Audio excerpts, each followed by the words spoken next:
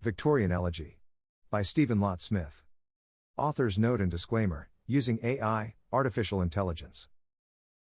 In January 2024, after extensive research, I began writing a historical novel about the Stowell family of South Paris, Maine. The following YouTube audio version is a rough draft of what I've written so far.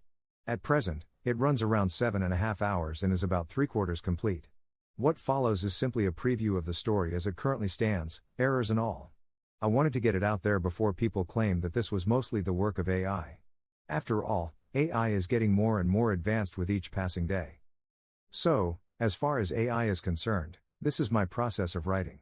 After I completed each chapter, I copied it over to an AI program to check for grammar errors and had it make corrections in phrasing where needed.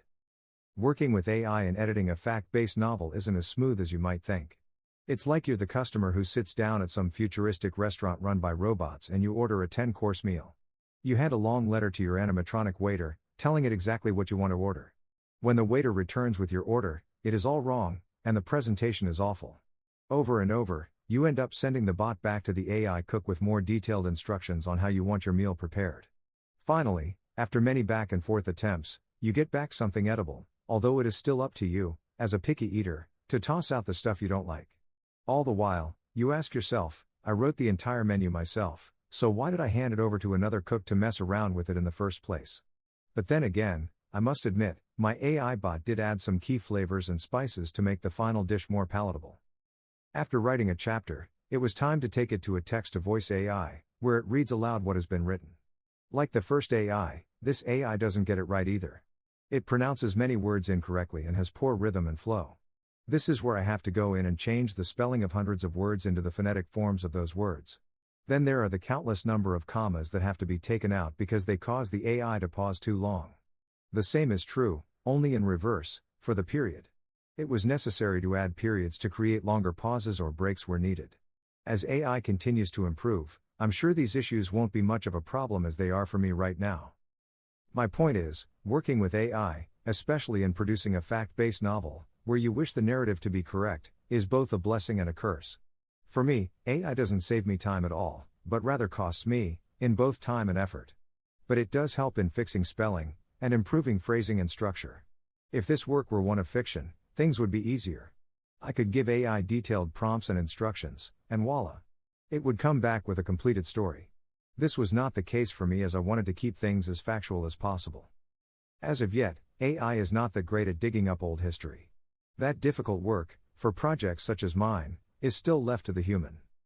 Another challenge was writing using a mild dose of Victorian-era language and terminology. This is where I had to hit the thesaurus more times than I care to admit.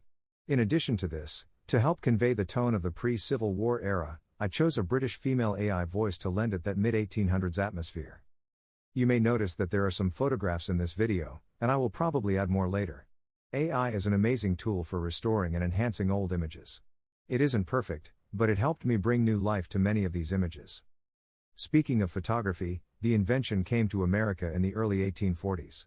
But during that decade, having a portrait taken was rare and mostly for the wealthy. It wasn't until 1850 when photography became popular and affordable for everyday people. Thanks to new methods of developing photos, and the traveling photographer, the business of photography boomed. For this narrative, it is a blessing to have a few photographs that date back to the earliest years of photography, that actual show members of the Stowell and Hyde families. If the entirety of this story had taken place a decade earlier, in the 1840s, there would be no photographs of them during that time. In addition to these things, we can now create music with AI. I hand over lyrics to AI, give it instructions, and it eventually comes up with something good. This technology is also getting better every day. In chapters 3 and 28, I use AI to sing these songs. I classify this work as a fictionalized true story of the history of the Stowell family. It is more fact than fiction and is based on real events and accurate historical details. That said, I had to fill in many gaps and make educated guesses about how events may have played out. In many cases where I had no idea what had happened, I found it necessary to connect the dots through fictional narratives. I believe that anyone who listens to this will gain a deeper understanding of actual life in the antebellum North, and if you happen to be related to the Stowells of South Paris, I know you will find an even greater insight and appreciation in the many aspects of their lives. As you listen, please feel free to share your thoughts or comments, but remember, this is still incomplete. Please do your best to ignore the many errors. It should be considered a rough draft and nothing more. Preface. As a family genealogist, I've embarked on a journey to unearth the roots of my ancestry. My research has gone far beyond the conventional path of merely discovering names and dates to affix to my ancestry tree. Instead, I've pursued a deeper understanding of each individual, seeking out archived publications, old photographs, family letters, and news articles, and even reaching out to distant relatives in search of the stories that bring our ancestors to life. While tracing my Stowell family line, I found in a record that two of my ancestor sisters had drowned together in 1858.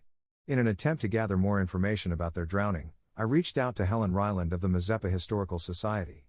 She knew of the sisters and their drowning.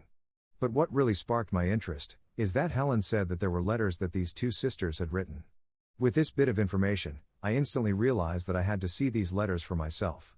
In seeing my interest, Helen gave me the contact information of Geoffrey and Mary Parsons. It was through my correspondence with them that I discovered that they had written a remarkable, 530-page book titled, Letters from the Attic. Their work centered on the Robinson Parsons farm in South Paris, Maine, a property first settled in 1787 by our shared ancestors, Stephen and Jemima Haskell Robinson. Mary explained that my fourth great-grandparents, Stephen and Jemima Robinson, were also her husband Geoffrey's ancestors. Their firstborn child Anna married Daniel Stowell. These two are my third great-grandparents. It was Anna's younger sister, Apphia, who married Geoffrey's ancestor John Parsons. Amazingly, in their reply to my first email, Mary explained to me that she was writing to me from the very house where, in 1793, Anna Robinson was born. It makes me happy to think that the house is still standing, and remains in the family more than 2 centuries after Stephen Robinson built it. Geoffrey and Mary Parsons graciously gifted me their book, Letters from the Attic, which contained a treasure trove of transcribed letters, documents, and photographs, most of which were discovered within the old Robinson house. Though most of these were related to the Parsons genealogy, some letters they had obtained were written by my Stowell line of the family tree, which included letters from the very sisters Helen had spoken of and their mother Anna. The reading of their letters was very moving to me as they opened up a fascinating window into their lives. The Parsons also told me that the transcriptions of the Stowell letters were preserved in the Abraham Lincoln Presidential Library, donated in 1957 by my distant cousin Winifred Pomeroy. Driven by curiosity, I obtained my own copies of 23 of these priceless letters. Most of the Stowell letters were penned in the 1850s, the decade leading up to the Civil War. Their letters reflect a nation and a family in transition, and life in the American Victorian era. This decade called for reform, a moral awakening. Abolition, temperance, and women's rights were reshaping the social fabric of America. It was also a time when a call beckoned countless families to new opportunities that lay in the West, while a war loomed on the horizon to the South. It is argued that the 1850s were the most significant times in American history. A decade to be called the antebellum period, meaning, before the war. The Stowell letters offer a strikingly intimate portrait of a family navigating these turbulent years, through births and deaths, love and hardships, God and family, and dreams for a new life that lay to the West. By cross-referencing their written words with historical records, I have sought to reconstruct their story as faithfully as possible. Yet, as so many details have been lost to the winds of time, this book necessarily ventures into the realm of fiction, connecting the dots where history falls silent. In writing Victorian Elegy, I found myself deeply moved by the voices of my ancestors. Their joys and sorrows echo across the centuries, carrying us back to a time when tragedy often walked hand in hand with resilience. Their courage, endurance, and love for one another illuminate the human spirit that endures in all of us. In sharing the story of the Stowell family, I invite you to step into the fabric of their lives.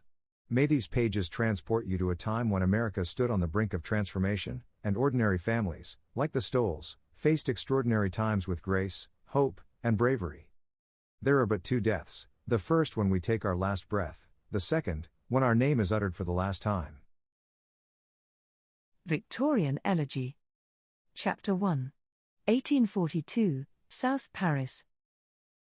Not so long ago, the entirety of the area was an uninhabited frontier, nothing more than a surveyor's paper, a map showing 30,000 acres divided into a grid of plots. Absent of inhabitants, this land was nevertheless given the status of a township, but without a formal name, just a number. It was known simply as Township Number 4. It was through undying endeavors that this simple map was transformed into the founder's vision of attracting settlers to farm the land and to build upon it a proper township with a suitable name. In due course, in 1794, Number 4 was finally given its appropriate name, to that of Paris, which was later named South Paris.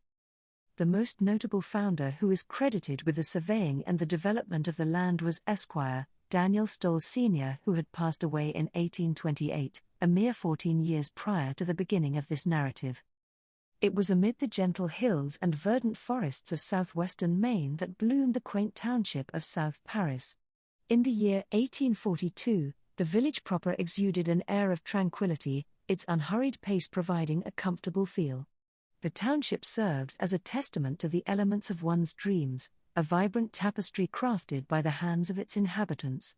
Tilled fields extended out from the town's edges, yielding the fruits of the fertile earth, cultivated diligently by family members of every farm, all laboring tirelessly to reap their bounty, with hopes to have excesses enough to barter in trade, or sell outright into the markets. The intermingling aromas from the rich soils and fresh country air were accompanied by the enticing scents drifting from the market square of the township. The very essence of South Paris belonged within its streets, as shops and establishments catered to the ever-growing desires of its populace. A stroll along the boardwalk would lead one from the butcher shop, with its alluring array of freshly prepared meats, to the bakery shop, where the tantalizing fragrance of oven-fresh loaves beckoned customers to come closer. Further exploration would allow one to be greeted by the gentle flow of the Androscoggin River, the rhythmic clang of the blacksmith's hammer, the spirited conversations emanating from the local tavern, or the faraway hum of saw blades slicing through timber and releasing a sweet aroma akin to that of burning incense.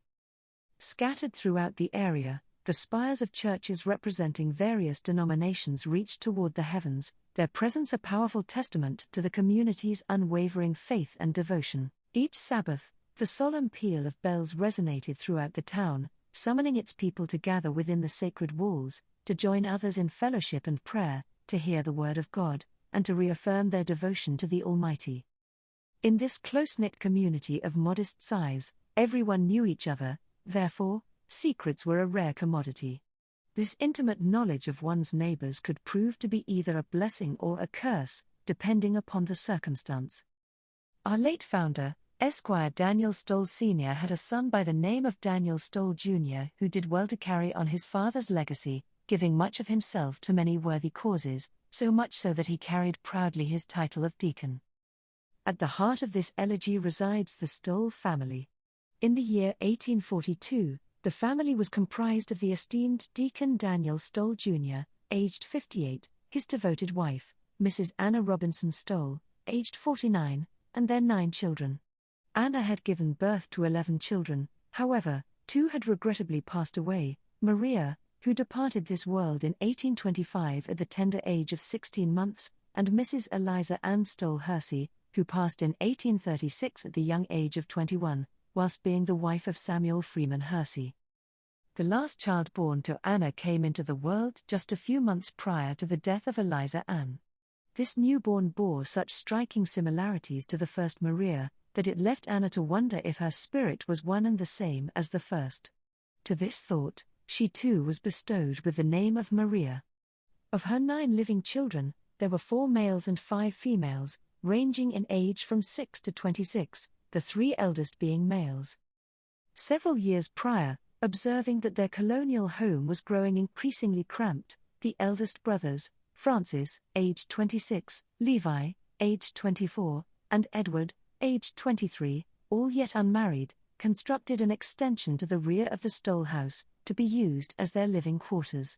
It was a space with a separate entrance, a sitting room, and 2 bedrooms.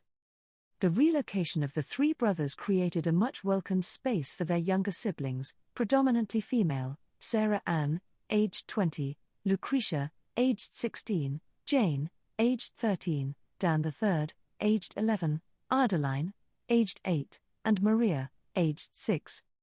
The Stowells' residence was crafted in the quintessential 2-story colonial style and was situated approximately a mile south of South Paris, adjacent to Oxford Road. If one were to traverse the distance between their dwelling and the town centre on foot, it would require roughly half an hour's time. Venturing into the village by walking was frequently the favoured mode of commute, even over equine assistance. However, The reverse could also be true, contingent upon the situation. If one opted for the assistance of a horse, there existed numerous viable possibilities. One individual, or two for short distances, could ride bareback or with a saddle. Generally, women were not allowed to ride this way as it was considered unseemly and immodest, as their legs would show when riding astride. A woman could ride a side saddle if such a saddle were owned, but this was not the case for the stoles. If 2 or 3 individuals were journeying, they would likely select the 2-wheeled buggy, harnessed to a single horse. Should 4 wish to travel, the 4-wheeled carriage with 1 or 2 horses teamed to it would be the conveyance of choice, and, if the need arose for the transport of a sizable load, a wagon would be employed teamed to a pair of horses, or if necessary, their duo of their prize Belgian workhorses could be harnessed to the wagon. Daniel proudly referred to these mighty beasts as the Great Ones. Individually, their names were Romeo and Juliet. A brief distance in the southern direction from their residence, at the junction of Oxford and Robinson's Roads, now known as Parsons Road, stood a quaint one-room schoolhouse and the Congregationalist Church, both perched opposite Oxford Road from Fairview Cemetery. These were established upon lands bequeathed by the Stoll family. The school was attended by the Stoll children, and on Sundays, the entire Stoll family steadfastly congregated at the church house. The well-educated and highly respected Reverend Joseph Walker was their religious leader and undertook many other responsibilities, including that of the schoolmaster and teacher of said school. The Reverend was also the brother-in-law to Anna Robinson Stoll, as he had married Anna's sister Clarina. Unfortunately, Clarina had passed away in 1828 at the age of 31. Daniel Stoll Jr. had been ordained a deacon by the Reverend, and both he and his wife Anna were profoundly active in church affairs. More often than not, Daniel was referred to by his ecclesiastical title of deacon. Anna Robinson Stoll was the eldest child born to Stephen and Jemima Haskell Robinson. She had grown up on an impressive estate situated a little over a mile further south of the schoolhouse and church, along Robinson Parsons Road. Prior to Anna's father's passing in 1825, his thriving farming and distillery operation had earned Stephen Robinson the reputation of being the wealthiest man in the area. Anna's mother, Mrs. Jemima Robinson, was 67 years of age in 1842, and remained at her estate. However, with each passing year, her mind seemed to be more confused, and she would eventually need constant attention.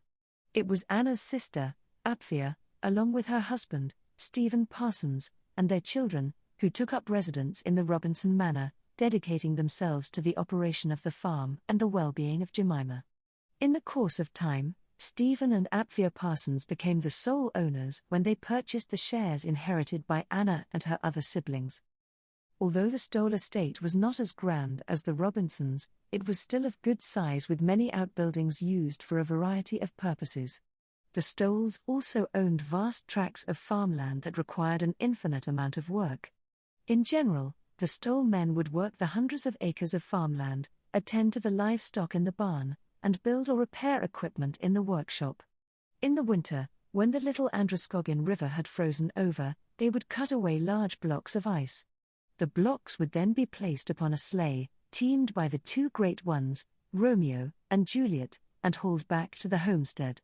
The blocks of ice would be tightly stacked into the ice house, thus extending the life of perishables throughout the year. For the Stoll women, their work was every bit as demanding as the men's, even more so as most would argue. They would keep after the house, oversee the little ones, prepare, cook, and clean up after meals, tend to the chickens and collect their eggs, feed the livestock, milk the cows, churn cream into butter, watch over the garden, wash and mend clothes, and much more. Even young children were expected to do chores that fell within their abilities. When it came time to pick apples from the orchard or harvest their various other crops, it was all hands on deck to gather and process the bounty down into its desired form. Potatoes from the field could be picked and stored in the root cellar throughout much of the year. 2 times a year a hog would be slaughtered. This too was considered another event in which the entire family participated. The butchering process included preserving the hog's meat by salting, smoking, or pickling. The fat taken from the hog would be rendered down into a lard which would be used for many purposes, including the preservation of meat, cooking grease, a lubricant for wheels and machinery, or the making of candles, lamp oil, and soaps. Though the work to maintain the Stoll farm was never-ending, the efforts were rewarded in subtle ways. Strong family bonds were forged by their shared labor, nurtured by faith, happiness, and the fruits of their success. Among the joys of farm life, few could rival the pleasure and camaraderie of their horses, particularly their prized Belgian workhorses, the Great Ones. Likewise, cows, pigs, and chickens contributed to the daily experience and provided food for the family. The arrival of new life always captured everyone's attention and hearts. However, one had to be careful not to grow too fond of the piglets, calves, or chicks, as they would eventually end up on the dinner table. Such sentimentality rarely overtook farm families, as the realities and repetition of it all often desensitized them to such matters from a young age.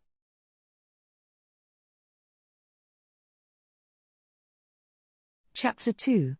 1842, A Wedding.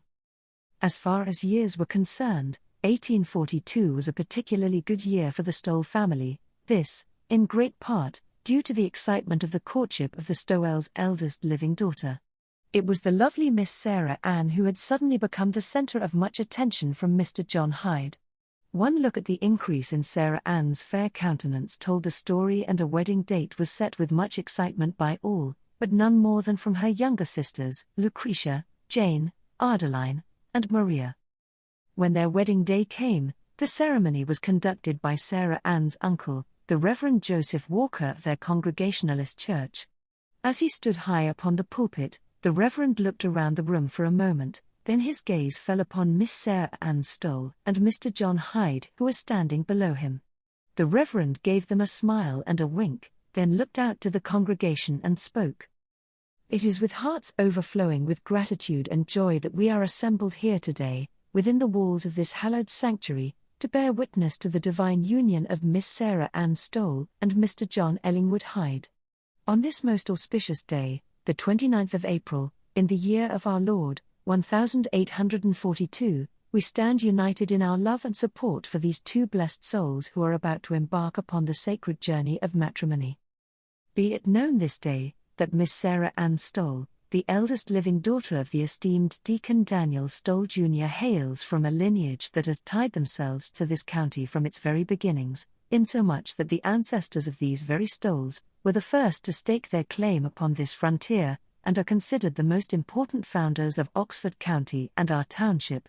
This prominence has been passed down from generation to generation and is still in effect today through our very own Deacon Daniel Stoll, his beloved wife, Mrs. Anna Robinson Stoll, and their 9 children. It is well known that our humble sanctuary was built upon lands bequeathed to this Congregationalist church through the goodness of the Stoll family, who then furthered their generosity when at the auction fundraising, stepped forward to bid the highest sum for their box pews. And when it came time to build this sacred structure with said funds, it was in no small part accomplished by their donations of sweat and blood that these walls were erected. It is through these good deeds that we are able to gather here this day, at the crossroads of Oxford and Robinson Parsons roads, to perform the blessed ceremony endowed upon this consecrated ground by the sacred word of God. And it is through this Stoll pedigree that we now enjoy the presence of our beloved Miss Sarah Ann, her loveliness of face being equally extended to her heart and soul. It is a heart filled with tenderness and a soul filled with life. Her attributes have served our parish well, as she has donated countless hours of her time in the service of others within our parish. These attributes will serve her well in marriage and, in time, her progeny. There can be no doubt that the Stoll legacy of kindness and fortitude will live on for generations due to the path she has chosen to take this day. And for the newcomer to our community, we welcome and celebrate Mr. John Ellingwood Hyde, whose lineage connects him to Mr. Richard Warren of the Mayflower, as well as the heroes of the Revolution. Mr. Hyde is the firstborn male of Mr. William Hyde and Mrs. Julia Douglas Hyde of Portland, Maine. His father is revered by aristocracy, clergy, and commoners alike. He is a well-respected bookseller and proprietor of the finest booksellers' shop in all of Portland. William has bestowed upon his son John the lessons of life that are found within the pages of countless books that surrounded him in his youth. whereby he gained a fine knowledge of all things good, including those of business, and the satisfaction of hard work. I am told, and believe it to be true, that when Mr. John Hyde was a mere child of 5 years of age, at every chance, he would sneak away from his father's shop and go to the local livery. Here, he would help out in the cleaning of the stables and tending of the horses. Evidently, young John preferred the activities of the outdoors to the indoor confinements of a bookstore. There is another story related to me by his father, Mr. William Hyde, of an incident that happened outside his bookstore.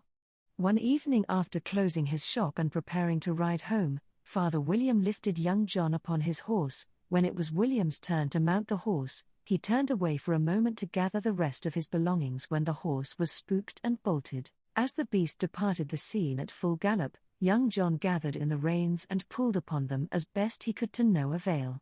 Further down the street, several men who were witnessing the upheaval stepped into the street with hands raised high in an effort to slow and calm the horse. Amazingly, young John was able to remain mounted while continuing to pull upon the reins. Between young John and the witnesses, they gained control of the beast.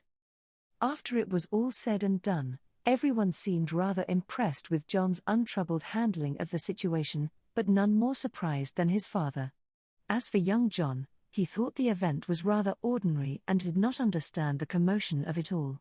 Apparently, when young John was at the livery, he was doing more riding of the horses than the picking up of their excrement.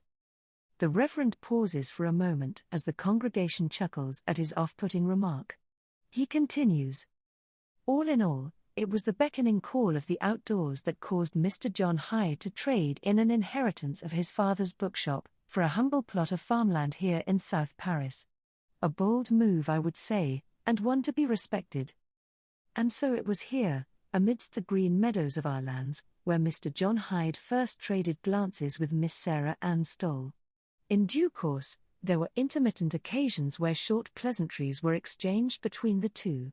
When it came time for John to formally introduce himself to Miss Sarah Ann and meet her parents, it happened upon the threshold of the Stoll home. In proper form, Mr. Hyde was escorted by his friend, Mr. Edward Stoll, who we know to be the brother of Miss Sarah Ann. It was in the parlour of their home that John presented Sarah Ann with a gift.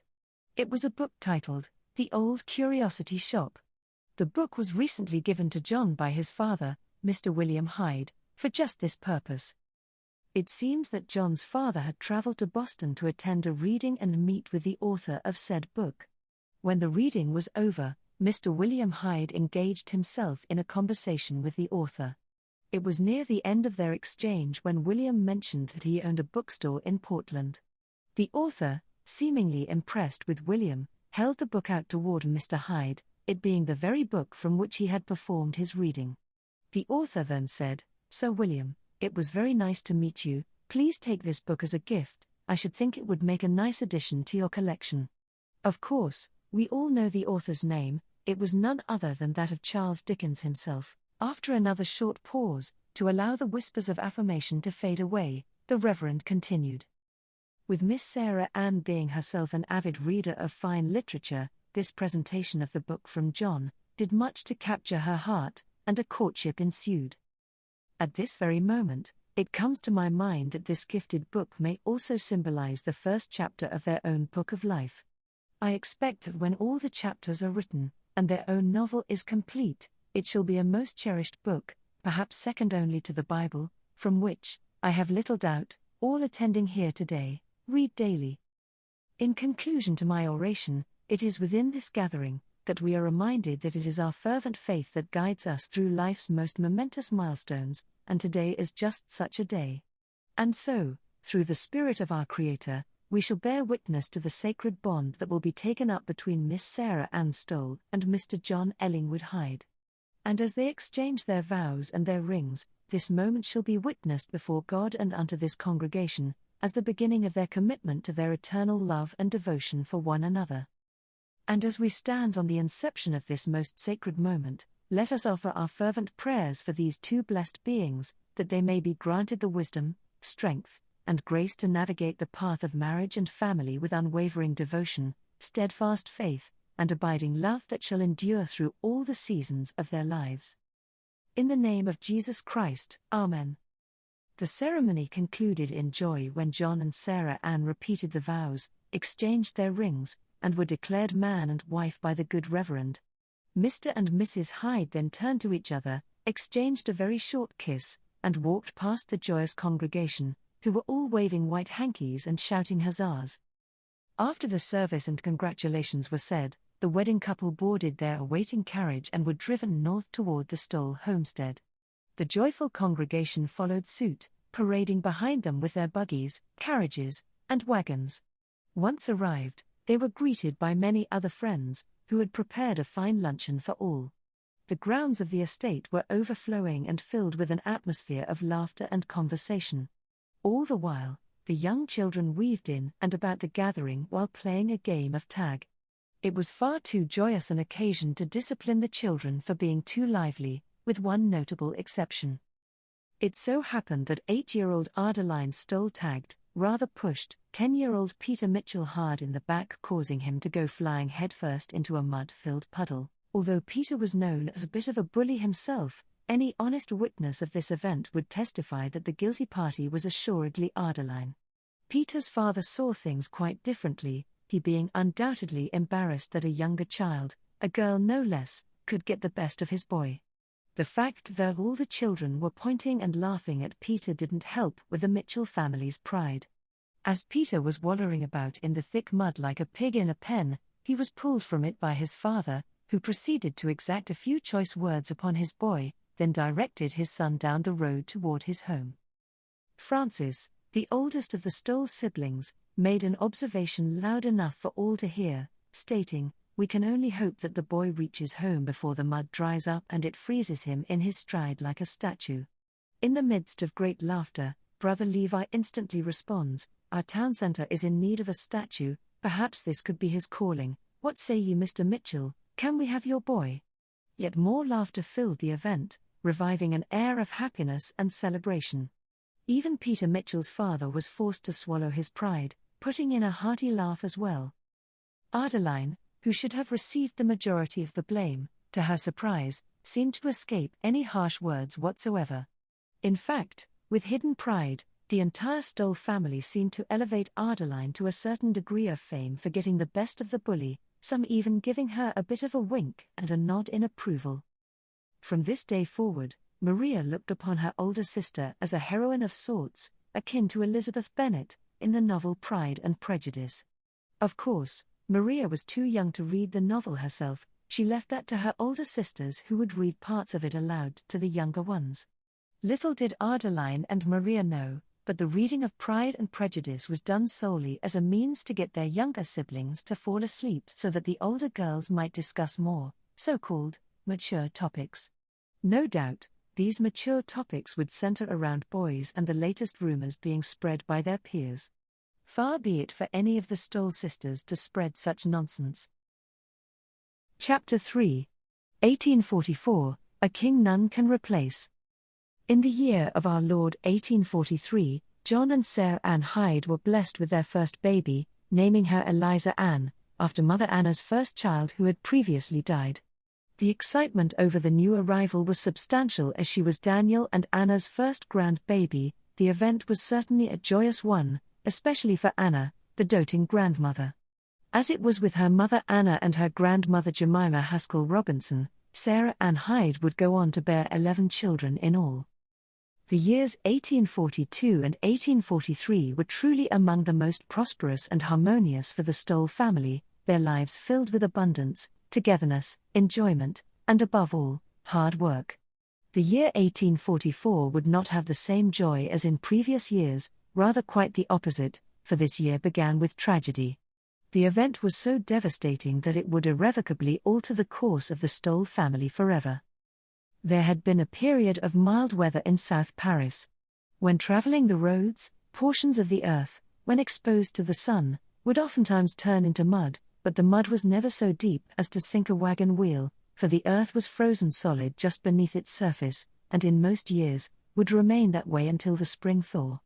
This year's unusually mild weather did give the Stoll men a welcome opportunity to take in the fresh air and work outside.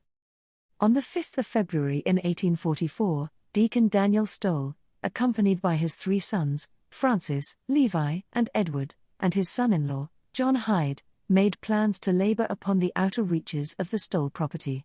Deacon had brought his large wagon to the work site, teamed with the great ones. Levi arrived in a smaller wagon pulled by 1 horse. Brothers Francis and Edward came together by horse and buggy, while John arrived at the worksite by buggy as well. The men had spent the day cutting trees and clearing the land of undergrowth, all the while loading large lengths of tree trunks into the large wagon, and smaller limbs went into the small wagon. Waste scrub and branches were burned away by throwing them into a large fire, which gave the added benefit of warming and drying their hands and feet against the flames. As dusk approached with wagons loaded, Deacon and the great ones were the first to head towards home, the others followed shortly behind. Deacon was slowly driving his team through a tight clearance between a large stump on his left and the shallow gully to the right.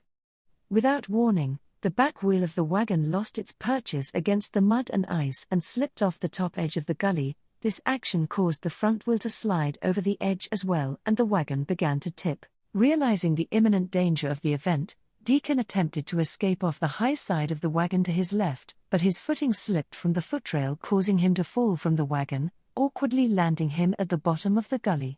Unable to evade the impending calamity, the wagon slowly toppled over, pinning him beneath its load. Just minutes behind, the commotion of the accident alerted the others, who came to the scene with all expediency. Upon arrival, the wagon was found lying on its side at the bottom of the gully where much of its load had rolled out. Surprisingly, the 2 Belgians managed to recover themselves from the mayhem, so much so that they were standing at the bottom of the gully as if nothing had happened. But where was father? In hearing a muffled groan, it was quickly determined that Deacon was trapped beneath the load of timber. Working feverishly, the 4 began to remove the lengths of tree trunks that had him pinned beneath. Once enough of the load was removed, it was found that their father was pinned under the side of the wagon as well. Unable to lift the wagon themselves, they quickly create a lever by laying a timber along the wagon's side and wedging another length of timber over it and under the wagon. With great effort, Francis, Edward, and John pressed down upon the lever, and the wagon was lifted just enough for Levi to pull his father out from under the wagon. But alas, it was quickly realized that their heroic effort to save their father was in vain. The pressing weight of the wagon and its cargo had impeded his ability to draw a breath for far too long. Deacon Daniel Stoll was no more. It was long past dark by the time they were able to regain themselves from open displays of tearful anguish. It was with doleful composure that the great ones were unharnessed and led down to an area where they were able to clamber up and out of the gully. Of course, the large wagon was left where it lay. The smaller wagon was emptied of its load, save for their equipment. With great care, all 4 gently placed their patriarch into the bed of the wagon. When it was time to depart, Levi took the lead, driving the wagon at a pace so as not to jostle the body. The others followed closely in the 2 buggies, with the great ones trailing behind. Silhouetted against the glow of moonbeams that cut shadows through the trees and across the field, the silence of the night created an atmosphere in which the veil between worlds seemed to grow thin.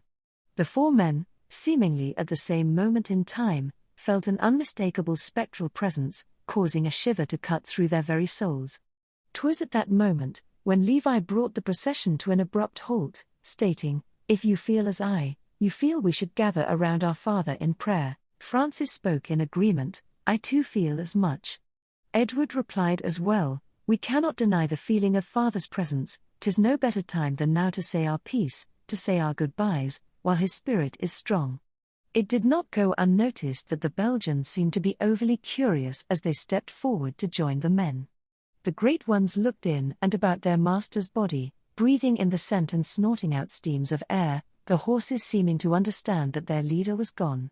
It was here that each son offered up a prayer for their patriarch, of which many tears were shed from each of their heartfelt eulogies.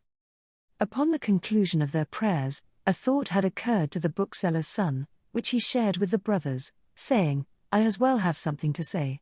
I had committed to memory during my school years a poem.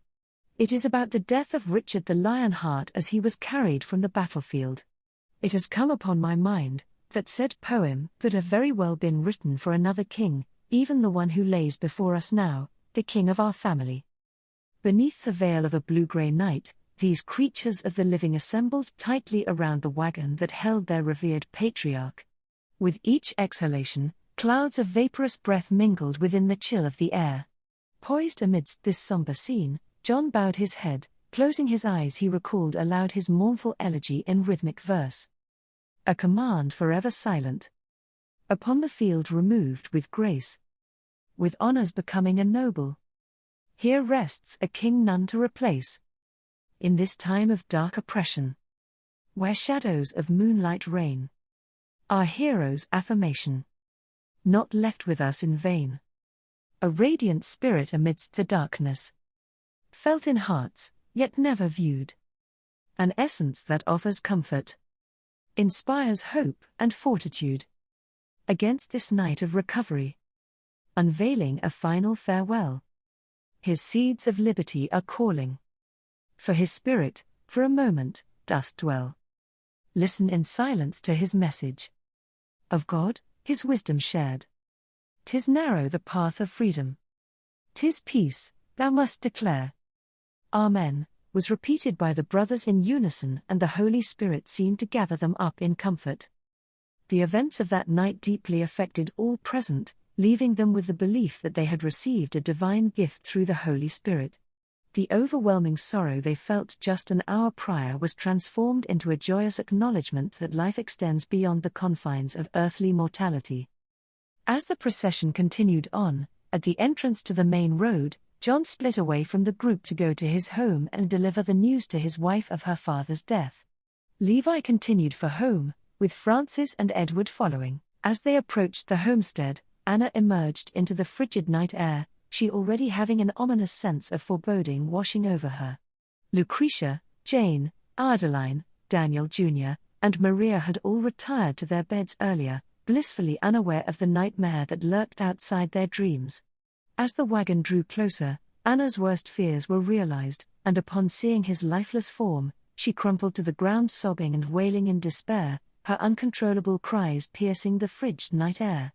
The commotion was enough to cause the rest of the family to rise, and with much urgency, they joined the others outside in the cold. John and Sarah Ann, with baby Eliza Ann having also arrived in their buggy amidst the unfolding scene, bore witness to the collective grief that now enveloped the entire Stoll family. The weight of their shared loss hung heavy in the air as the tragic tale of Daniel's demise was told. However, this weight was greatly lifted as the men shared their spiritual experiences. All testifying to the knowledge, imparted to them through the Holy Spirit, that this life was just a stepping stone to something greater, that their Father continues his progression, and that in due course, we shall all be with him again. With great care, Daniel's body was then borne into the home and placed upon a sheet that had been laid out on the table. With utmost tenderness by Anna and her oldest sons, Daniel was covered with a sheet, his clothes were removed with modesty, and his body was cleaned. After which, he was dressed in his finest attire and his hair was combed. In order to keep his body cold, a table inside the Stoll milk house was cleared, a sheet was laid out and his body was carried out of the house and gently placed upon it. The following day, news of the tragedy spread rapidly throughout the county, and the hearts of all who heard it were greatly sorrowed. Deacon Daniel Stoll, one of the most notable and respected men in the county, had been taken away. Over the next 2 days, a steady stream of mourners came to pay their respects at the Stoll homestead, offering their condolences, meals, and other assistance that might ease the family's grief. During this time, a fine casket was skillfully crafted by the Stoll brothers, it being a noble tribute to their beloved father. After Monday's lamentable incident, a funeral service was held on Friday, graced by an assemblage of family and friends that far exceeded the capacity of their Congregationalist church. Situated directly opposite the Fairview Cemetery, the church provided a fitting location for his impending interment. With Daniel's casket set in front of the congregation, an opening prayer was said and the song, Amazing Grace, was sung by the congregation, after which the memorial sermon was delivered by Reverend Joseph Walker. His poignant words echoed throughout the mournful gathering. Esteemed brothers and sisters, family, and friends, we congregate this day to pay homage to a man who was the most cherished and highly valued specimen of this community, Deacon Daniel Stoll, aged 59.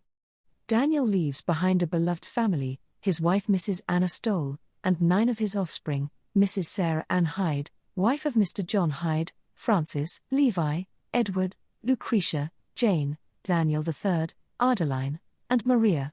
Daniel was preceded in death by 2 other children, the first Maria, who passed on as an infant, and Eliza Ann Hersey, the late wife of our congressman from Maine, Mr. Samuel Freeman Hersey, who is attending with us this day. Daniel's only granddaughter, baby Eliza Ann, namesake to the late Mrs. Hersey, is here, being held in her mother's arms. There are many other relations with us today, far too many for me to continue to name, and I beg your forgiveness for not doing so, but know that you are indeed recognized this day and much loved. We must also recognize that Anna and the children are heavily grieved and are left in a state of deep despair. It will be a long journey for them to heal in any small measure from the pain and suffering they now feel. To recover from the loss of their beloved patriarch, who no one person can replace, will be a long road indeed. Therefore, it shall be the responsibility of all of us to rise up, the best we are able, and fill the chasm left behind by his death. Our deacon, Daniel Stoll Jr. was born in 1784 to the revered Esquire, Daniel Stoll Sr., and the beloved, Mrs. Lucretia Horton Stoll. Esquire Stoll was the inheritor of a stake of frontier lands within, what was then referred to only, as Number 4, for it had no real name. His stake in Number 4 was originally acquired by his great-grandfather John Stoll, more than a century prior, in 1736. It was only through the vision and good works of Esquire Stoll that Number 4 was surveyed, divided up, populated, and renamed as Paris in 1794. This is why the Esquire is considered to be the founder of this part of Oxford County and this township. It is his esteemed son, whom carries his name and who we memorialize this day. Deacon Daniel Stoll Jr. furthered this father's noble legacy through his dutiful dedication to the development of South Paris, the improvements to his lands, and his unwavering devotion to God Almighty. It is by his tireless labor and unselfish donations that we have this church, as well as the schoolhouse next door, and the hallowed cemetery that lay only steps away, to which his remains will now call home. Upon Esquire Stowell's passing, Deacon sought to honor his father's memory with a worthy monument. 'Twas after much prayer that a design of such a monument came to Deacon's attention.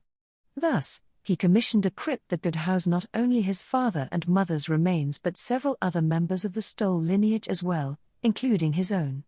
It is within this crypt that we shall place the casket that carries him, whereby his remains will join the remains of his father, Esquire Daniel Stoll Sr., and his beloved mother, Mrs. Lucretia Horton Stoll, in an everlasting rest.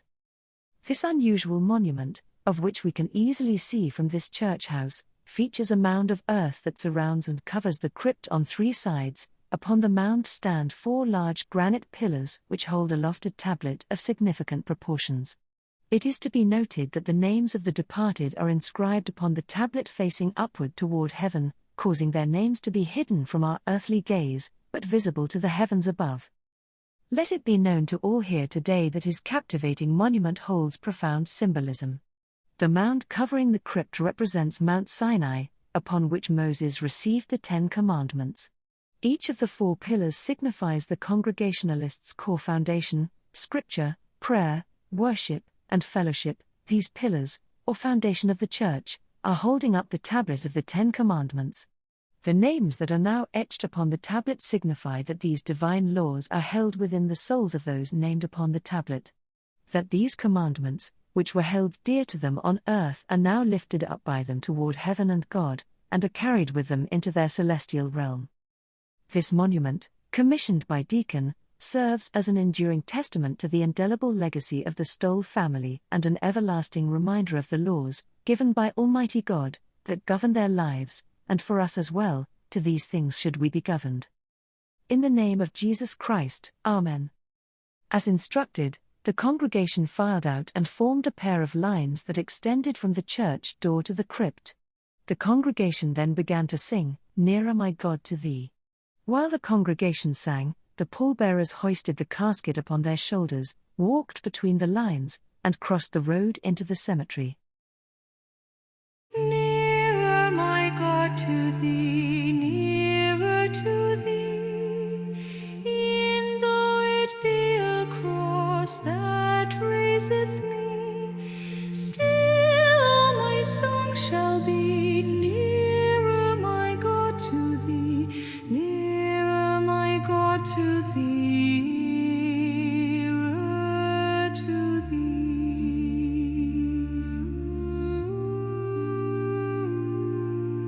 Though like the wanderer, the sun gone down, darkness be over me, my rest a stone, yet in my dreams I'd be nearer, my God, to thee, nearer, my God, to thee, nearer to thee.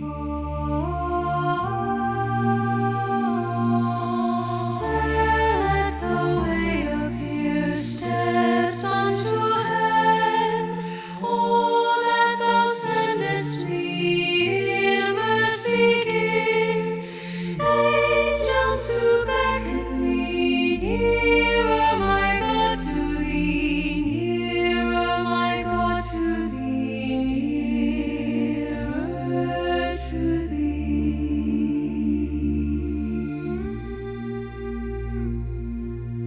Then with my waking thoughts, bright with thy praise, out of my stony griefs, Bethel I raise. So by my woes to be nearer, my God, to thee, nearer, my God, to thee, nearer to thee.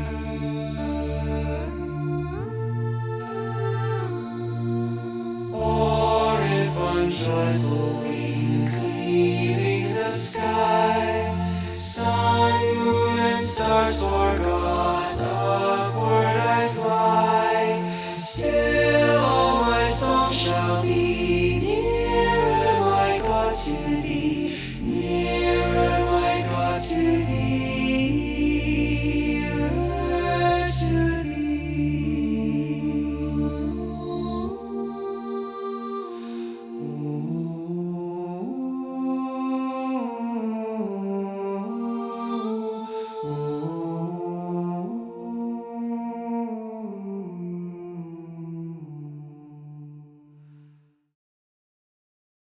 Still while singing the hymn, family and friends fell in line behind the procession and slowly marched forward to the Stole crypt where the casket was set upon the ground.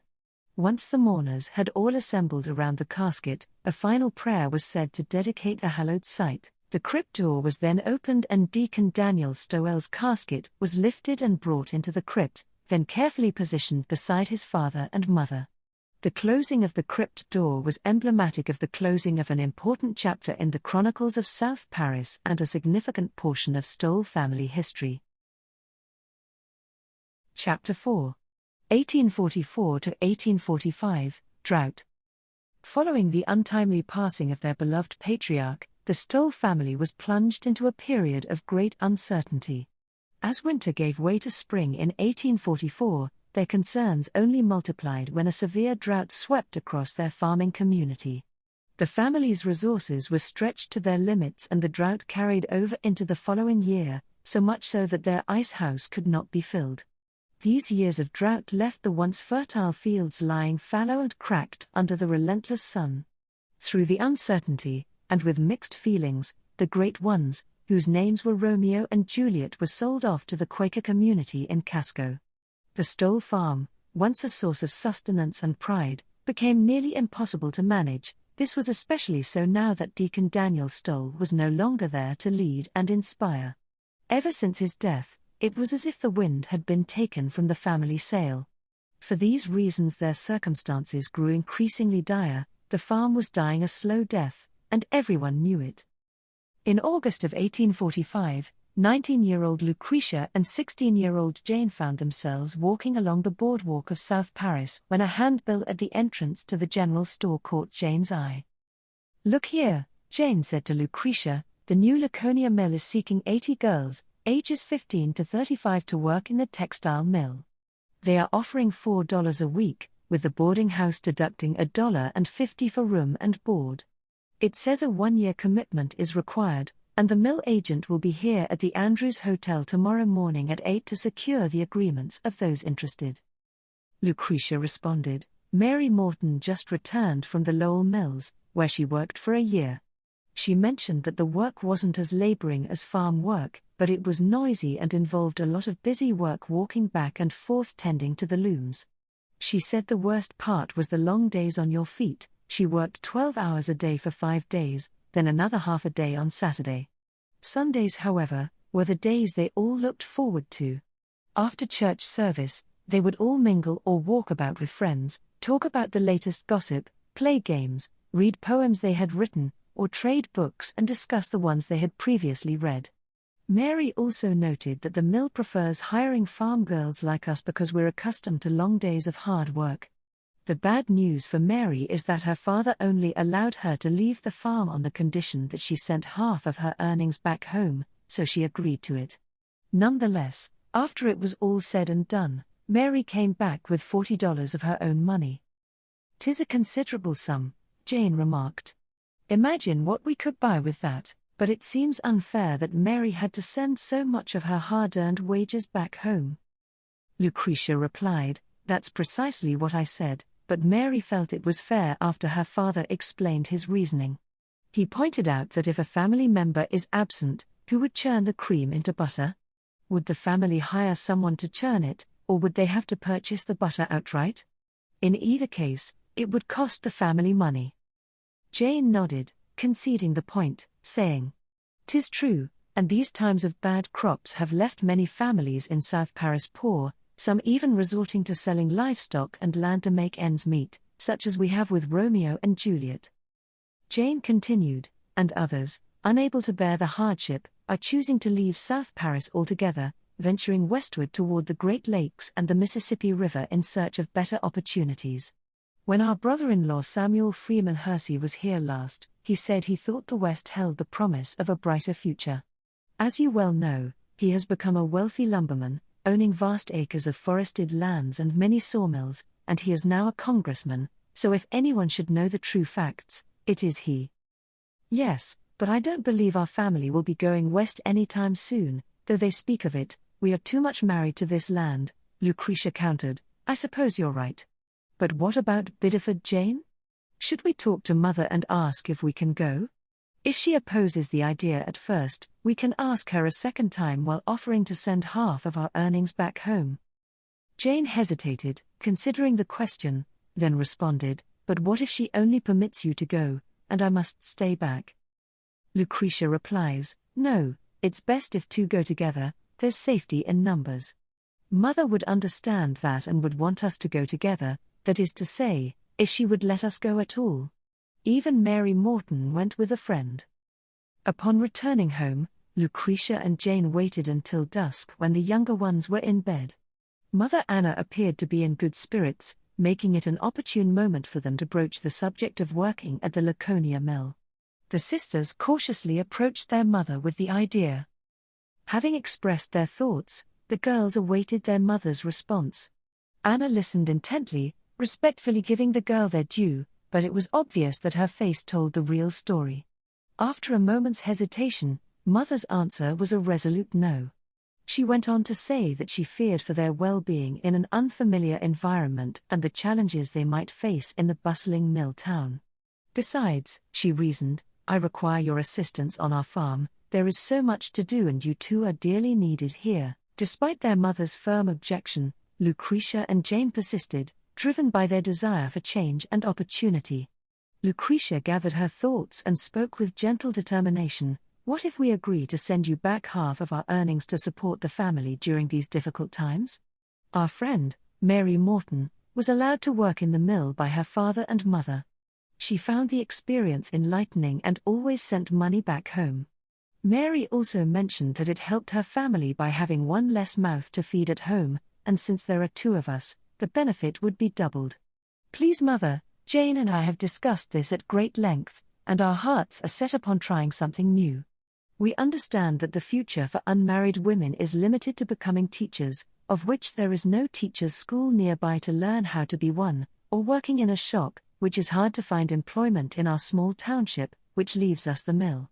If we cannot work in the mill to pay our own way, we shall be regulated to toiling on a farm for the rest of our days, even to the point of never finding a suitor. I beg you not to deny us this chance to explore a different path for our future, at least for a time. As Lucretia concluded her impassioned plea, Anna began to recognize the unwavering determination in her daughter's eyes and responded with sympathy. I too grow tired of running such a large farm. Perhaps we should sell some of it off and pursue something new. Your brothers speak of dreams that lay to the west, but then and again our ties to this place are strong, probably too strong to cause us to leave. It was then, with deep apprehension, that Anna acquiesced. Her concern for her girls' happiness amidst their trying circumstances outweighed her reservations. With a heavy heart, she granted her permission for Lucretia and Jane to journey to Biddeford, saying, I shall let you go with the condition that indeed you commit to sending half of your earnings back home. We shall surely need the money as we'll be reducing the size of our farm to something more manageable. Relief and excitement washed over Lucretia and Jane as they embraced their mother, promising to honor their agreement. As the sisters retired to their room, they whispered back and forth as they were consumed by thoughts of the unknown world that awaited them in Biddeford. With help from their mother, who entered their room with threats of never letting them leave the farm if they did not shush and go to sleep, did indeed go to sleep straight away, or at least pretended to do so. The following morning, the girls rose before sunrise, tending to their chores with an enthusiasm and thoroughness that far exceeded what was required. Their efforts were a clear attempt to lighten their mother's load to preclude her from rethinking her decision. To formally announce their plans, the entire Stoll family was called upon to gather together inside the home.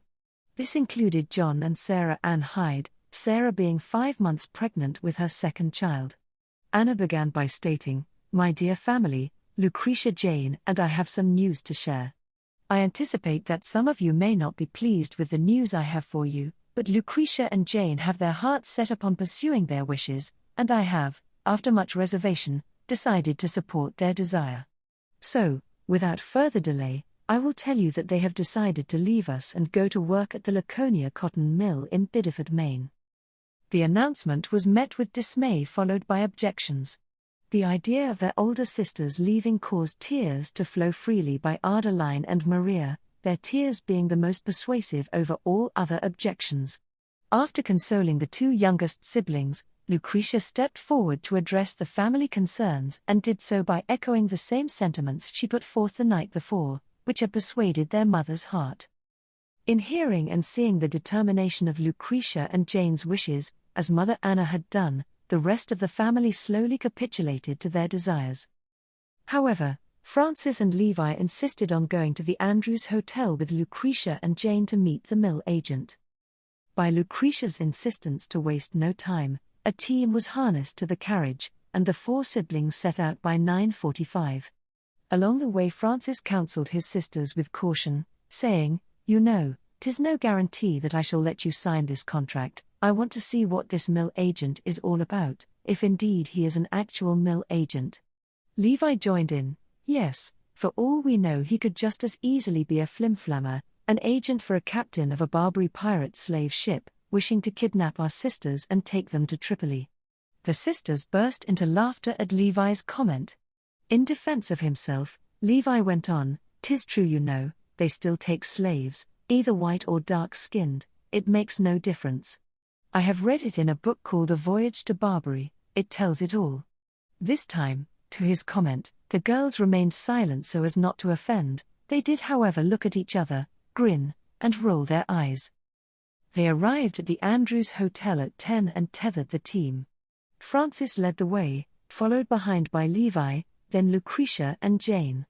They stepped into the hotel and walked into the entryway of the nearly empty dining hall.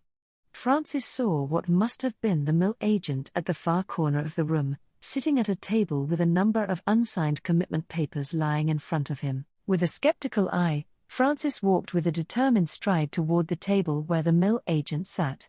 Without any sort of greeting whatsoever, Francis reached out, snatched a paper off the table, turned, and swaggered away toward a table near the front window.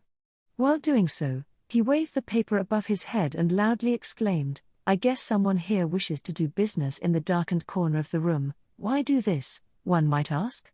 Perhaps he prefers to do his business in the shadows so that a person is not capable of reading that portion of the contract of smallish print, and it is within those diminutive words where the fraud is always found, is it not?"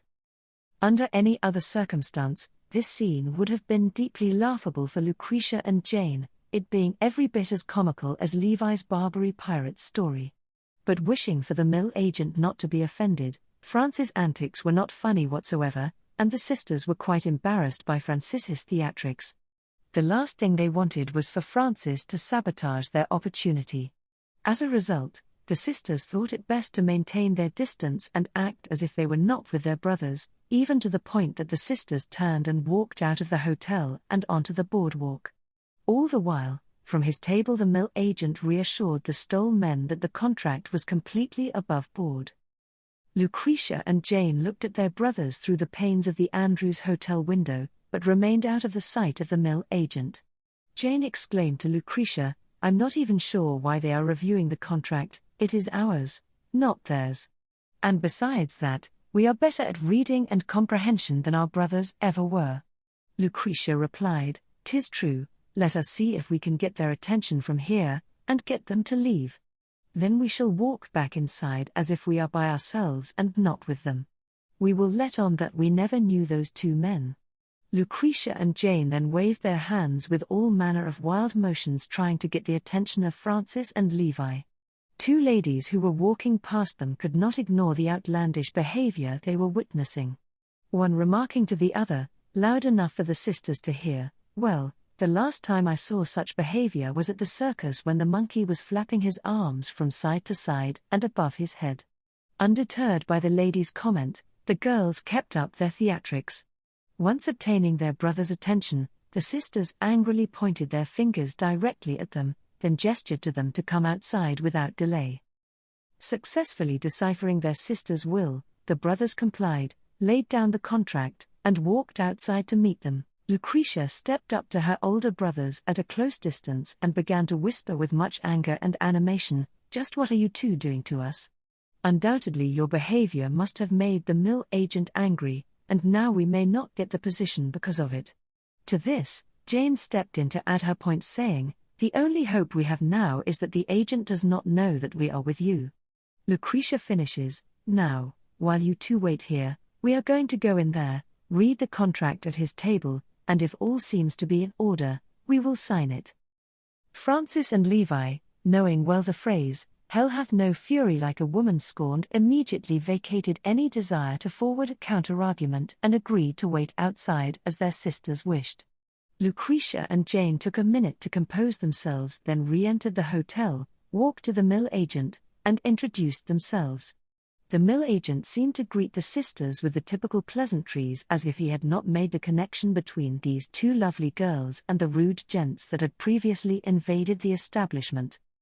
Lucretia and Jane were each presented with a contract which they meticulously reviewed, asked the agent some questions, and subsequently signed. As they prepared to leave, the mill agent remarked with a smile, "Oh, by the way, I presume those two men who entered earlier were your brothers. They seemed quite interested in the contract themselves. Do tell them that the job is for mill girls only, there is no such position for mill boys." Mortified by the agent's witticism, the sisters felt their cheeks grow warm as they shared a hearty laugh. With hands cupping their faces and shaking their head, they dramatically apologized for their brother's antics. The agent, still laughing, expressed his hope to see them in Biddeford and bid them adieu.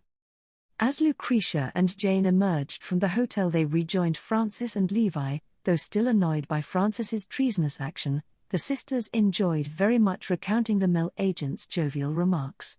Francis, while somewhat embarrassed by the agent's quip, couldn't help but chuckle at his own impulsiveness.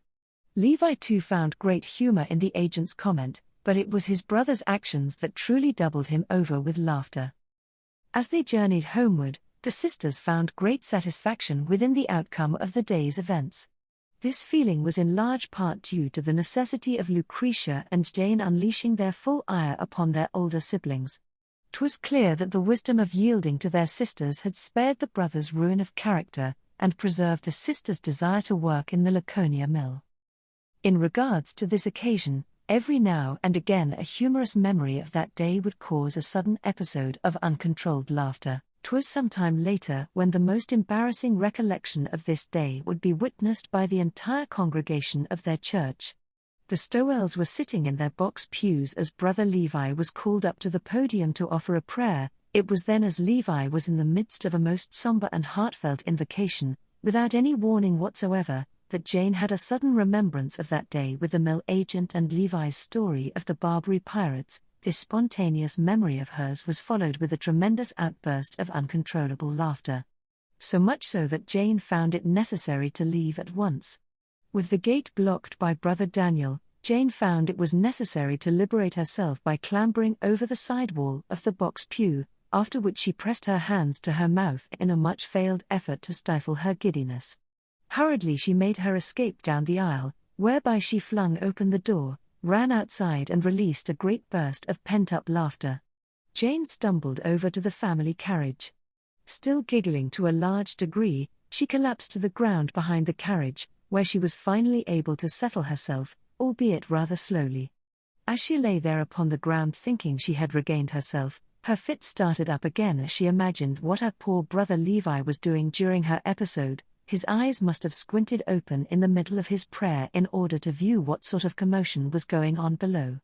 And due to Levi's distraction, she thought her brother must have prayed the worst prayer that had ever been presented in all of the world. Of course, Jane's actions would not go unpunished, but due to it being the Sabbath, it would have to wait until the next day.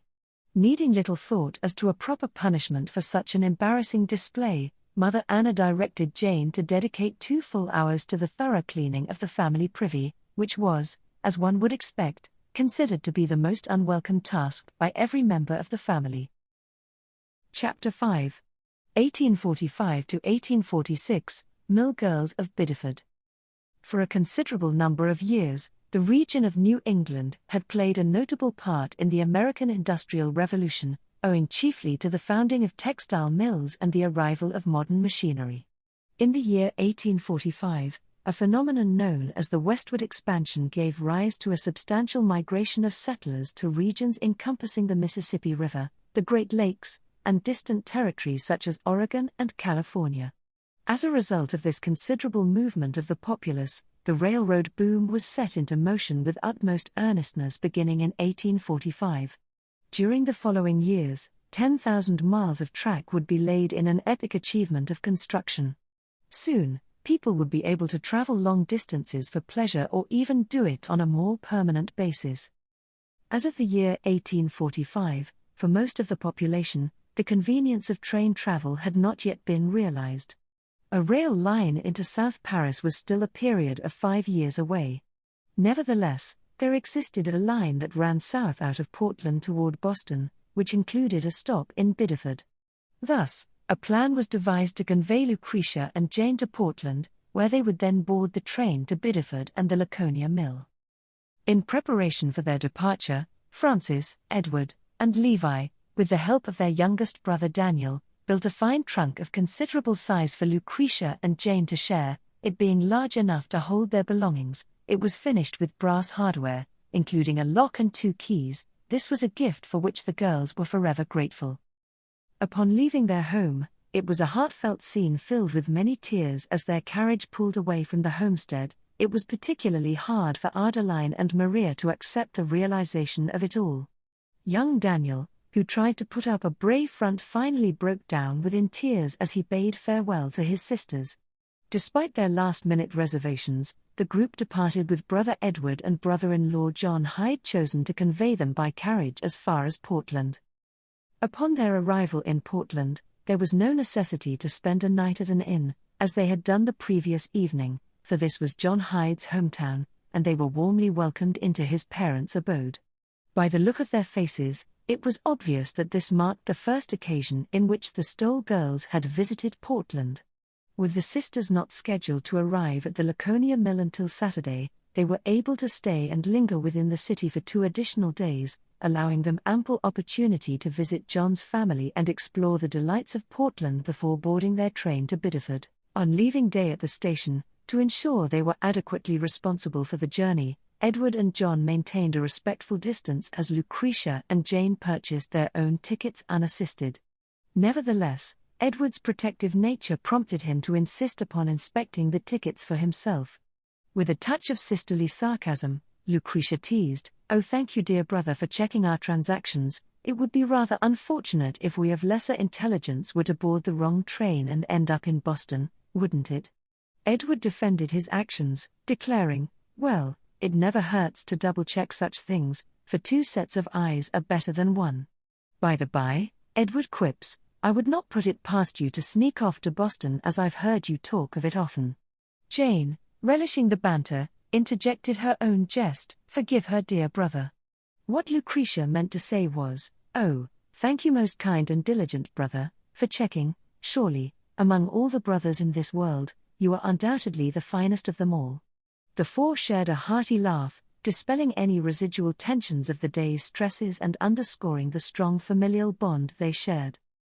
John, too, caring deeply for Lucretia and Jane, wished to impart his own advice, saying, "We are allowed to board with you just long enough to load your trunk, but in Biddeford, you must unload it from the train yourselves.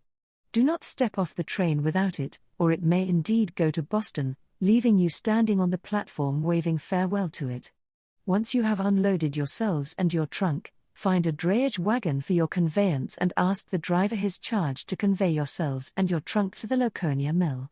After he gives it, no matter what he quotes, walk away as if to find another driver. With this action he may call you back with a lower rate.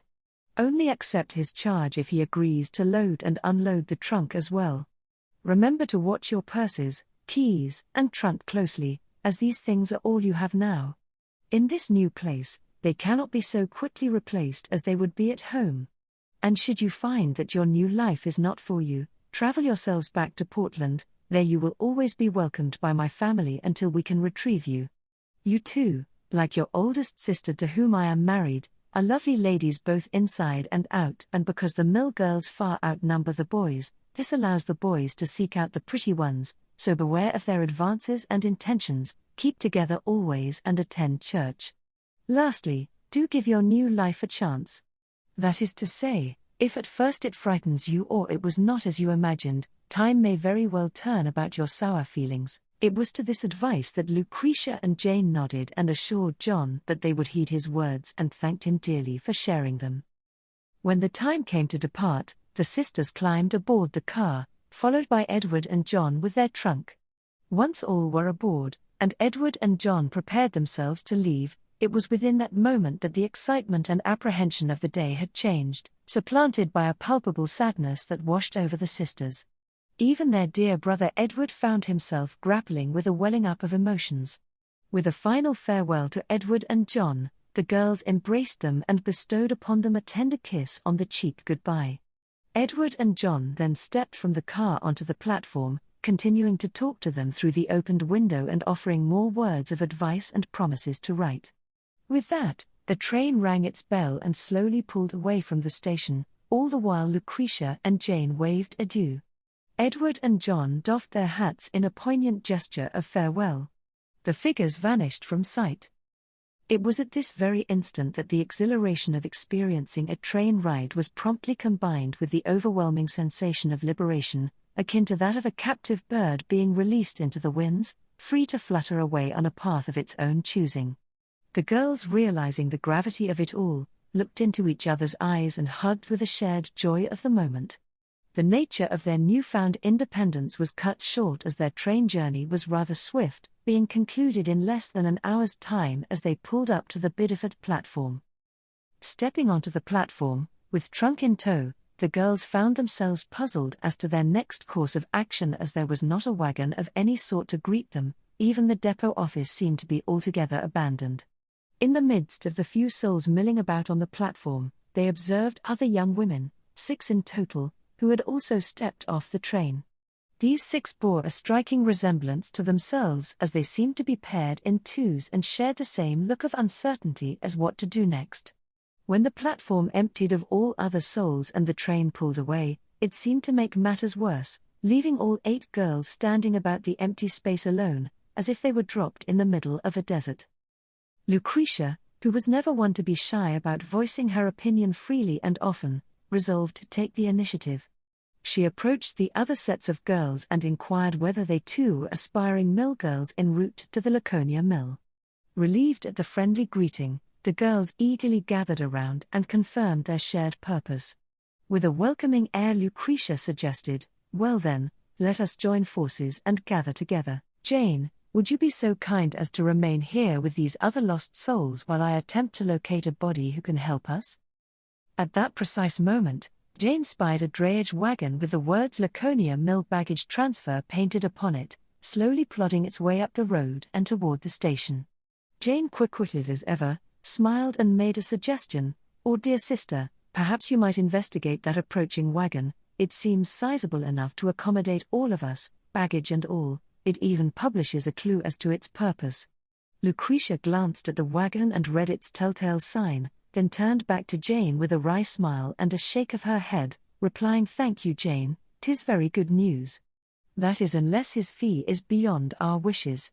Let me approach him to see what his charge will be." Jane chimed in, "I don't remember John Hyde giving you advice on how to deal with a driver when there is just one driver to negotiate with." To which Lucretia smiled and quipped, "Yes indeed, John seemed to skip over that part altogether." Jane too smiled and replied, "Perhaps John would want you to have the driver haggle a price against himself, stopping only when the fare was reduced to nothing at all." Lucretia laughed aloud, saying, "And should I play my cards correctly, the negotiation will go the other way, where the driver will be paying us instead, and doing so just for the pleasure of delivering our baggage." Unbeknownst to Jane and Lucretia, the other mill girls overheard their banter and all joined in with much laughter, so hard was it that they felt the need to cover their mouths so as not to offend the driver. Lucretia composed herself and walked forward as the driver pulled up to the platform and disembarked his wagon. "Good sir," Lucretia inquired, "what might the fee be to load our baggage and deliver us to the Laconia mill?" The middle-aged driver doffed his hat with a smile, replying, "Fear not, young miss, for there shall be no fee incurred. As a fellow employee of the mill, collecting the baggage of incoming mill girls free to you, it is but a fraction of the duties required of me." He continued, "However, there is some rather sad news for you. My drayage is intended solely for the transport of baggage and trunks. My fragile steed would be most appreciative if you refrained from any attempt to board my wagon. As such, you mill girls shall follow my drayage on foot for a distance of 1 mile until we reach the mill office. By the time you have checked in with the agent, your belongings will have been loaded onto a push cart for your convenience in transporting them to your assigned boarding house." The words of the kindly driver greatly comforted the girls in the idea that they were no longer lost and alone in the desert. They were back on track, so to speak, of reaching their final destination. With all their belongings loaded, the young women trailed behind the drayage. As they crossed over the main street of Biddeford, their hearts fluttered with the intensity of their newfound circumstance. Soon they were walking among the sprawling complex of buildings of immense size. Awestruck, as the girls looked skyward upon the enormity of the factory buildings, Jane remarked to the others, "Does anyone else feel as if you're a Lilliputian and have stumbled into the world of Gulliver?" The girls all nodding in wonderment to affirm Jane's analogy. The sight before them was a confounding mixture of grandeur and trepidation, heralding the dawn of their new lives as mill girls. Upon arriving at the office, the girls were greeted by an elderly office agent who ushered them into the office for their registration.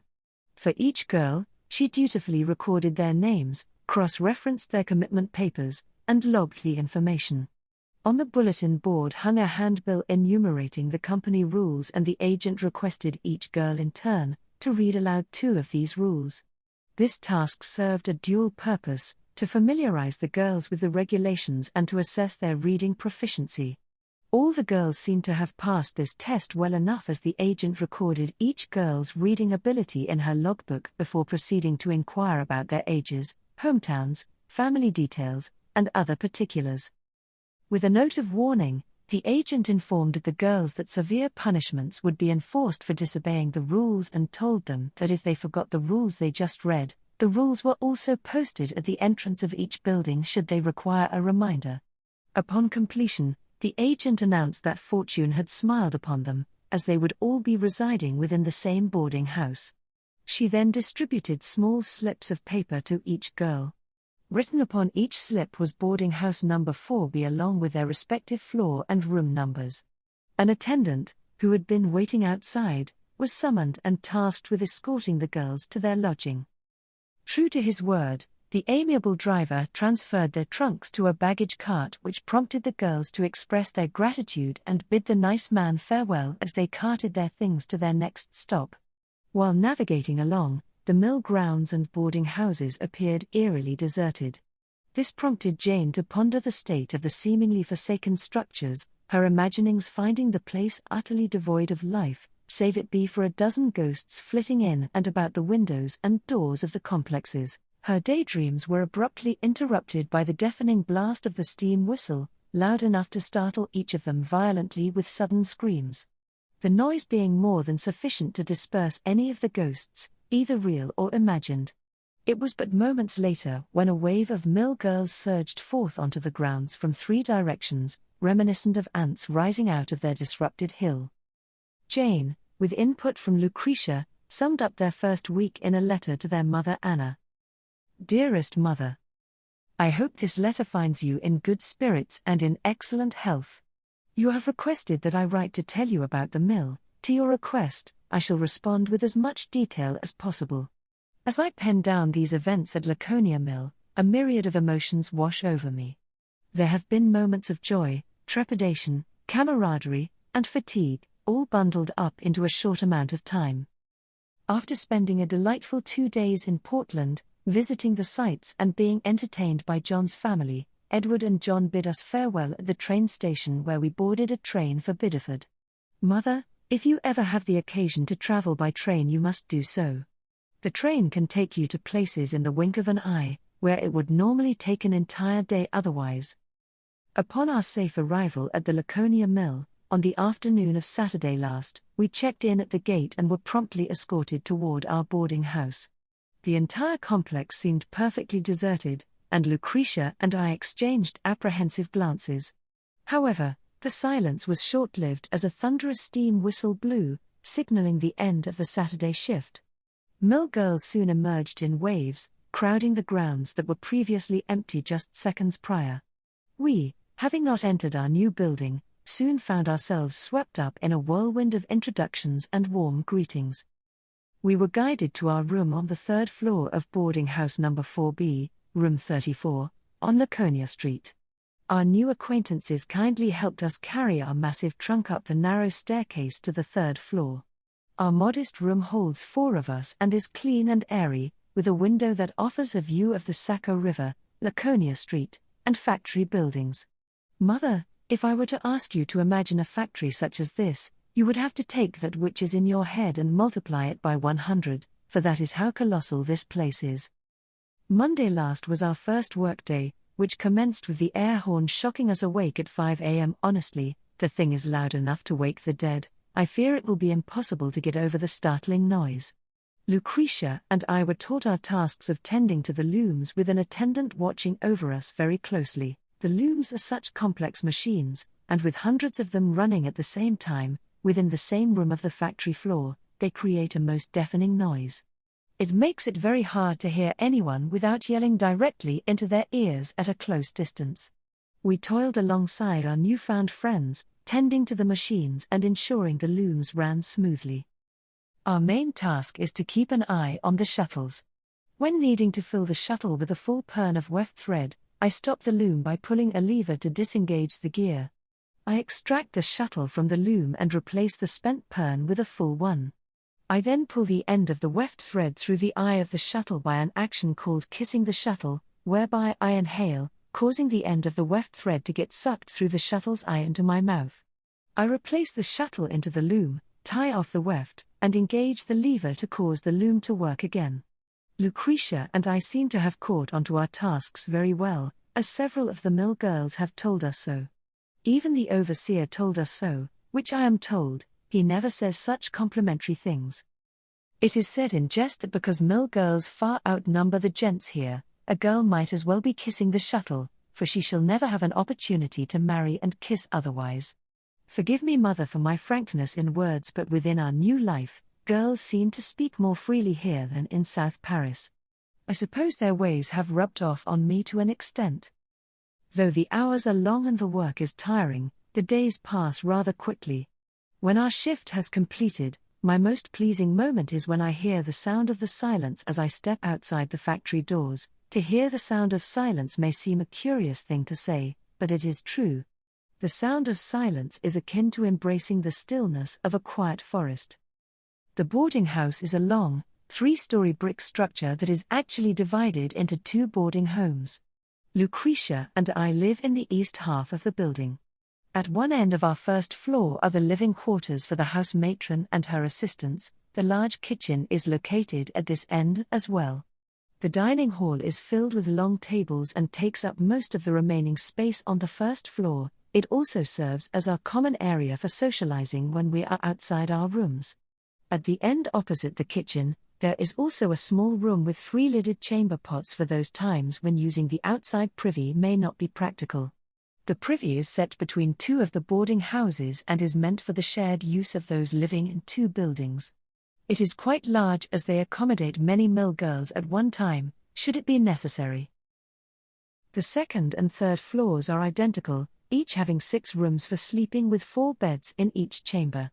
24 mill girls are accommodated on each floor, totaling 48 girls for our house. Double that number if we take into consideration the other half of this building. Then one can multiply that number by 4 as there are 4 identical boarding homes standing side by side. Rumor has it that we may start doubling up on beds should the mill continue to expand. But for now, with things being rather new, it is a very nice arrangement. Upon arriving back at our boarding house from our day's labors, we fetch buckets of water from the well and fill our basins to wash away the day's lint, dust and sweat. Once we have cleaned ourselves and our rooms, we make our way down to the dining hall. Here we form a line into the kitchen to be served and are greeted by the enticing aromas of simple but hearty fare, always some manner of stew with bread. I shall admit, dear mother, I find my thoughts turning to the comforting meals of home, and I cannot help but long for your delicious apple and strawberry pies. As we sit together sharing stories and laughter, the thoughts of the negativities of this life vanish away. The camaraderie among the mill girls is quite heartening, and I am grateful for their support and guidance, as they are of mine.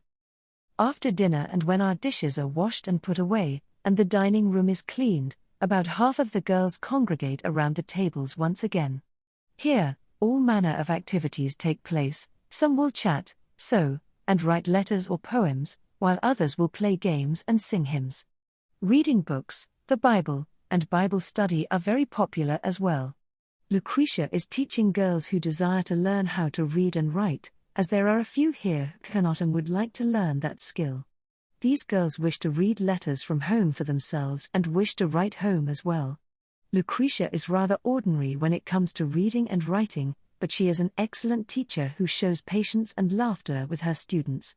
Her talents are greatly appreciated by them and they have learned a great deal from her. The house matron, Mrs. Boatwright, is about your age, dear mother, and has 2 assistants and assigns mill girls to help her prepare the meals as needed.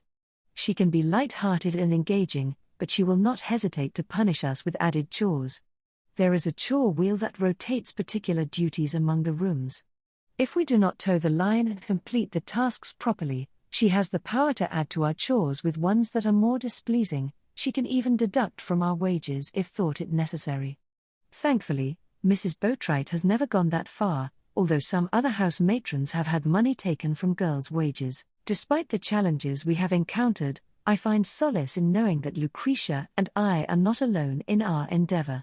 Our hearts may yearn for home, but we shall persevere knowing our efforts contribute to the family's well-being.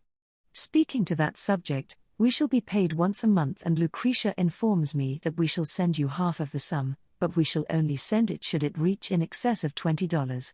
To send less than $20 the fee will be 5%, whereas sending over that amount the fee will be considerably less, at 2%. Please convey our love to the family, especially so to the young ones whom we miss so dearly. Tell the boys that our large trunk they built for us is the finest one here, even to the point that it has become the envy of all the mill girls on our floor. It too makes a very fine seat, as we often sit upon it together when sewing, or when Lucretia teaches. We shall endeavor to write as often as our duties permit. Until then, we remain your loving daughters, Jane and Lucretia. Chapter 6. 1847, Consumption. And so it was that Lucretia and Jane settled into their role as mill girls, of which they adapted very well. They took time off during factory shutdowns in winter and took 2 weeks off in the summer. Much of their free time was spent in South Paris to stay with family, but they also found time to visit friends and family who lived in Worcester, Massachusetts, as well as Portland and Bangor, Maine. Even finding the time to visit Boston with all its history and appeal. It's been well over a year since they came to Biddeford and started working as mill girls. Lucretia, now 20, and Jane 18, despite their hardships, the two sisters loved their newfound freedom of independence, fellowship, and significance. In the early spring of 1847, a dark cloud descended upon the town of Biddeford. Within the confines of the Laconia mill, Lucretia still labored with a heavy heart. Her once vibrant sister Jane was not recovering from her winter's cold as they had hoped.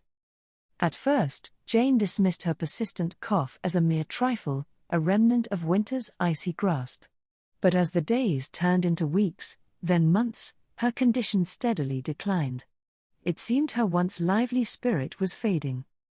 As Lucretia watched her sister's decline with growing trepidation, she took quill to parchment to send her mother a letter.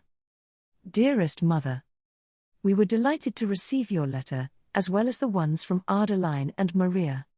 It has been only months since our time spent in South Paris at Christmas, but it seems much longer. We miss Adeline and Maria a great amount. It was rather enjoyable to be with them. No longer do they seem as our little sisters, but rather as our equals and best friends. I shall attempt to write them soon, but give them our love until such a time comes. Christmas time was ever special to us, even more so as it came after a good snow, where our part of the world was blanketed in a foot of shimmering white crystals and we were able to harness up the great ones to the sleigh. It was our sleigh ride to Aunt Apfia's that made this Christmas past so magical. It is always good to see the faces of those we love, though the health of Grandmother Jemima is rather concerning. Remember her from us the next time you see her, won't you? Sadly, there is something of greater importance that I pen to you in this letter. It is with some concern that I should convey to you the condition of our Jane. I am sure you well remember the cough she had over our time spent with you at Christmas, to which I regret to report that it is even more persistent. Little signs of improvement. Oftentimes Jane misses work now, preferring to lay in bed instead, and now seems she forgoes some of her meals. Her loss of weight has become noticeable. The house matron, Mrs. Boatwright, has tried to help as best she is able, even to the extent of ensconcing us into the cellar storage room. This isolation room, as it is called, is a better situation as it is of cooler temperature and the other mill girls are not bothered by a cough they do not hear. Mrs. Boatwright is at some risk in keeping us here. The mill agents would not tolerate her being hidden away, especially if she does not work. It is heartening to see the other mill girls check in on us from time to time, but alas, there is little they can do but bring us food, of which Jane's portion is mostly left uneaten. If Jane does not improve shortly, we will need to leave this place and return home. I shall keep you informed of her progress, or lack thereof. Please, Mother, keep her in your prayers. Give everyone our love, we miss them more than I can explain here. Your loving daughter, Lucretia. As the days passed, Lucretia sat by Jane's bedside in their dimly lit room in the cellar, gently dabbing her sister's brow with a damp cloth. Jane stirred, groaning softly, her face glistening with perspiration. Her once vibrant eyes, now dull and listless, fluttered open, meeting Lucretia's tender gaze. There, dear Jane," Lucretia whispered, a hint of melancholy tinging her voice. "Rest easy now, tomorrow will be a better day. We might even surprise our friends and answer the whistle for work." Jane managed a weak smile, her voice a soft whisper as she spoke. "Oh, Lucretia, how I wish we could turn back the hands of time. Do you remember when Henry and George were still working here in Biddeford? Why did they leave us for Lowell Mill? Wasn't this place good enough?" Lucretia gave a gentle smile to her sister, her thoughts drifting to the past as she recalled those carefree summer days. "Do you remember, Jane, the first time we met them? It was after church when they approached us.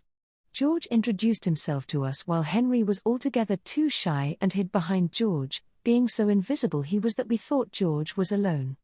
That is to say, until we heard another voice speaking to us as if came to us from thin air." Jane's eyes brightened, and she smiled at the memory, a spark flickering within her eyes.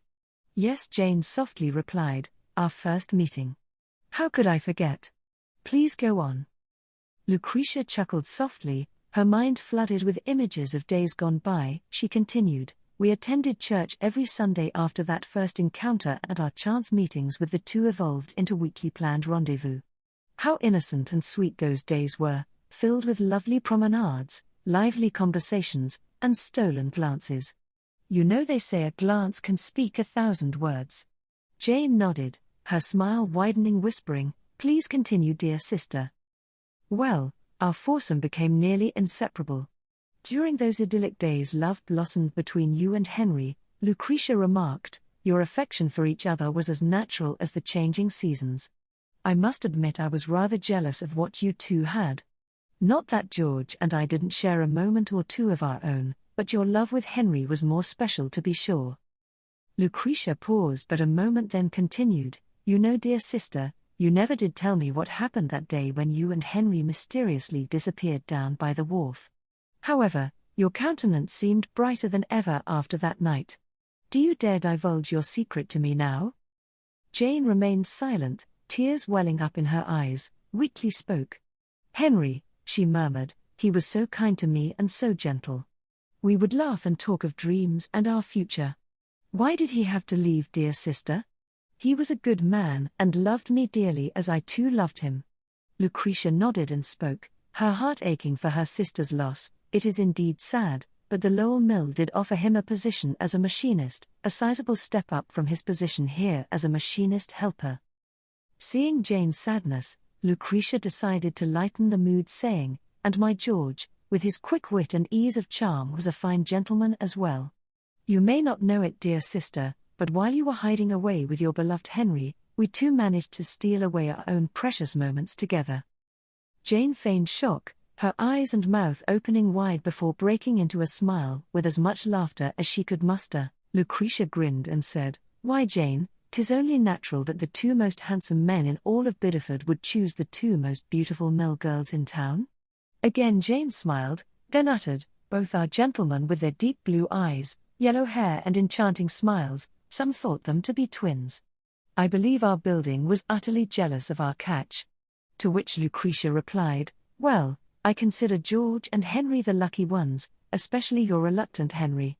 For him to shy away and hide from our view when George introduced himself, then ending up with the prettiest girl in all of Biddeford, yes, he was the lucky one, to be sure, no doubt about it." Jane smiled, but only for a moment, as she turned her head directly toward Lucretia and spoke in a somber tone, "Dear sister, I would never wish Henry to see me in this condition. If for any reason he should come here to Biddeford, you must turn him away. You will do that, won't you?" Lucretia looked into her sister's eyes and said, "Well, dear sister, I see a beautiful girl as would Henry. 'Tis what's inside a person that counts, is it not?" Jane was unaware that her sister had already sent off a letter to Henry telling him of Jane's condition.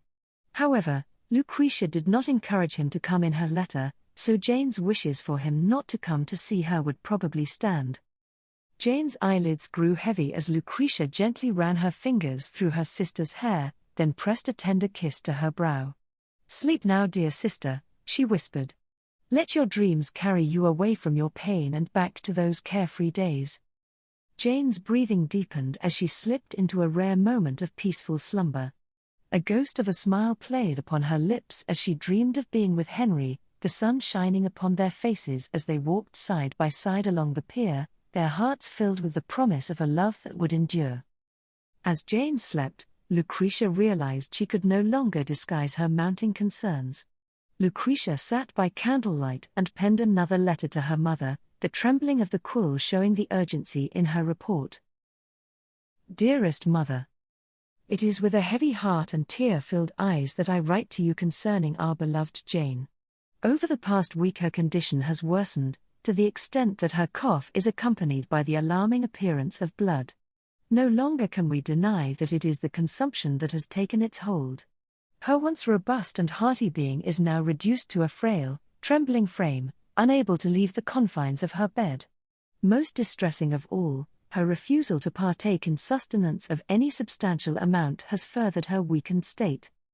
I beseech you to hasten to her side, dear mother, so that we may bring our beloved Jane back to the warmth and comfort of our family home.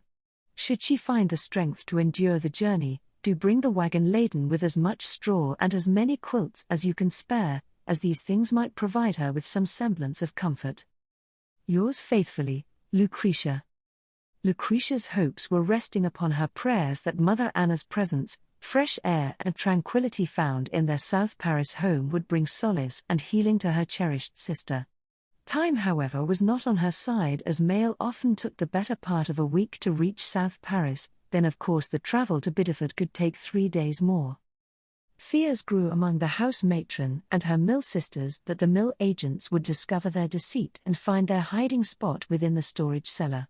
It was on the Sunday of June 27th when a figure appeared at the top of the stairs leading to the storage room where Jane lay. It was not the silhouette of the house matron nor that of a mill girl, but rather the form of a man. Undoubtedly their deceit against the mill had been discovered and the agent was coming to turn them. Immediately upon receiving Lucretia's desperate letter, Anna, accompanied by Francis and Edward, embarked with great urgency for Biddeford. The journey seemed unending, fraught with a mixture of anticipation, apprehension and unforeseen delays. It took nearly 3 arduous days of travel to reach Biddeford, arriving on the afternoon of June 29th. By inquiring among passerbys, they navigated through the labyrinth of colossal mill buildings, ultimately arriving at the boarding houses on Laconia Street, where they halted the wagon and proceeded on foot.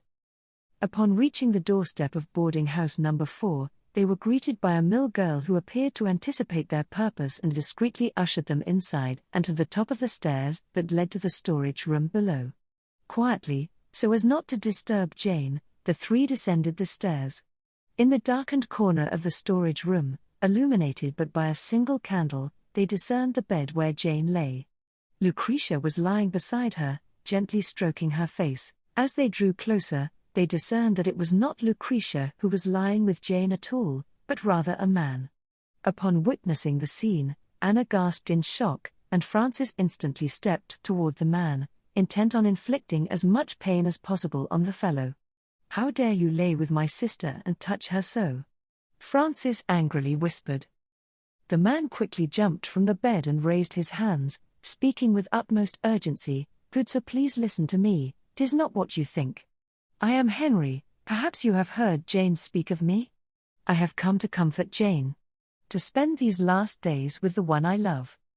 In hearing the commotion, Lucretia, who had just entered the boarding house, with all haste went down the stairs and saw her brother confronting Henry. "No, Francis, no," she pleaded. "Henry is a dear friend of Jane's and has come to assist me in caring for her.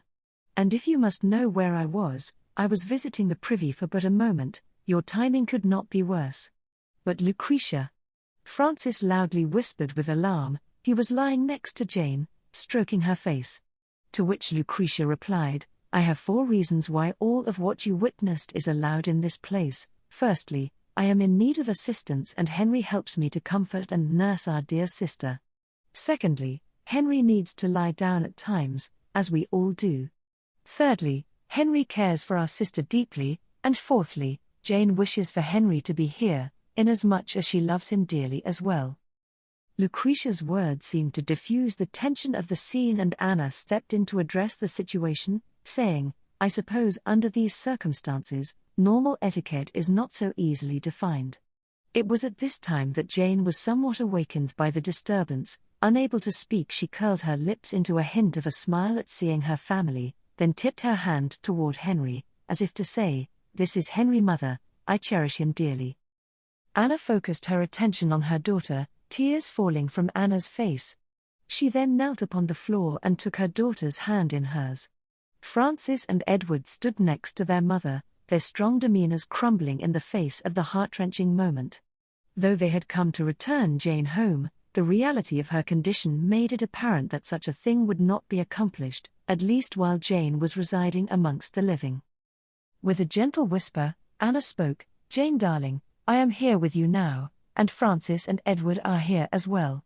A hint of a smile still graced her lips, but she was unable to speak. Instead, Jane gave her mother's hand 3 gentle squeezes.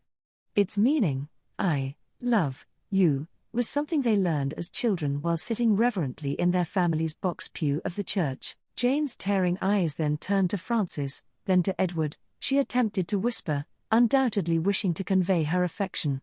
Jane's efforts resulted in a fit of coughing, causing her to expel blood, which Henry quickly stepped forward to attend to. Gently Henry turned Jane's head and held a saucer to the edge of her mouth, allowing the fluid to drain into it. He then tenderly wiped her mouth clean with a cloth. "Jane has been awaiting your arrival," Lucretia whispered. "I believe it is the only reason she has held on for this long." With her loved ones gathered by her side, Jane remained with the living through the night, but had fallen into a constant state of unconsciousness, seemingly being more comfortable despite the onset of the death rattle. The death rattle, such a morbid name given to an equally morbid sound. It was the sound of fluid gurgling within the throat as the patient breathes, the body losing its instinctive ability to react to the fluid by coughing it up. This event was the telltale sign that death was imminent, that soon the stricken soul would, for lack of better words, drown to death upon their own fluids. It was in the early morning hours of June 30th when Jane took her final breath. Her wonderful spirit had departed from this world.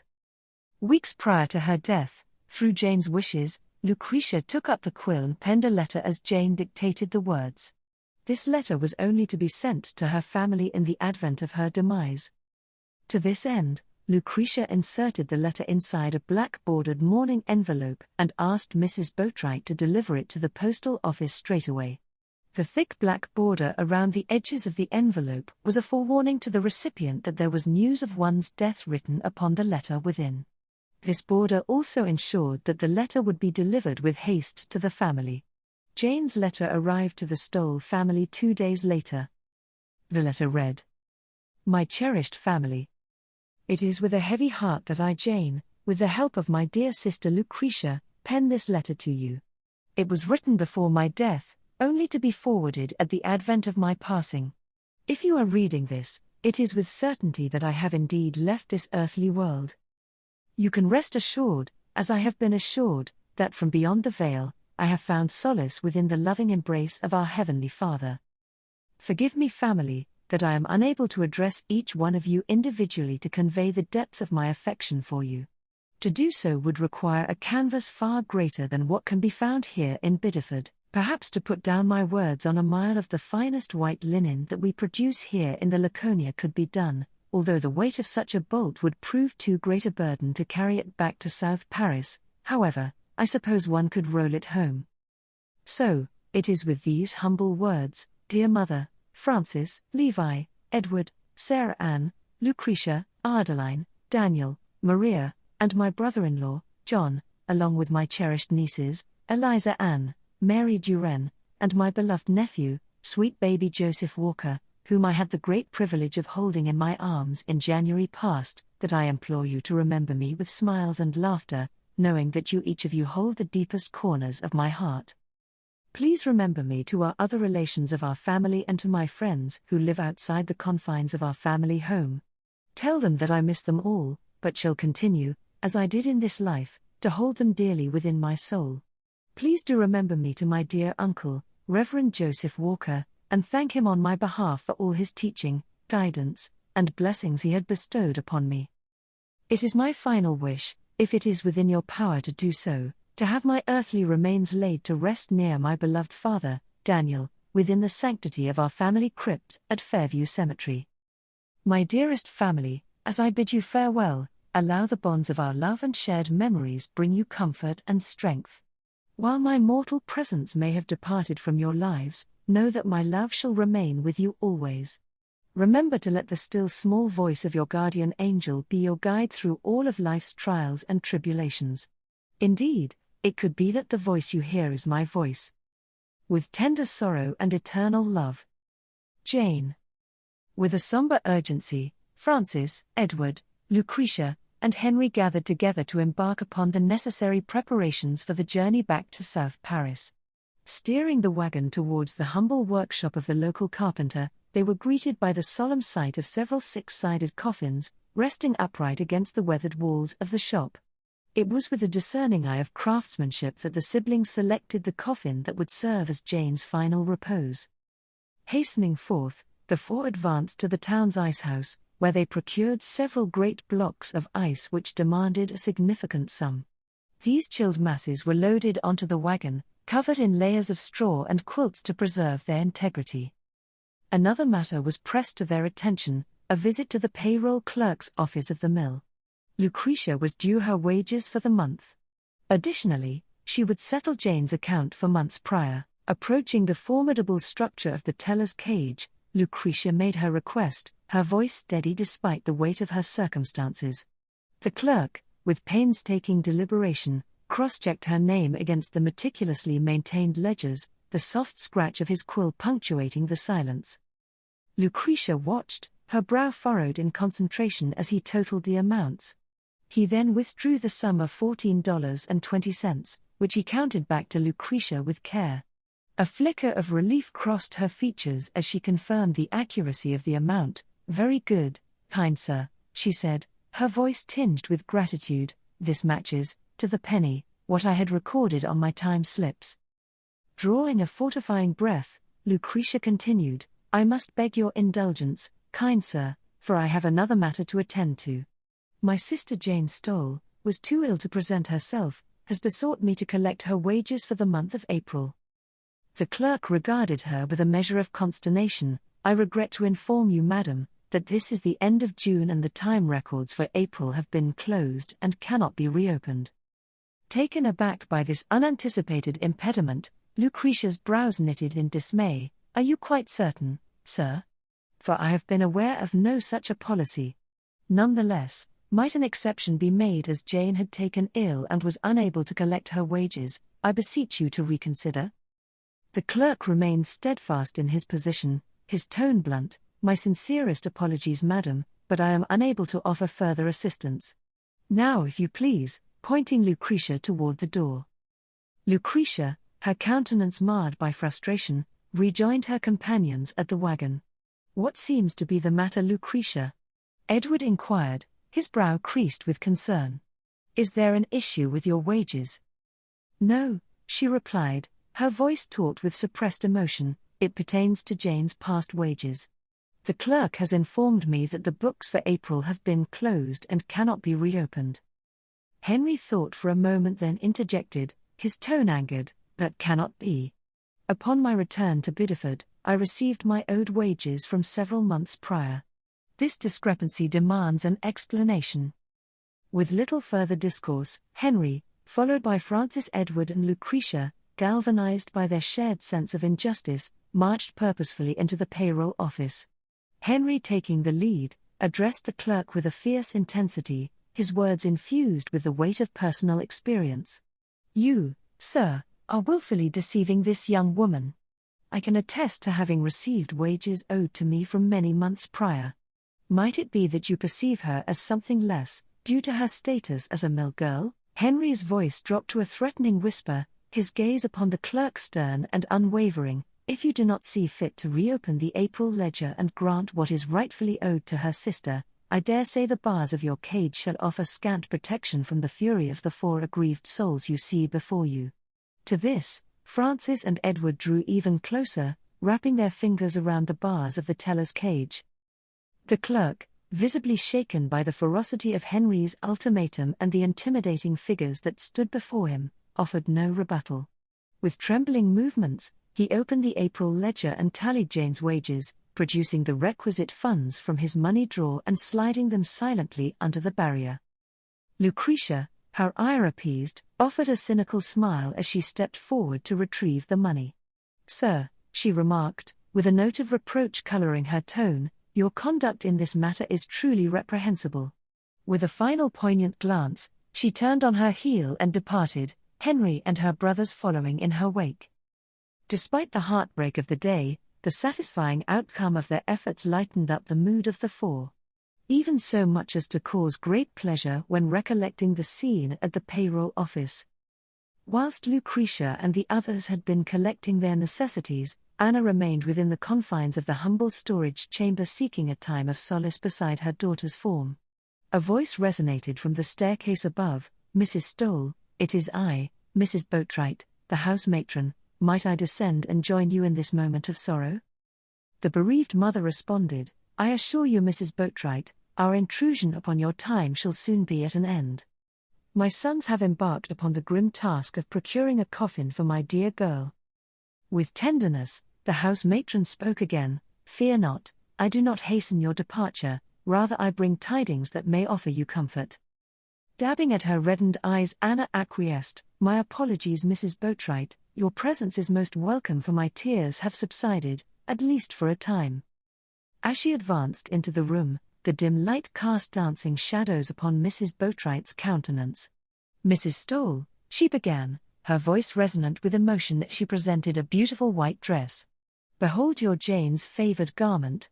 With great care I have laboured to launder and press it, that she may be clothed in that which brought her joy." To this Anna remarked, "You did this for my daughter? Oh, how lovely it is! And how lovely you must be to do this for her. I cannot find the words to express my gratitude." "You're most welcome, Mrs. Stoll. I too would be honoured to assist you in the washing, preparing and dressing of your precious daughter," the house matron continued. "To do so together might provide an opportunity for us to exchange words of solace and the remembrance of Jane's life." "With gratitude," Anna replied, "your kindness is most appreciated. I had intended to request a pail of water for this very purpose, but I hesitated to impose upon you with the asking of a favour." "Think nothing of it," assured Mrs. Boatwright, her eyes shining with compassion. "I shall return in no time with the necessary provisions." With that, Mrs. Boatwright respectfully folded Jane's raiment across the back of a chair and ascended the stairs to fetch a pail of water and towels. Anna took a moment to admire Jane's dress. The delicate fabric, freshly cleaned and ironed, bore a silent testament to the love and care that had gone into its preparation. Upon her return, Mrs. Boatwright placed the pail of water on the floor and handed Anna one of the towels. Together, they gently washed Jane with wetted cloths, their movements slow and tender, as if to make up for the harsh realities that Jane had faced in her final weeks. As they worked, Mrs. Boatwright spoke of Jane and Lucretia, her voice soft and filled with admiration. "You know, Mrs. Stoll, your beautiful daughters are quite remarkable. They have such spirit, are strong and courageous, and very smart as well." Anna, though her heart ached with grief, couldn't help but feel a swell of pride. "They've always been that way," she replied, a wistful smile playing at her lips. "Even as little girls, they were always so full of life and eager to learn." Mrs. Boatwright nodded, while continuing to dress Jane by lifting her arm to carefully thread it through the sleeve of her dress. She spoke again, "Lucretia and Jane were leaders here, you know. They are seen as champions, standing up and defending the rights of mill girls. It's a hard life working in the mill, but they have made it their cause to ensure that their fellow girls were treated fairly." Anna's eyes glistened. "I had no idea," she murmured. They had never spoken of such things. Mrs. Boatwright smiled gently. "It is little wonder, for they would not have wished to burden you with worry. 'Tis true that some of their actions have rubbed agents of the mill the wrong way. Yet, it is essential that you know of their impact here. There was an event when an overseer sought to unjustly dock some of the girls their pay over trivial transgressions. Lucretia and Jane boldly confronted him, ultimately compelling him to rescind his threats. Furthermore, when the mill owner himself endeavored to cut the girls' pay, your daughters formed an assemblage of all the mill girls, after which they posted a threat to the mill that they would turn out in protest, whereby they would abandon their working stations and take to the streets. Fortunately, the mill girls' threats, led by Lucretia and Jane, prevailed, and the owner backed away from his plans. Yes, they were their champions. It shall be an impossible task to replace your brave daughters. As they finished dressing Jane, Anna felt a sense of awe at the women her daughters had become. "I always knew they were special," she said, her voice barely a whisper. "But I never realized just how much so." Mrs. Boatwright laid a hand on Anna's cheek, her gaze filled with compassion. "Your daughters are not only loved by you, but loved by all of us here. To a lesser point, do you know that they teach other girls to read and write and bring much joy and laughter into this place? They are always the first to offer comfort when someone falls ill or becomes homesick." Mrs. Boatwright continued, "Even for me, the one who is not supposed to make friends, but rather be strict and demanding, your girls have broken me, turning my hardened heart into something quite the opposite, and I thank them dearly for that." A profound sense of gratitude toward Mrs. Boatwright pervaded her thoughts, as the revelations of her daughter's noble endeavors offered a bittersweet consolation amidst the tragedy that had befallen their family. Anna's countenance brightened with a blend of melancholy and maternal pride as she beheld her daughter, now adorned in her favored attire, her tresses meticulously groomed. Reverently Anna whispered, "I am very fortunate to have met you, Mrs. Boatwright. You have made the sadness of this day somewhat bearable. I shall be eternally grateful." "It has been a pleasure to make your acquaintance, Mrs. Stoll, though I dearly wish the circumstances had been less grievous," Mrs. Boatwright declared, her voice tinged with emotion. Both women stood side by side, taking each other's hand. They looked upon Jane, and wept. When the tender exchange drew to a close, the timely arrival of the Stoll wagon lent an air of purpose to the somber gathering. Anna suggested to her children, with quiet determination, saying, "Given that the hour had not yet struck noon, I propose that we commence our journey home without delay." The assembled party agreed without any objections whatsoever, and the preparations for their departure commenced, which began with the loading of the sisters' trunk into the wagon. The coffin was brought in and positioned beside Jane's earthly form, with her cherished quilt artfully arranged at the bottom of the coffin, then rolled at one end to create a pillow for her head. A palpable reverence filled the air as the men gently lifted and placed Jane into the wooden vessel, their movements imbued with a tenderness born of solemnity. Jane's dress was artfully arranged by Anna and Lucretia until it was perfect. With everyone encircling the casket, gazing upon their loved one, Lucretia sobs as she struggles to speak, whispering, "Look at our Jane, does she not seem to be resting peacefully within her comfortable cocoon? Her spirit soon to emerge as a beautiful butterfly, fluttering and dancing about the heavens, no more pain, no more worries, only pure love." To this vision, a prayer was offered up by Francis, and the wooden lid was secured in place. As Edward and Henry prepared to raise Jane's coffin, the factory whistle chose this moment to echo the air, its blast announcing lunch, but to a higher degree, the horn was sounding a notification to all, declaring that their most beloved sister of the mill had been lost. For Lucretia, the noise reminded her of Jane's utter disdain for the horn, where Jane often commented how the air horn was loud enough to raise the dead. Lucretia gently closed her eyes and shook her head to shake away the nonsense of her imagination. With a somber smile, she shared with her sister Jane a silent thought. "Well, dear sister, I regret to inform you that you are not correct. The air horn, in fact, cannot raise the dead. For if it could, you'd be rapping upon the wood box that surrounds you." Still, Lucretia could not ignore her thoughts and took a moment, laid her arms around the coffin, whereby she pressing her ear to its lid. In silence, she closed her eyes and silently paused for many seconds, intently listening with utmost concentration. Fully satisfied that her imaginings were nothing more than fantasy, Lucretia rose, wiped her tears, and pressed them onto the casket with a gentle touch. "Thank you for giving me a moment, let us get on with it." The men continued with the task at hand, whereby they lifted the casket and navigated the confines of the storage chamber, ascended the stairs. As they emerged into the open air, the factory's workforce, A veritable sea of mill girls streamed forth from the factory building, their hushed whispers passing on from one girl to the next, acknowledging the scene before them. Their lamentations began to echo the heartache shared by the Stoll family. In an unspoken tribute to their fallen sister, hundreds of mill girls gathered around the grieving family, their collective tears a living testament to the bonds forged within the factory walls. As the procession advanced towards the wagon, each girl stepped forward in turn, brushing fingertips across their tears and lips before reaching out to touch the coffin in a final, poignant farewell. With the utmost care, the coffin was laid upon the straw and ice-lined bed of the wagon. Lucretia, her eyes brimming with tears, took a significant amount of time to bid a tender goodbye to Mrs. Boatwright, her sisters of labour, and to her dear friend Henry, the depth of their shared loss etched upon their countenance. As the family boarded the wagon and commenced their journey, Lucretia cast a final glance upon the scene. She would ever remember the image of her fellow mill girls, their faces streaked with tears, some falling to their knees with hands clasped in prayer. Most poignant of all was when her eyes fell upon Henry, his hands covering his reddened face as he bent over, convulsing in pain. Lucretia thought to order her brother to stop the wagon, but when she saw her mill girls rushing to console him, she thought it best to leave him be. He was in better hands than what she could offer. This moment was forever imprinted upon her heart.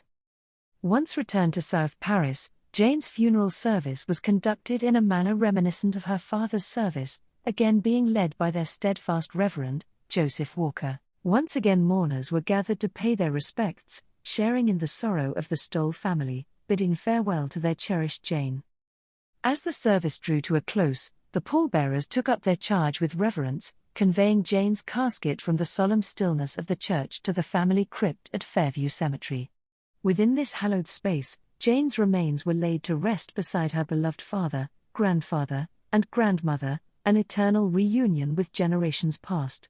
Her name being etched upon the tablet, facing upward toward heaven. On the 30th day of June, in the year 1847, Jane Stoll, a young woman of admirable qualities, departed this world, her memory forever embedded within the hearts of all those who knew her. Chapter 7. Samuel Freeman Hersey, a short biography. It is with great admiration that I present to the reader the esteemed Samuel Freeman Hersey, affectionately known as SF by his family and close acquaintances and called General by his colleagues in business and government. I find it necessary to depart from the chronology of this novel in order to take a look into Samuel Hersey's life work. It is in his biography that we see a man endowed with the qualities befitting the noblest of souls. Throughout his life, Samuel was gifted with the Midas touch, enabling him to amass a fortune far beyond one's imagination for the time. Within his businesses of sawmills, land acquisitions and banking, he ultimately was titled a lumber baron and became one of the wealthiest men in the state of Maine. His immense prosperity, however, did not corrupt him or his good spirit, rather, he remained an honest and compassionate man, deeply devoted to God and humanity. His philanthropic endeavors extended to teaching the youth at his Universalist church, aiding the less fortunate, and generously donating to numerous charitable causes. Indeed, the impact of his benevolent deeds outlasted his mortal life, as he bequeathed a good deal of his fortune to various charities, and left a significant portion of his wealth to his cherished city of Bangor. During his remarkable life, Samuel Freeman Hersey assumed many roles. In the public sphere, he was an educator, a merchant, a lumber baron, a banker, and most significantly, a God-fearing man of high moral value, and a philanthropist.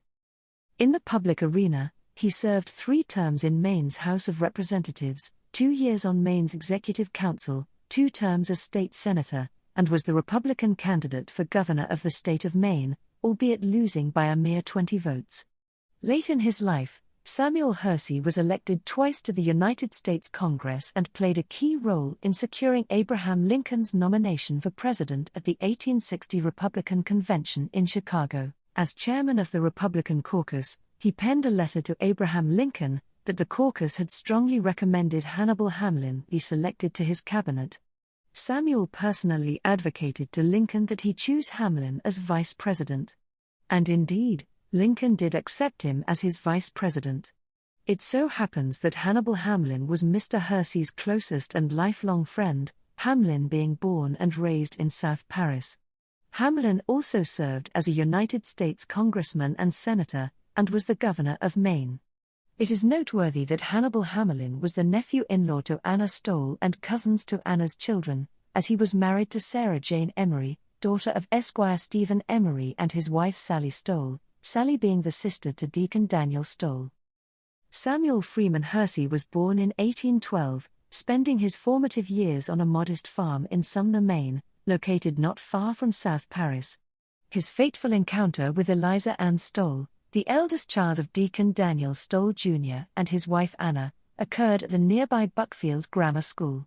After Buckfield, Samuel went on to graduate from Hebron Academy. At this time, Bangor was quickly becoming the lumber capital of the world, and Samuel recognized the burgeoning business opportunities that lay along the Penobscot River. During this time, Samuel reconnected with his childhood sweetheart and invited Eliza to join him in Lincoln, Maine, where they were married in November of 1834. Amidst the ebb and flow of life, fate had intervened with an unyielding hand, forever severing the bond between Samuel Hersey and his beloved wife Eliza. A lamentable event befell the young couple, casting a shadow of sorrow upon the once bright prospects of their union. In the prime of her youth, Eliza's life was woefully cut short a mere 2 years into their marriage. Her untimely passing was attributed to complications arising from an early-term miscarriage. Although the chasm of grief had threatened to consume him, Samuel pulled himself up and continued on. A commanding colonel in Maine's state militia during the Aroostook War of 1839, Samuel's service to his state and country earned him the esteemed title of Major General at his retirement from the state militia. Chapter 8. 1847, Planning a New Future. His bond with the Stoll family remained steadfast, being a beacon of light amidst the tempest of darkness. Despite the demise of his beloved Eliza, the affection and kinship that had blossomed between Samuel and the Stolls proved unbreakable, whereby he always found time to visit with the Stoll family on his frequent sabbaticals to his parents' farm in Sumner. As the seasons turned, the void left by Eliza's absence gradually gave way to the comforting blessing of another companion. In the year 1840, Samuel entered into matrimony with Jane Davis, who was called Janie by close friends, a woman whose spirit and grace did much to heal the wounds inflicted by the cruel hand of the past. The birth of their second child, a daughter, came in 1843. The name given her was Jane Eliza, it serving as a living testament to the love shared between Samuel and his 2 wives, Jane and Eliza. Yet, even as the tender shoots of hope emerged, the spectre of tragedy cast its shadow upon Samuel once more.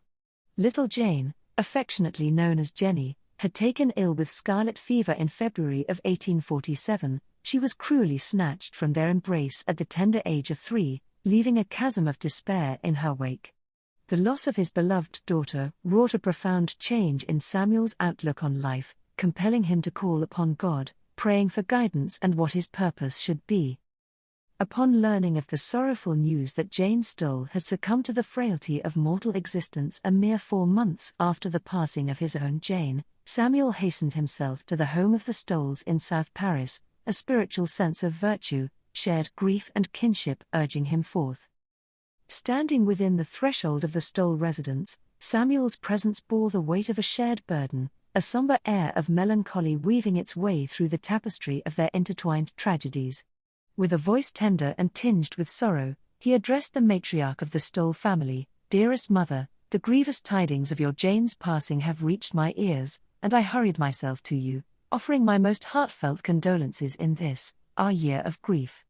Though our cherished Eliza has long since departed this earthly realm, the bond that was forged between our families endures, made stronger still by the cruel hand of fate that has taken our daughters in the same year and who shared the same name. I cannot help but consider myself a part of your familial circle, as I hope you consider me in kind." Anna's countenance, though lined with the marks of sorrow, softened at the sight of her son-in-law, Samuel's kind word causing her eyes to be filled with a testament of the love that bound their families together. With a voice wavering and tears streaming down her cheeks, she replied, "Indeed, Samuel, you shall forever remain an inseparable part of our family. Our Jane, in her boundless love, held you in the highest esteem, and there is no doubt your precious daughter loved you far beyond measure. Please, step into the parlor. Though the passage of time has separated us for a while, there is much to discuss in these dark days of our tribulation. As Samuel joined Anna in the parlor, news of his arrival spread swiftly throughout the homestead. Before long the entire family was united in the presence of their brother-in-law, their expressions awash between love and grief. In the wake of discussions concerning their shared losses, past events, and amusing stories from days long ago, the discourse slowly turned to the present circumstances and the future of the Stoll family and the various choices that lay before them. A sophisticated discussion regarding a new vision for the Stoll family began, most of which turned cold to the idea of resurrecting their once prosperous farm. Driven by the aspirations of Anna's elder sons, Francis, Levi, and Edward, the desire to relinquish their ancestral lands and seek their fortunes in the uncharted expanses of the western frontier was expressed. It was at this juncture that Samuel, a luminary in the burgeoning world of commerce and industry, cast a beacon of optimism upon their deliberations, lending his support and wisdom to their bold aspirations for change. Expounding upon his expertise, Samuel declared, "I have intimate knowledge of vast tracts of forested lands that skirt the Mississippi River in Wisconsin and Minnesota, whereby, as the lumber is harvested, the bounty is effortlessly floated to all points along the entirety of the Mississippi. Logging and sawmills shall undoubtedly drive the future along the length of the Grand River, for wood is the one commodity that all people migrating westward cannot do without." Samuel continued, "Be that as it is, lumber is not the singular path to prosperity, for all manner of businesses shall follow the migration and be needed in order to fulfill the requirements of the burgeoning citizenry. Verily, the promise of the future is strong in these lands, and success awaits those souls who are adventurous enough to undertake it, yet remain wise enough to hold it." Taking a moment to think, Samuel resumes, "If I may speak of the railroad lines for a moment, they are the future, as they are laying down thousands of miles of rail. It is utterly astonishing how quickly the rail lines are being laid throughout Maine and Massachusetts, and railroads are rapidly extending their lines toward the Great Lakes, soon to be in Chicago and at the Mississippi. Laying rail is being done at a pace where the steel mills have struggled to keep up with the demand.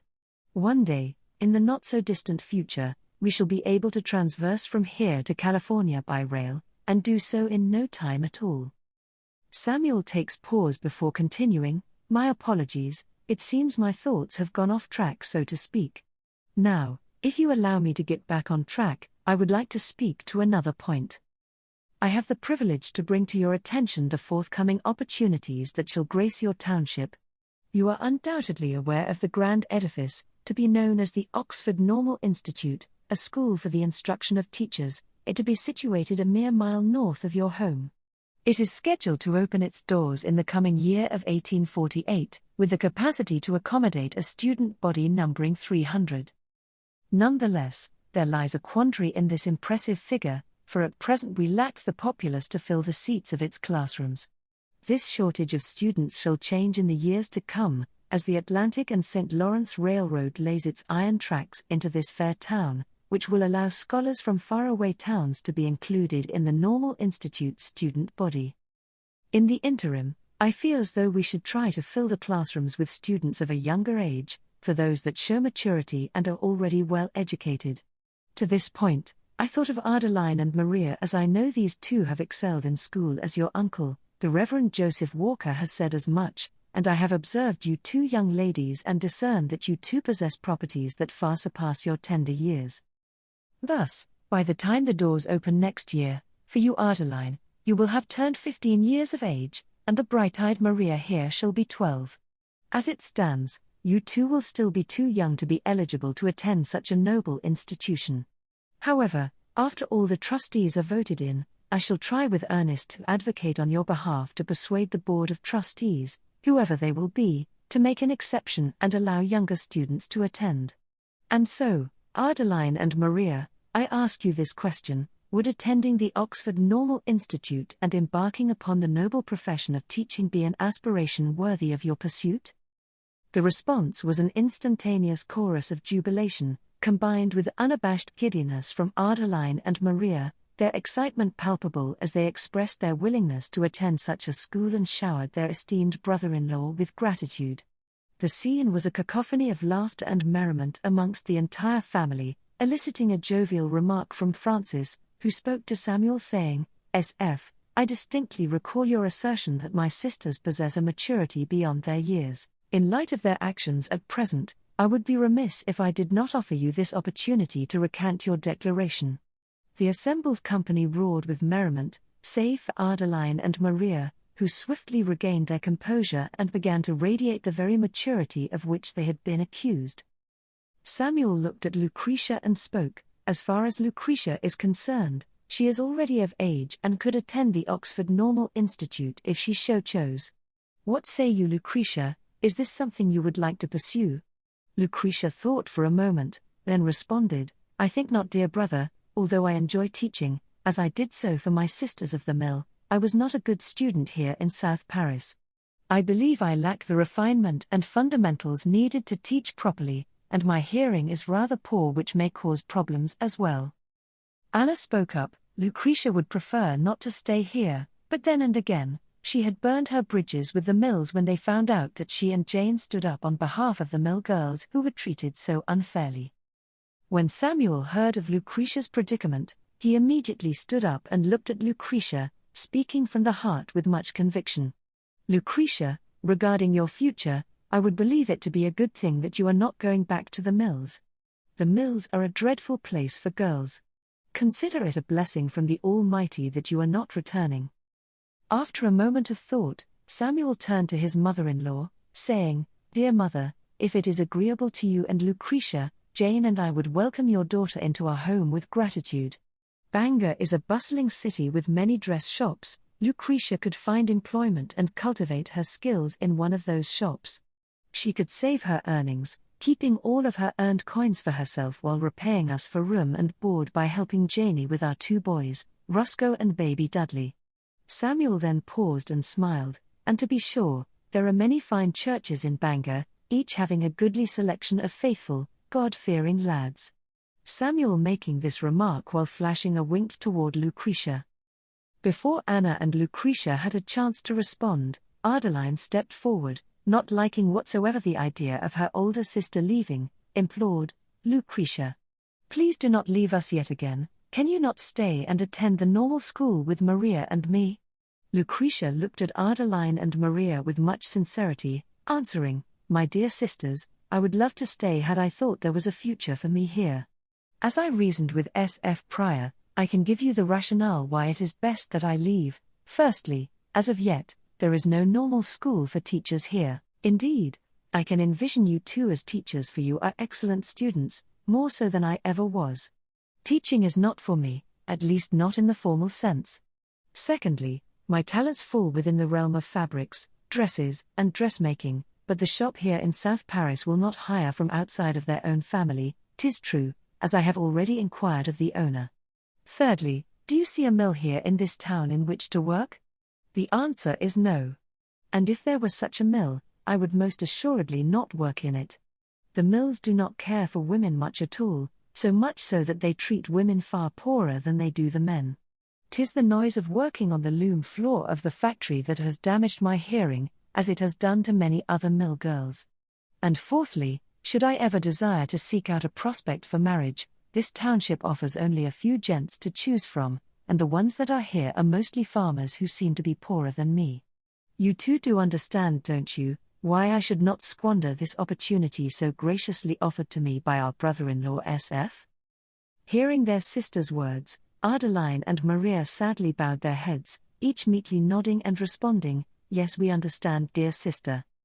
Lucretia resumed speaking, in a tone to comfort her sisters, "Cheer up then, still and all, we can write to one another and will see each other often, and if and when you move west, I shall follow after you, I promise."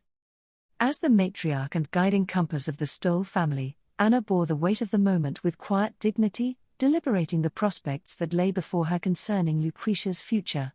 With a reassuring nod from Lucretia, Anna yielded to the wisdom of Samuel's counsel, recognizing the opportunity it presented for her daughter, which could manifest itself by leading her to a prosperous and fulfilling life.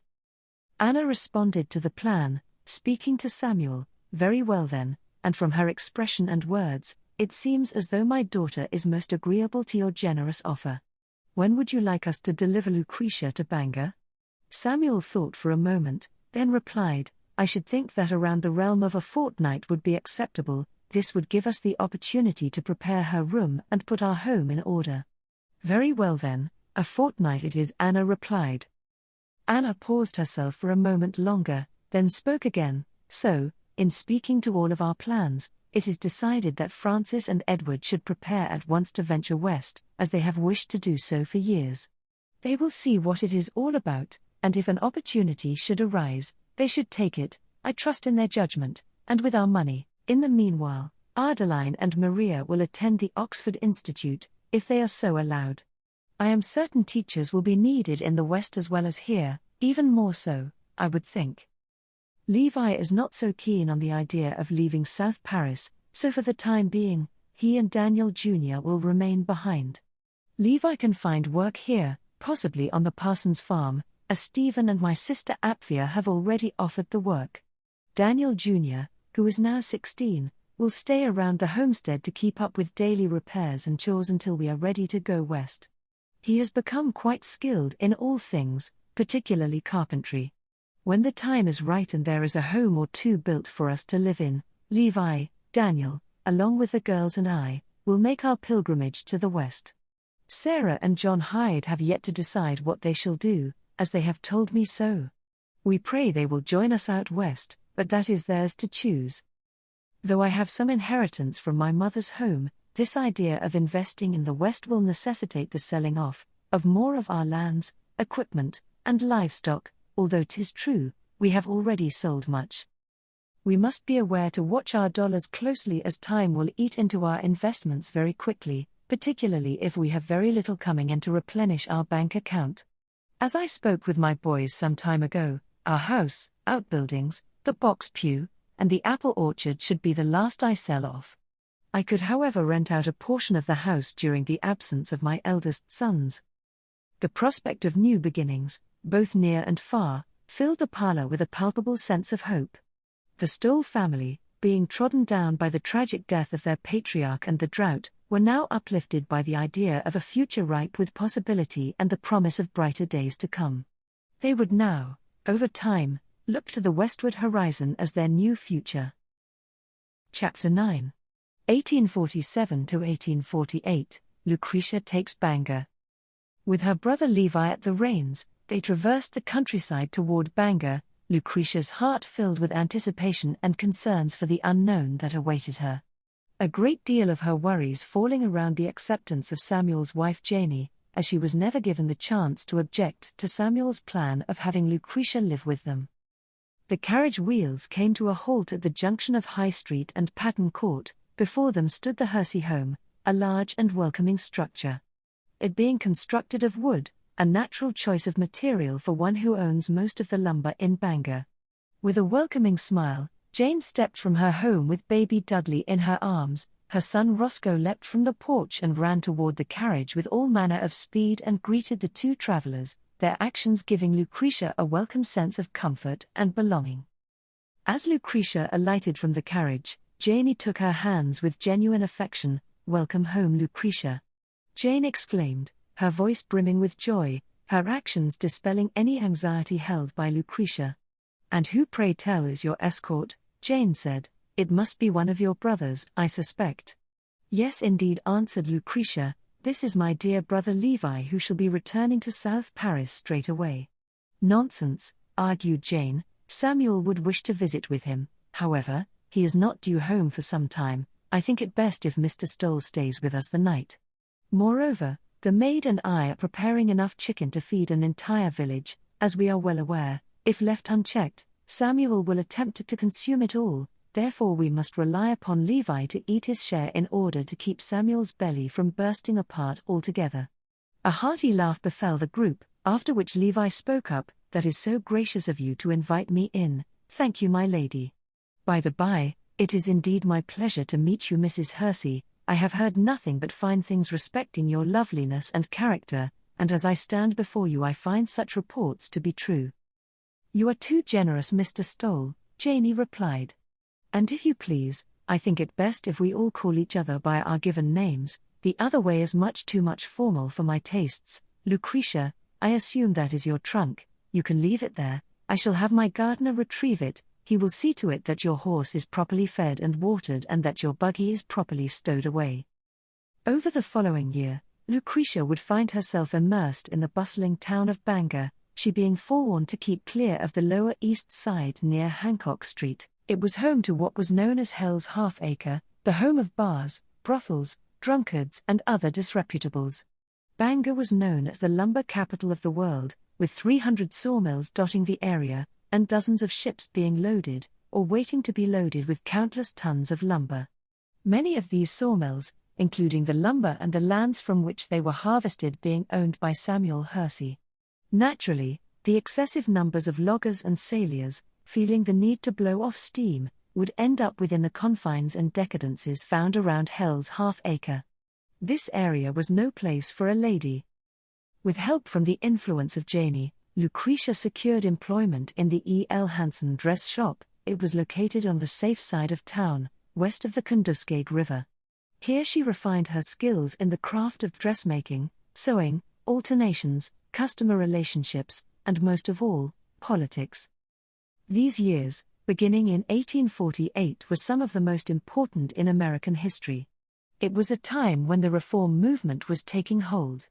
Women's rights, abolition, and temperance had become the main topics of discourse within all serious discussions. Hanson's dress shop was a perfect venue for Lucretia to discuss such issues. Her conversation skills often winning over those who held opposing beliefs, albeit the discourse was usually limited to an audience of 1 or 2 customers. Nonetheless, Lucretia's patrons were attracted to her because of her ever-welcoming and vivacious personality.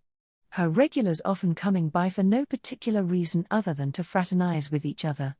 The dress shop was akin to that of a barber shop for men, with the exception that it would be the ladies, not men, who were exchanging news and rumors.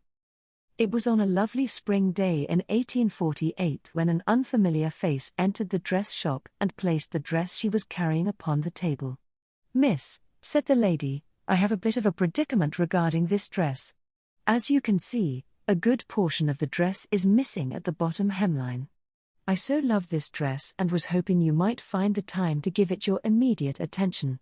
You see, I am scheduled to speak at a tea party in 2 hours' time.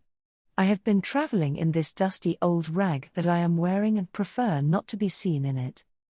After Lucretia took a close look at the damaged dress, she responded, "Oh dear madam, this is indeed a jagged tear, and it seems to be missing a good part of the dress as well. It looks as though it was caught in the gearing of a loom, and I should know as I have seen it happen to dresses several times before." The lady answered back, "No, 'twas not a loom that ate my dress, but rather an angry dog. I am quite positive he must have been rabid." "Well then," Lucretia smiled as she spoke, "I would say that it was a good thing that the dress was part of the dog's meal and not yourself." To which the women shared a good laugh. "But regarding my dress, are you saying you cannot repair it?" Lucretia answered, No, if anyone can repair it in such a short order, you have come to the right establishment, but it may cost you a bit more, as I am the only employee here at this time and shall need to lock the door of the shop to give your dress my full attention. I think it is best to cut away the damage and sew into the space a decorative applique of which I have several scraps that would complement your dress nicely. The problem being, for your dress to look balanced, I should cut in 2 other appliques equally spaced around the dress. I am certain this is something I can do in the time we have. I would offer you one of our dresses on display, however. They are custom cut, and I do not believe any of these would be a fit for you." Of this the customer responded, "If you would lock up your shop for me, I shall pay whatever price you charge, that is to say, if it is within reason. Do you mind if I wait here in your shop as you make the alterations?" "Not at all, I would appreciate your company," replied Lucretia as she bolted the front door, cleared the cutting table, and laid the dress upon it. With expertise of skill, Lucretia gathered everything needed for the operation and in short order, with a surgeon's touch, got to work on the dress. Pray to forgive me, but amidst our conversation, I realize we have not exchanged names. I am Lucretia Houghton Stoll, and I hail from South Paris, Maine. The lady replied, "It is a pleasure to meet you, Miss Stoll from South Paris. My name is Elizabeth Cady Stanton of Johnstown, New York." Lucretia, taken aback with shock by the instant revelation of the name, inadvertently twitched her hands, causing her to prick her finger with the needle. Disregarding altogether any pain she felt, Lucretia remarked, "Are you indeed the very Elizabeth Cady Stanton of whom I have read every publication? If you are such a person, the words you have written are both enlightening and inspiring to me." Mrs. Stanton smiled. "Yes, I suppose I am she. At times I do wonder if anyone truly reads my words, but you have validated my efforts and I am delighted you find some meaning in what I write."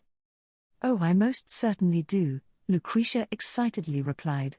"You see, I have spent a great deal of time working in the mills as a mill girl, and I know firsthand the degradations and injustices that occur within those walls, particularly for us mill girls.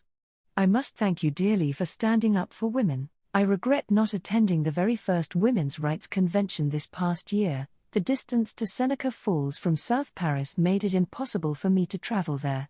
However, I predict that history will look upon the convention as a moment that changed women's rights forever." Lucretia continued, "When you mentioned having a speech to give at a tea party, I should have known you were a woman of merit. May I inquire as to the location of your tea?" Mrs. Stanton replied, "It is to be held at Mr. Hamlin's residence this afternoon at 1 o'clock. This came as yet another surprise to Lucretia. "Well, if you are speaking of Mr. Hannibal Hamlin, our United States Congressman, he is my cousin by marriage, as he is wed to Sally Stoll Hamlin, my father's sister's daughter. Some say my cousin Hannibal will be president some day. And now I have the pleasure of meeting you, Mrs. Stanton. It is a small world, wouldn't you agree?" "It certainly is, and your connection is quite impressive," acknowledged Mrs. Stanton. Lucretia added, "I like to think so. However, I have yet to mention Samuel Freeman Hersey, who seems to own half this town. I am residing at his home during my stay here in Bangor. Are you acquainted with him?" "By reputation, I am certainly familiar with Mr. Hersey," she exclaimed. Lucretia answered back, "Well, Samuel is my brother-in-law. He was the husband of my late sister Eliza Stoll Hersey. He has since married another. Her name is Jane, but we call her Janie, and I love her as if she were of my own blood." Mrs. Stanton replied, "Well, this is quite remarkable. It makes me wonder if my stopping into this shop was the providence of God, for Mr. Hersey is in fact high on my list of individuals I must meet. An endorsement from such a powerful man would be a feather in my cap." Mrs. Stanton took a moment to contemplate, then spoke again. What would you think if yourself and Mr. and Mrs. Hersey hosted a tea party for me this coming Sunday, maybe around 1? And if so, would it be in your purview to assemble a gathering of interested guests to attend? I have handbills you can pass out. All you have to do is fill in the date and location upon it." "Oh yes," Lucretia eagerly returned. "I shall speak with Janie and Samuel at mealtime. I am certain they would be delighted to host a venue for you. And to your next point, I believe we should be able to gather a good number of guests, as many would be regular patrons of this very shop, and I know how to find them as I have each of their addresses. If you would stop by this shop in 2 days' time, or even daily if you wish, we can discuss my progress." As promised, Lucretia skillfully repaired the dress by sewing into the dress 3 appliques of a tall triangular shape, equally spaced around the bottom of the dress. The appliques added much to the beauty of the dress, whereas Mrs. Stanton couldn't get over her delight in the excellent work. Lucretia refused to accept any remittance for her work, exclaiming, "Meeting you, Mrs. Stanton, and considering you to be my friend means far more to me than any payment ever could. If the truth were to be said, it is I who should be offering you some form of recompense." Consequently, to the great satisfaction of both parties, Mrs. Stanton, in her well-repaired dress, was able to make her tea with time remaining. In the ensuing days, Lucretia and Janie worked tirelessly to prepare the Hersey home for the much-anticipated tea party. Lucretia delivered the handbills to the homes of her friends, acquaintances, and clients, a goodly number being very excited at the prospect of attending such a lecture and being in the company of the foremost voice on women's rights, and in the home of Samuel Freeman Hersey. On the day of the tea, the Hersey home was filled with the lively chatter of guests who had gathered in anticipation of Mrs. Stanton's lecture. The atmosphere was electric with excitement as people milled about, exchanging pleasantries and discussing the issues. As the time approached, the guests were ushered into the parlor. Lucretia acted as the hostess, taking a good deal of time articulating her views on women's rights, and received much applause for her artful oration. After her words were delivered, Lucretia introduced Elizabeth Cady Stanton to the assembled crowd of about 30 guests. A long ovation was rendered as she took her place at the front of the room, her commanding presence captivating the audience. She began by complimenting Lucretia on her inspiring words and how Lucretia should contemplate expanding her career into the realm of women's rights and lecturing. Mrs. Stanton then turned and addressed the audience on the issues of women's rights and spoke of the need for temperance in regards to drinking, and also took much time to describe the tragedy of slavery and the need to abolish it once and for all. Her words resonated with the audience, who listened intently, nodding in agreement and occasionally exchanging whispers that echoed her views. Throughout her lecture, Mrs. Stanton wove in anecdotes from her own experiences, highlighting the struggles she had faced in her efforts to fight for social reform. Her passion was infectious, and it was clear that she had made a profound impact on those who had packed themselves into the room. When she concluded her speech, the room erupted into energetic applause. Mrs. Stanton graciously thanked her hosts, Lucretia, Janie, and Samuel, for organizing the event and providing her with such a fine venue and warm welcome. Janie then stepped up to invite her guests to partake in refreshments and encouraged them to continue their conversations within the home or out in the garden. Many sought out Mrs. Stanton, eager to engage her in further discussions and to express their admiration for her work. It did not go without notice that Samuel Freeman Hersey was also there to lend his support for the event. He too, within the gathering, voiced his support for women's rights, the abolishment of slavery, and the temperance movement. As the event drew to a close, Lucretia, Janie, and Samuel exchanged smiles, all feeling a sense of satisfaction at having hosted such a successful gathering.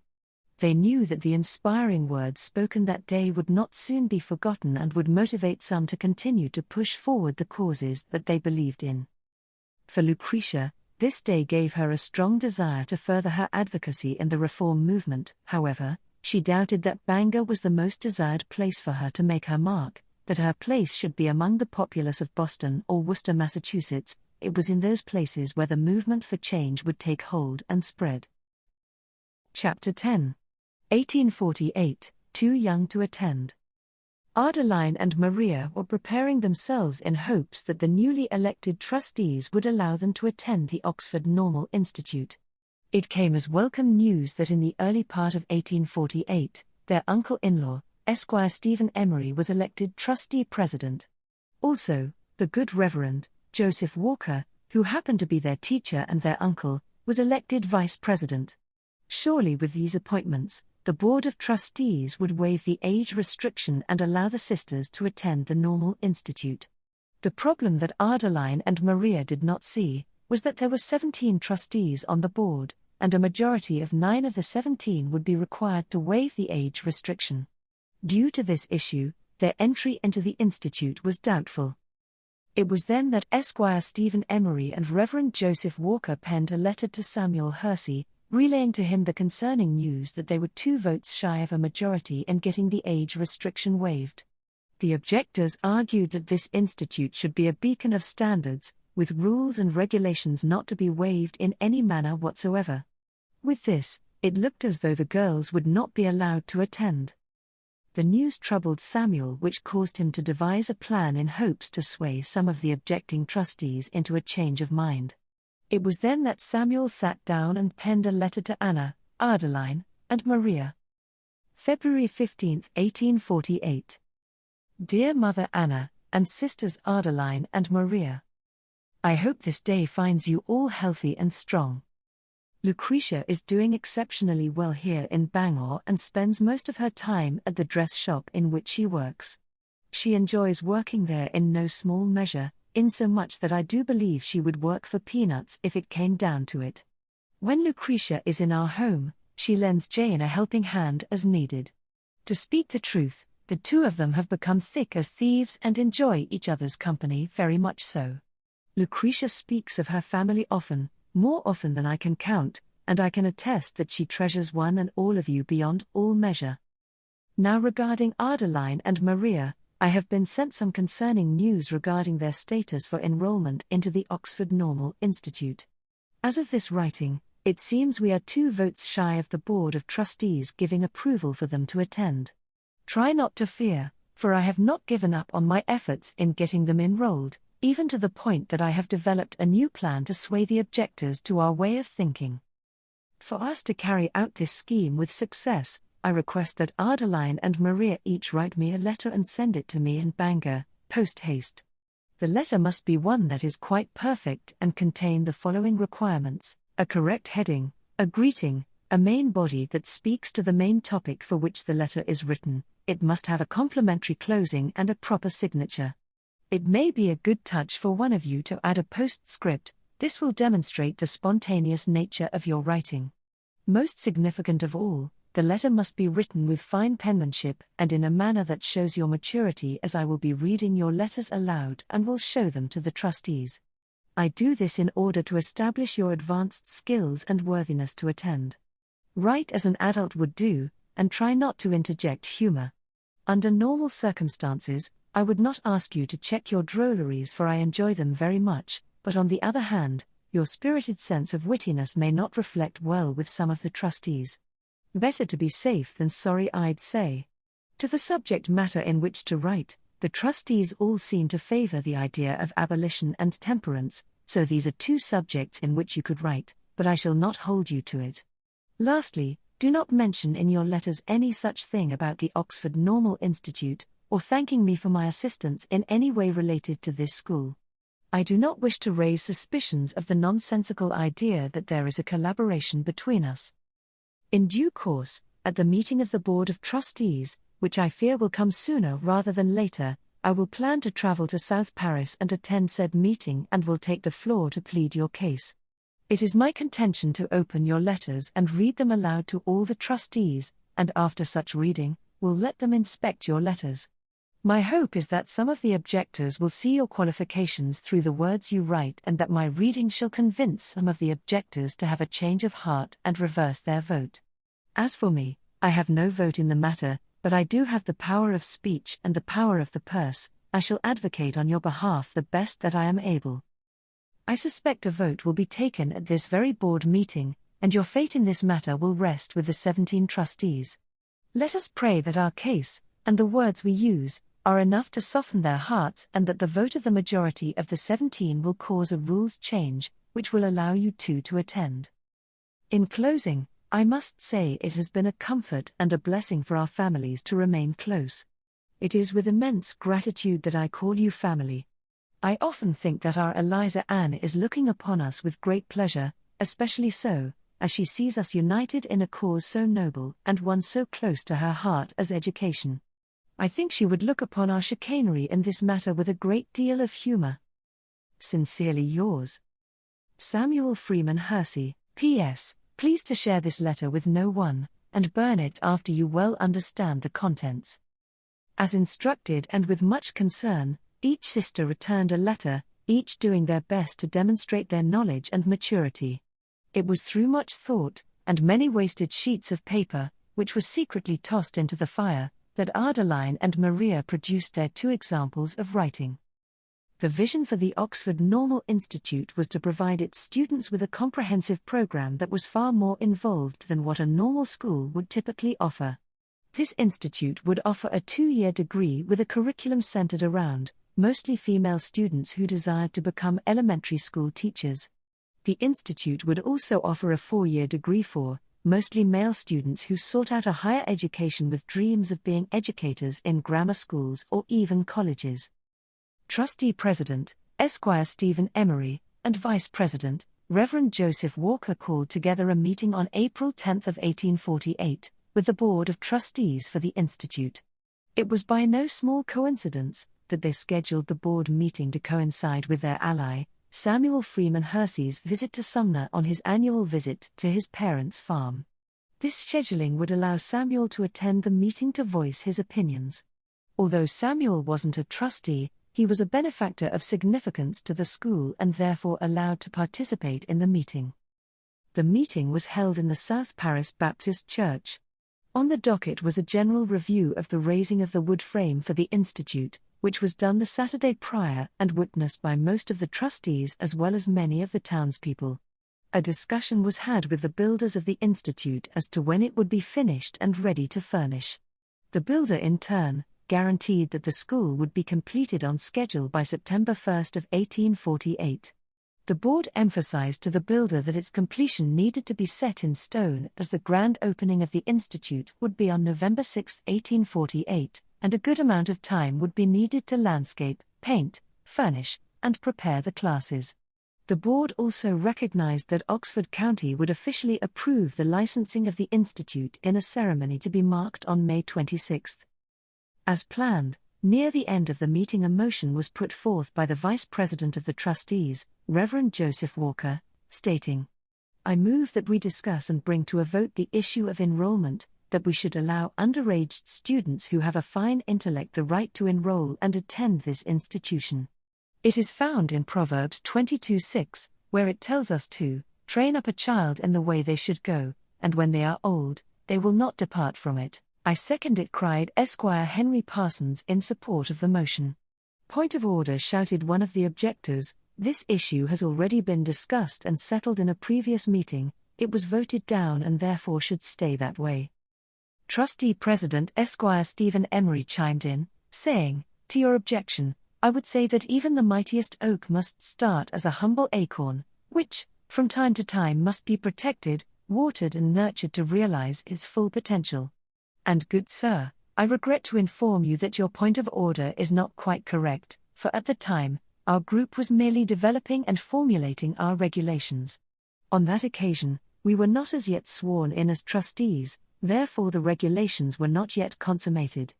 With that said, I shall allow for a discussion to commence with a vote to follow."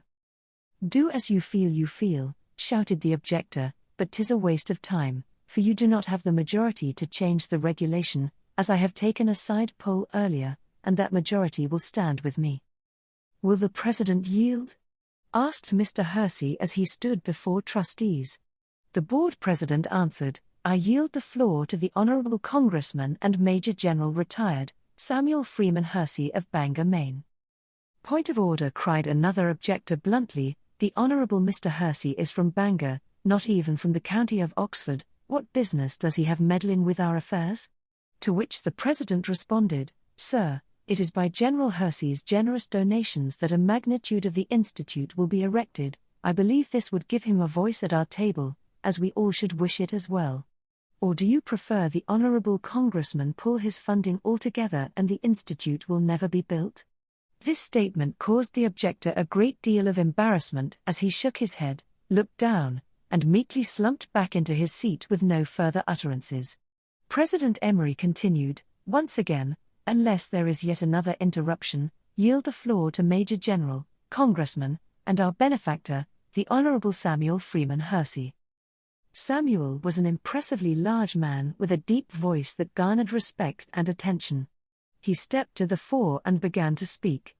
"Thank you, Honoured President Stephen Emery, as well as you, good Reverend Joseph Walker.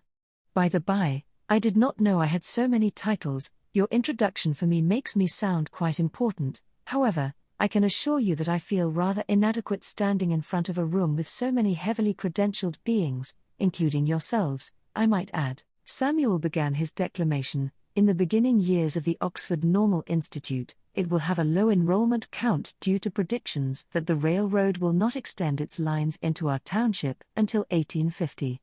And as we know, we will rely on this railroad to shuttle numerous students into South Paris from faraway places, with plans for students to attend the Oxford Normal Institute. Firstly, because of the delay in extending the railroad lines into South Paris, the enrollment at the institute will be lower than its capacity. Secondly, for many, this will be a 4-year school, in which most new students will arrive as freshmen, and there will be far fewer who are sophomores, juniors, or seniors. It will take 3 more years before we have classes filled to capacity. Therefore, a school that will hold 300 students should not look half empty and failing. I find it imperative to do as much as we can to fill the seats with worthy students from nearby areas. Even if it means accepting students of a younger age, should they be worthy. The obstacle we must overcome is a regulation that was written into the Institute's rules by unofficial means. As the rule reads currently, it purports that students must be of 17 years of age or older to attend. This regulation gives no thought to the possibility of accepting those who are younger, yet more qualified, intelligent, and mature than that of an average 17-year-old. It would be a shame to lose such a person, or even a child prodigy such as Mozart or Gauss, to another, less restrictive institution, would it not? To this point, I hold in my hand Exhibits 1 and 2. These 2 letters have been written to me by Adeline Stoll and her younger sister Maria. Though these 2 may not be child prodigies as Mozart or Gauss were, I find they are certainly worthy of attending the Oxford Normal Institute. To this point, I beg the opportunity to read their letters aloud, after which I would challenge anyone here to make a distinction between their letters and the average 4-year student attending the highest of universities, by alma mater of the Hebron Academy excluded of course. As I read these letters, it would be good for us to remember that much of their learning should be credited to the trustees' vice president, Reverend Joseph Walker, who sits before us here and who taught Adeline and Maria in the one-room schoolhouse located at the junction of Oxford and Robinson's Road. The first letter reads: February 26, 1848.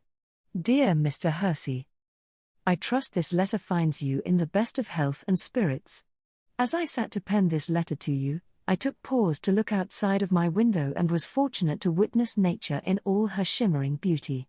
To this sight, I could not help myself but write a poem about what I viewed, to which I have transcribed this poem to you for your evaluation.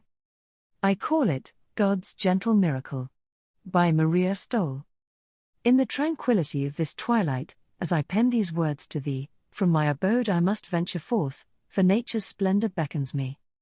Against the expanse of darkened sky, a flake of snow doth catch my eye, wafting to and fro with delicate grace, held captive to its trance embrace.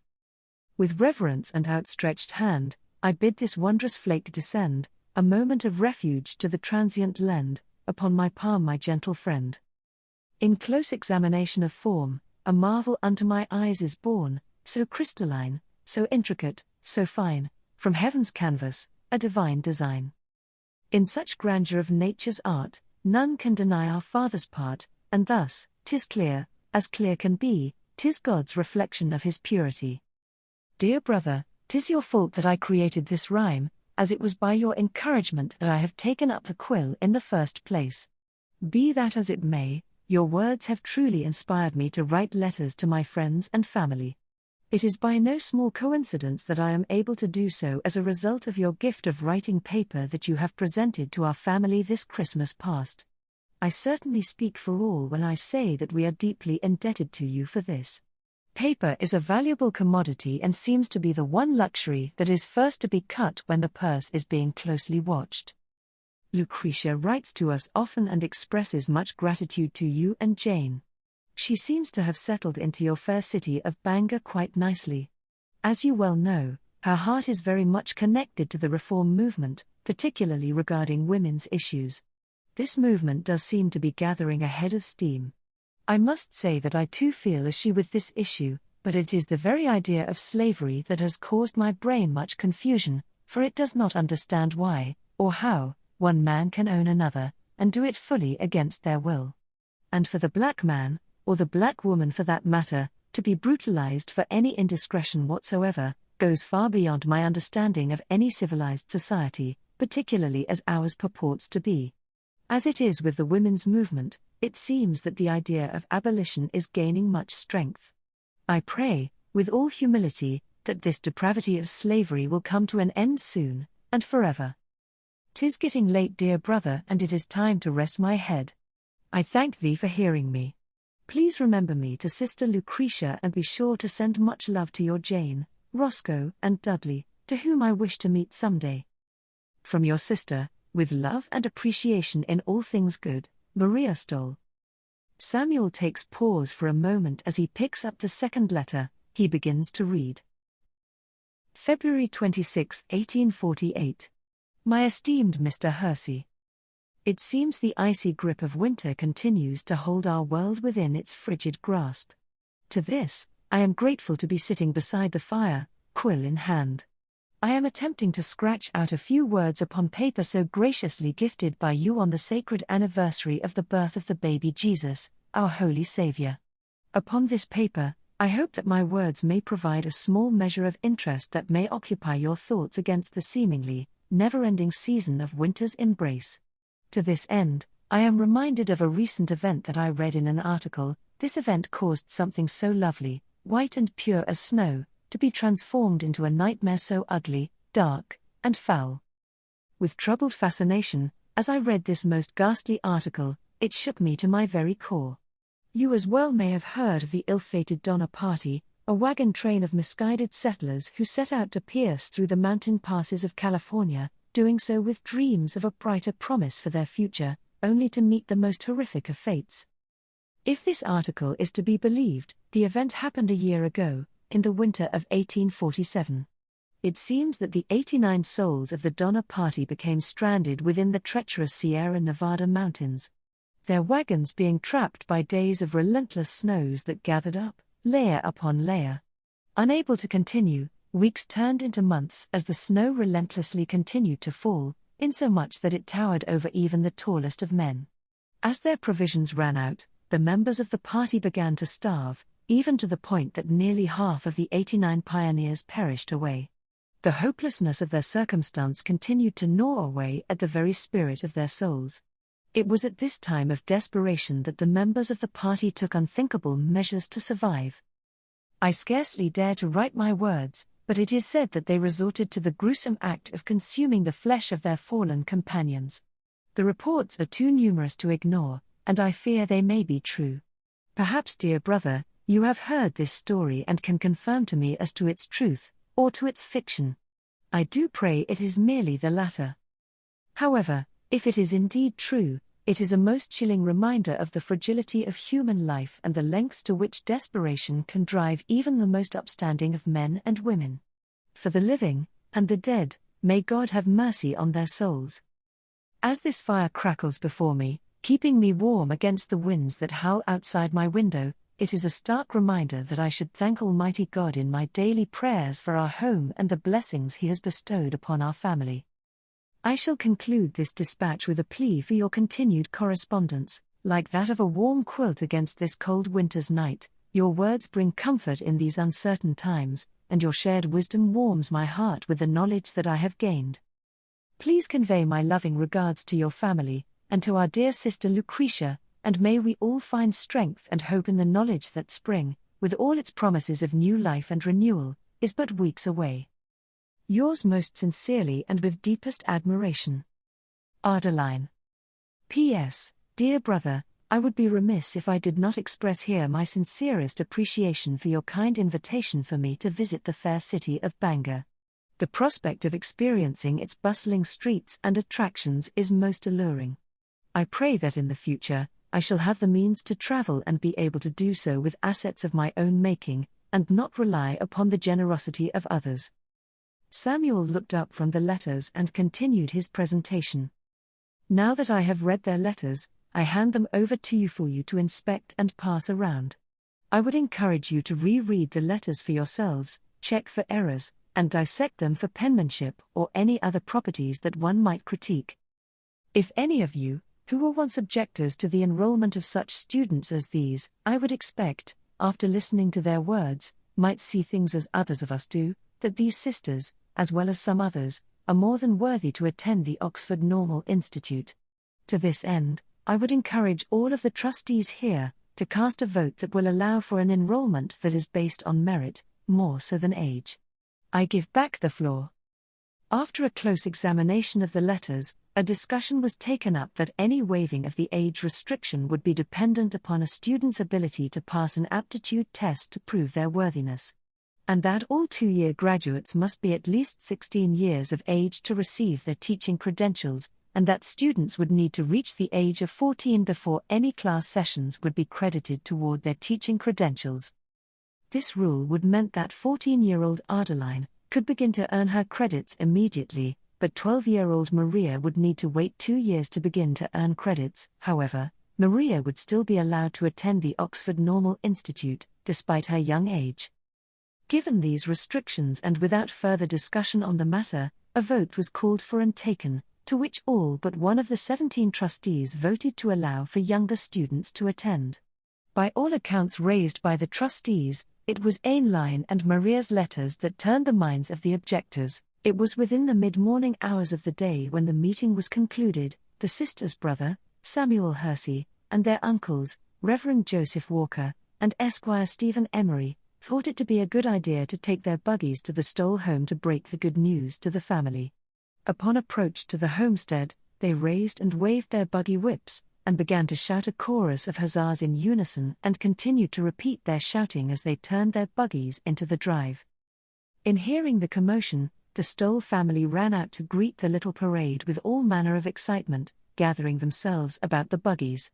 With enthusiasm, their uncle, the Reverend Joseph Walker, who was previously appointed to break the good news, carefully stood up in his buggy, as if he were standing at his pulpit, and shouted with much joy, "It is my great pleasure to announce that the age restriction has been waived. Both Adeline and Maria Stowell will be able to attend the Oxford Normal Institute."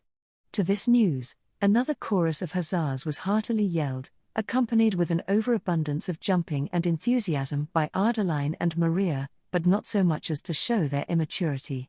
Once the excitement had settled and the details of the Board of Trustees meeting were replayed, Adeline and Maria spent much time speaking to their brother-in-law, S.F., their uncle-in-law Esquire Stephen Emery, and their other uncle-in-law, Reverend Joseph Walker, thanking them to a tremendous degree for their efforts and endorsements.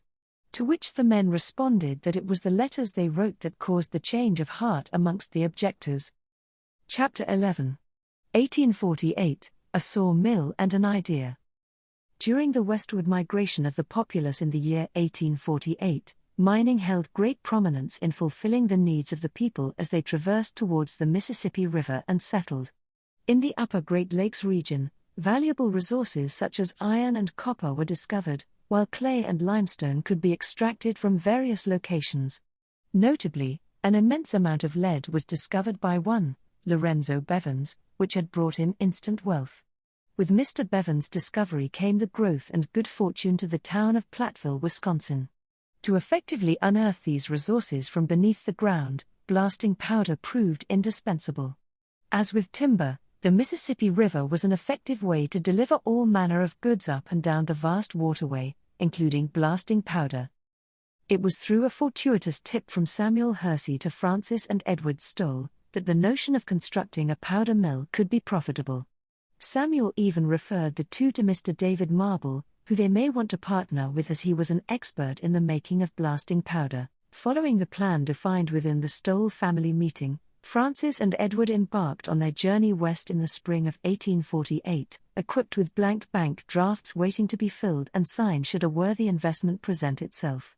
It was agreed upon with Mother Anna, the family matriarch, that when such a venture was undertaken, cabins were to be built, whereby other members of the Stowell family would have a place to live when they joined up with them in the West. To reach their destination of Platteville, Wisconsin, it would take almost 2 weeks of travel. The duo first boarded the train at Mechanics Falls, the expanding railroad now just a mere 12 miles south of South Paris. From there they would travel east to Portland, south to Boston, then westward to the end of the rail line at Buffalo, New York. From Buffalo, they would board a paddle-wheeled steamer ship on Lake Erie and steam their way southwest to Cleveland, Ohio, where they would then travel by the stagecoach, heading west to Chicago, Illinois. From Chicago, they would continue west traveling through Rockford to Galena, Illinois, then north for 25 miles to their final destination of Platteville. As previously arranged, it was here that Francis and Edward met up with David Marble, their would-be partner, should an investment be found. Through a week of futile efforts, the men finally surveyed an area west of Platteville. The three happened upon a sawmill owned by a certain Mr. Griffith. Meandering through Mr. Griffith's 175 acres of forested land was the little Platte River that flowed gently along. Griffith had manipulated the river upstream by building a dam, thereby raising the water level and being able to regulate the water output. This enabled a portion of the river to be diverted and channeled to the top of the sawmill's water wheel, thus driving the rotation of the wheel and its center axle. Utilizing the axle's attached pitman arm, it converted the axle's circular rotation into vertical movement and the up and down motion of the saw blade. Additionally, gears linked to this motion also facilitated the slow ratcheting of a sled that carried the log steadily forward and through the saw blade. In addition, logs that were floated down the river could be tethered with ropes and wrenched out of the water into the sawmill house. This spooling up of the rope being accomplished through various gearing and the connections to the water wheel's center axle.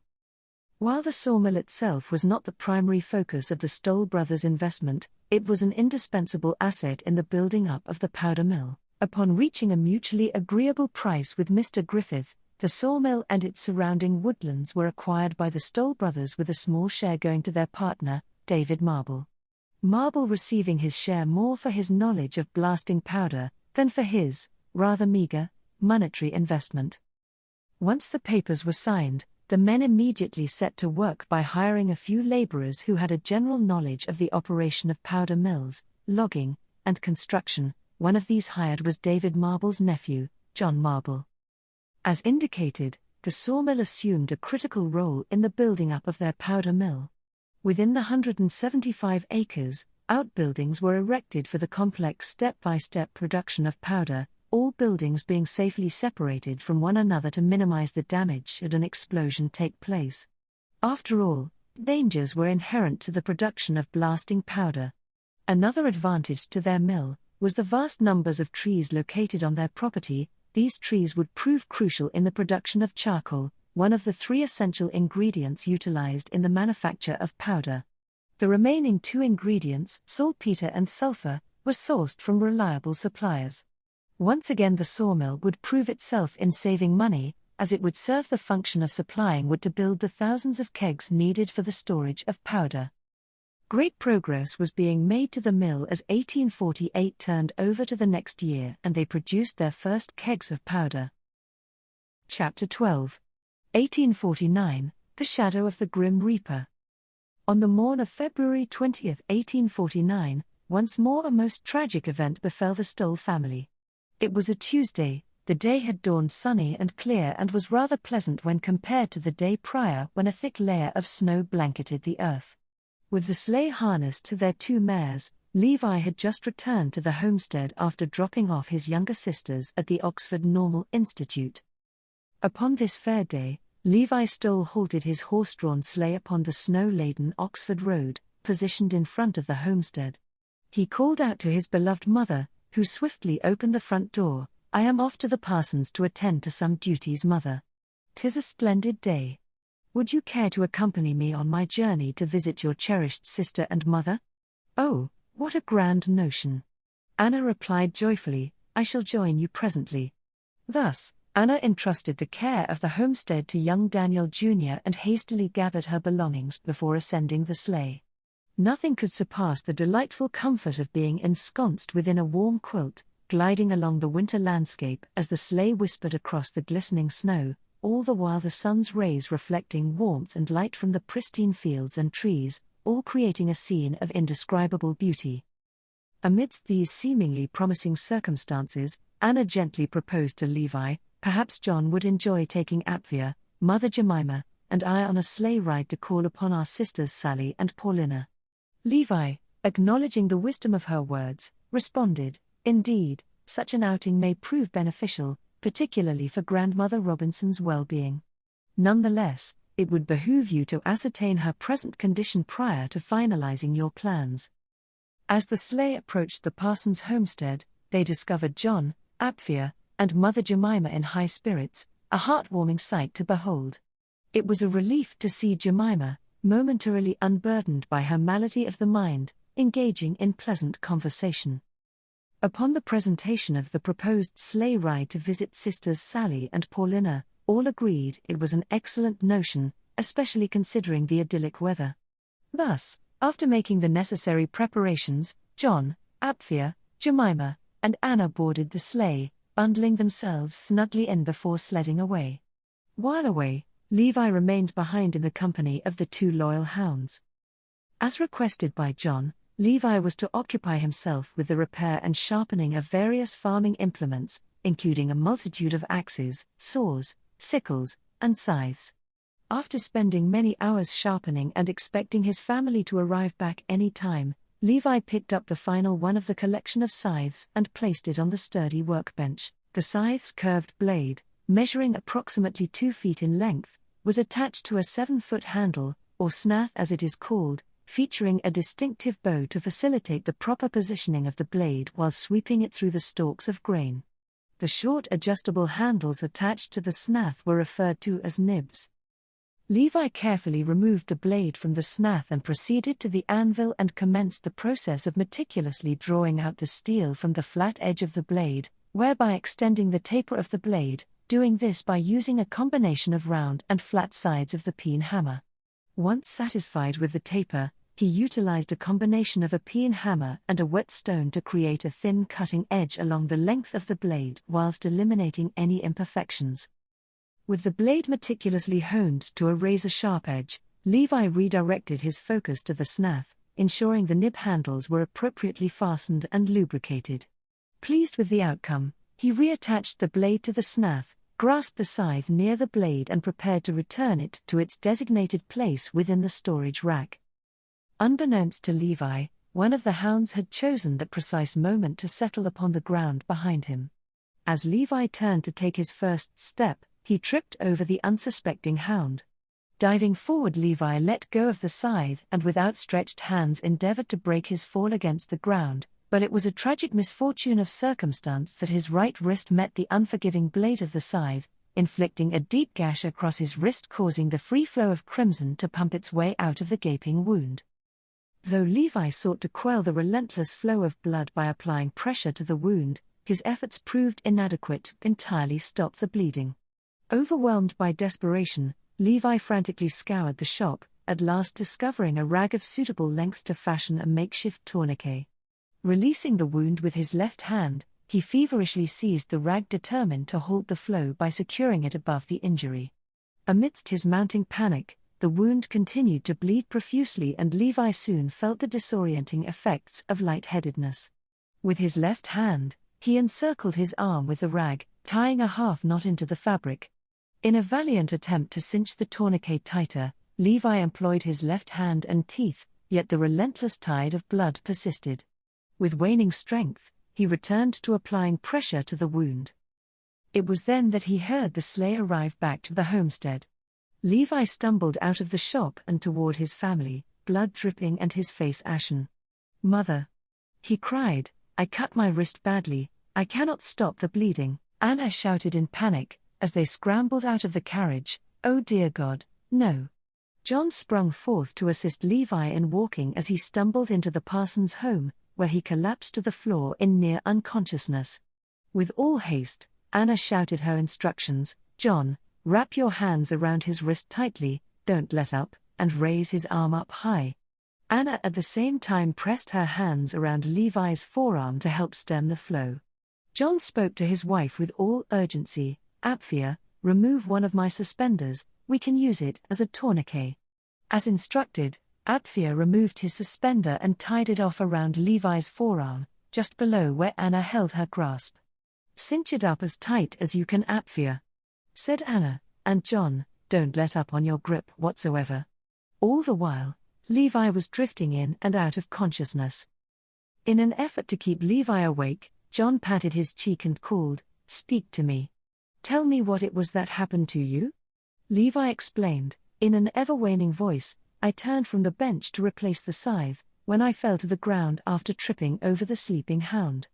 Levi barely able to finish his words as he slipped again into unconsciousness. Anna wrapped her arms around her son and pressed her ear to his chest. Carefully Anna listened for quite some time as the rapid, yet fainting pulse of his heart disappeared to nothing at all. As her boy laid silent and still, tears began to drip from Anna's eyes onto his chest and she began to tremble against the sad reality of the moment. Mother Jemima walked over, reached down and gently laid her hand on Anna's shoulder, and softly spoke with clarity of thought, "Anna, my dear, I am indeed sorry. 'Tis unfair for one seed to pass before the mother." To her mother's thoughts, Anna reached up and patted her mother's hand, saying, "Thank you, dear mother, no wiser words have never been spoken. Indeed, one seed should never die before their mother." Hence it happened again, death visited the Stoll family. On this day of February 20, 1849, a scythe was snatched away from the innocent, only to be wielded by the crooked hands of the grim reaper himself. The final grains of his Levi's life had passed through the hourglass of mortality. As word spread, the fog of grief enveloped family and friends, and they mourned deeply for a good man. Though the reaper's shadow may have darkened Levi's mortal days, the shining beacon of his memory illuminated within the hearts of his kin, and would do so long after the dark vision of his tragedy faded into the mists of time. Following a heartfelt memorial service, Levi's casket carrying his remains was placed inside the crypt, aside his father Deacon Daniel Stoll and his sister Jane. Levi's name was also cut into the tablet that rested atop the four pillars, the mound, and the crypt. Anna would remember well, and forever, her mother Jemima's words, that it was unfair for one seed to pass before the mother. Of the 11 children born of Anna, there were now 7. Chapter 13. 1849, Blasting Powder. Upon the purchase of the sawmill and its lands, it boasted but a single cabin for living which was of modest size. A priority was to add onto it to make it large enough to house those family members who would be arriving from South Paris. To have a sawmill on hand made the task of adding onto the cabin all the easier. Brother-in-law, John Hyde. John and sister Sarah Ann arrived in Platteville in June of 1849. This move was taken after welcoming their 4th child into the fold in South Paris in March. The newborn was given the name of Francis in honor of Sarah's oldest brother, the baby affectionately called Frank. The Hyde family now numbering 6. When in South Paris, John diligently worked hard to build a home and improve the undeveloped lands into a viable farm. In doing so, John expected that the house he built and the land, which was owned by his father, would be deeded to him. This turned out not to be the case, as John's family, wishing him to return to Portland and work at his father's bookstore, thought it best to deny John the idea of selling the farm and splitting the profits. To the disappointment of the Hyde family in Portland, John still refused to return to Portland. John's desire was to pursue his own dreams, and he was convinced those dreams lay to the west. The outcome of the farm not being sold caused John to be as poor as a church mouse, thus relying upon Anna to loan him the funds to make the journey west. Anna was more than happy to do so, as she wished for her daughter Sarah, as well as the entire Stoll family, to eventually reunite in the west. As for the Hyde farm in South Paris, sadly it remained unsold, fell into disrepair, and was quickly reclaimed by Mother Earth. As previously arranged, John would work for a wage at the powder mill in Platteville. The bookseller's son would fit nicely within the upstart mill, as he was well learned when it came to such things as bookkeeping and accounting. To this end, John was hired to keep the mill records. He would record all income and expenses, keep track of employees' hours, distribute wages, and make sure the mill was in compliance with taxes and laws. He would make available the necessary paperwork to settle taxes as required and prepare finance reports as to the health of the company. In what little spare time he had, John became familiar with the workings of the sawmill and used it to help build a cabin. To this cause, it was a blessing to have a sawmill with racks filled with lumber. It would be a mistake to think the mill had an endless supply of lumber that could be sold off as another way to fill the company coffers with cash. The lumber was primarily needed for their own business, to feed the furnaces and create the charcoal necessary in the process of making blasting powder. The major problem for the Stoll brothers is that they lacked all the resources to purchase the mighty hydrostatic press needed to compress the powder into cake for blasting powder. Because of their lack of funds, the Stole men decided to produce shooting powder instead, as shooting powder did not require the powder to be compressed into cake form. A keg of shooting powder, or firing powder, as it was also called, goes a long way, as only a little is needed to fire a musket ball, compared to that of blasting powder, where many kegs might be used for just a single firing. In 1849, while working to obtain a press they could afford, the Stole Company only produced shooting powder, of which they turned out hundreds of kegs, but their profits were slim due to lack of volume sold. As fate would have it, Samuel Freeman Hersey found himself in the area during his frequent sojourns to the West to check on his lumber investments in Minnesota and Wisconsin. Out of curiosity, he stopped in to check on his brothers-in-law. While touring their facility, Samuel determined that they had done a remarkable job building up the mill and that the mill had fine possibilities. But to be profitable, the mill desperately needed an expensive hydrostatic press for the production of blasting powder cake. In not wishing to see them fail, and with all manner of appreciation from Francis and Edward, Samuel helped them secure a bank loan to purchase the press. Though 1849 saw a loss due to a lack of sales of the shooting powder, 1850 showed an improvement, and from there it was full speed ahead for the fledgling company. To show his appreciation for the securing of a loan, Francis in later years honored him by naming one of his sons, Samuel Freeman. Chapter 14. 1849, Lucretia, Boys Skipping Stones. In South Paris, Adeline and Maria continued to attend the Oxford Normal Academy in South Paris and were doing quite well.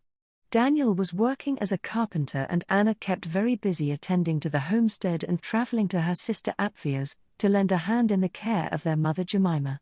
Eventually, when Francis and Edward were ready to receive them, the remaining Stoles would begin to head west, to Platteville. In Bangor, Lucretia continued her employment at the dress shop. Her chosen attendance was at the Universalist Church, as it was the chosen denomination of the Hersey family. Her choice of the Universalist Church was also influenced by the Church's favorable stance on the Reform movement. Sundays were a source of joy for Lucretia, as they afforded her the opportunity to engage in one of her most cherished pastimes, socializing. Such interactions were fostered through a variety of activities, including Bible study, choir, and gatherings centered around community meals, whether within the church house or at outdoor picnics. These occasions frequently served as forums for discussions in all good.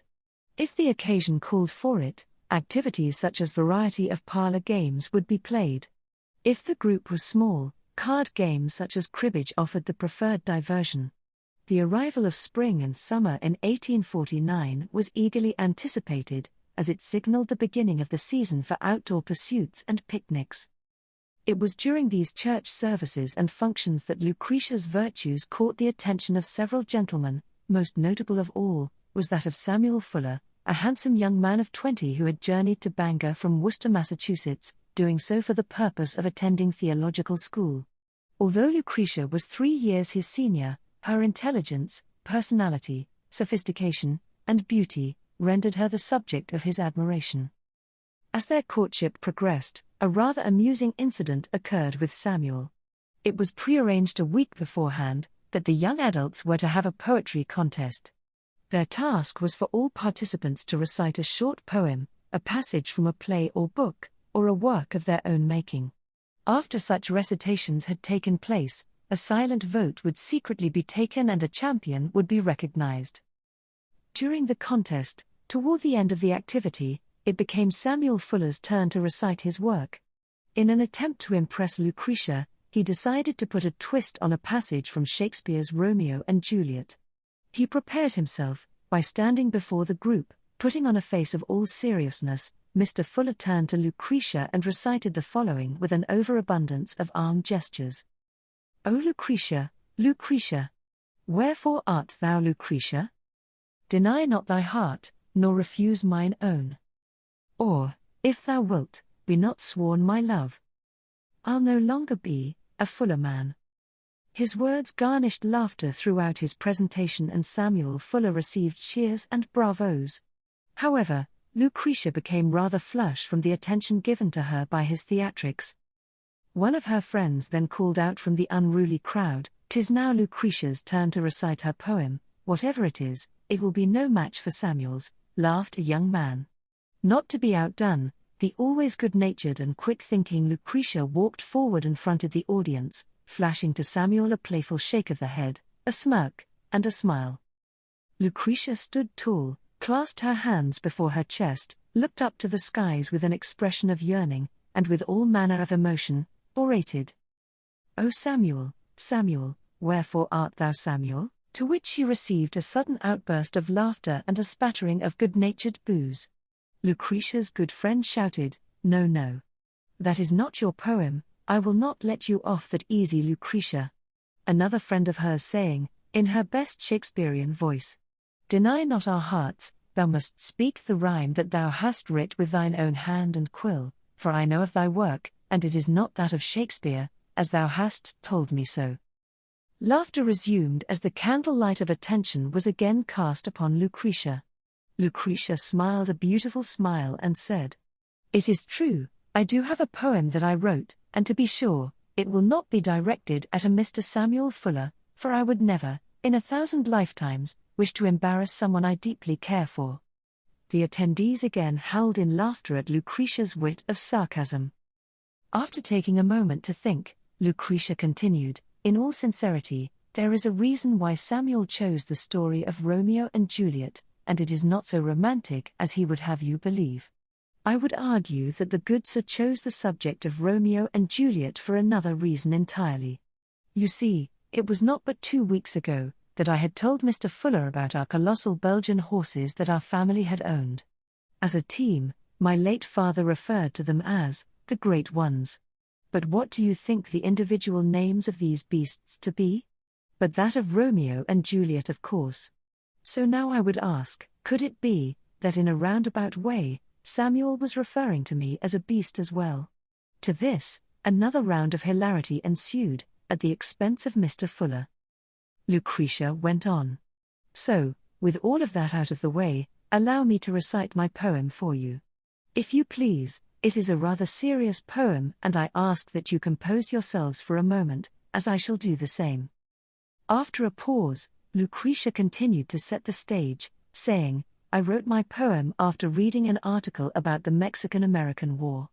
The article told the story of a brave nurse and hero, by the name of Juana Wrightington, who, after the Battle of San Pascual, not even 3 years ago, in 1846, walked onto the battlefield among the dead and wounded in search of those she might be able to save.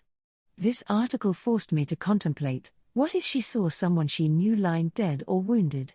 It is to this thought that I wrote the following short poem. I call my poem, Boys Skipping Stones. By Lucretia Houghton Stoll. Near the water, so still and grand, a boy I saw, with stone in hand. He skipped it there, upon the pond. But turned I did, and I was gone. Amidst the fray, of war and strife. Battlefield nurse, became my life. Searching for souls, not passed away. Came to a boy, with wounds this day, his face I knew, though never I met, boy skipping stones, of my greatest regret. A smile he gave, recalling my sight, a kiss from me, to end his plight.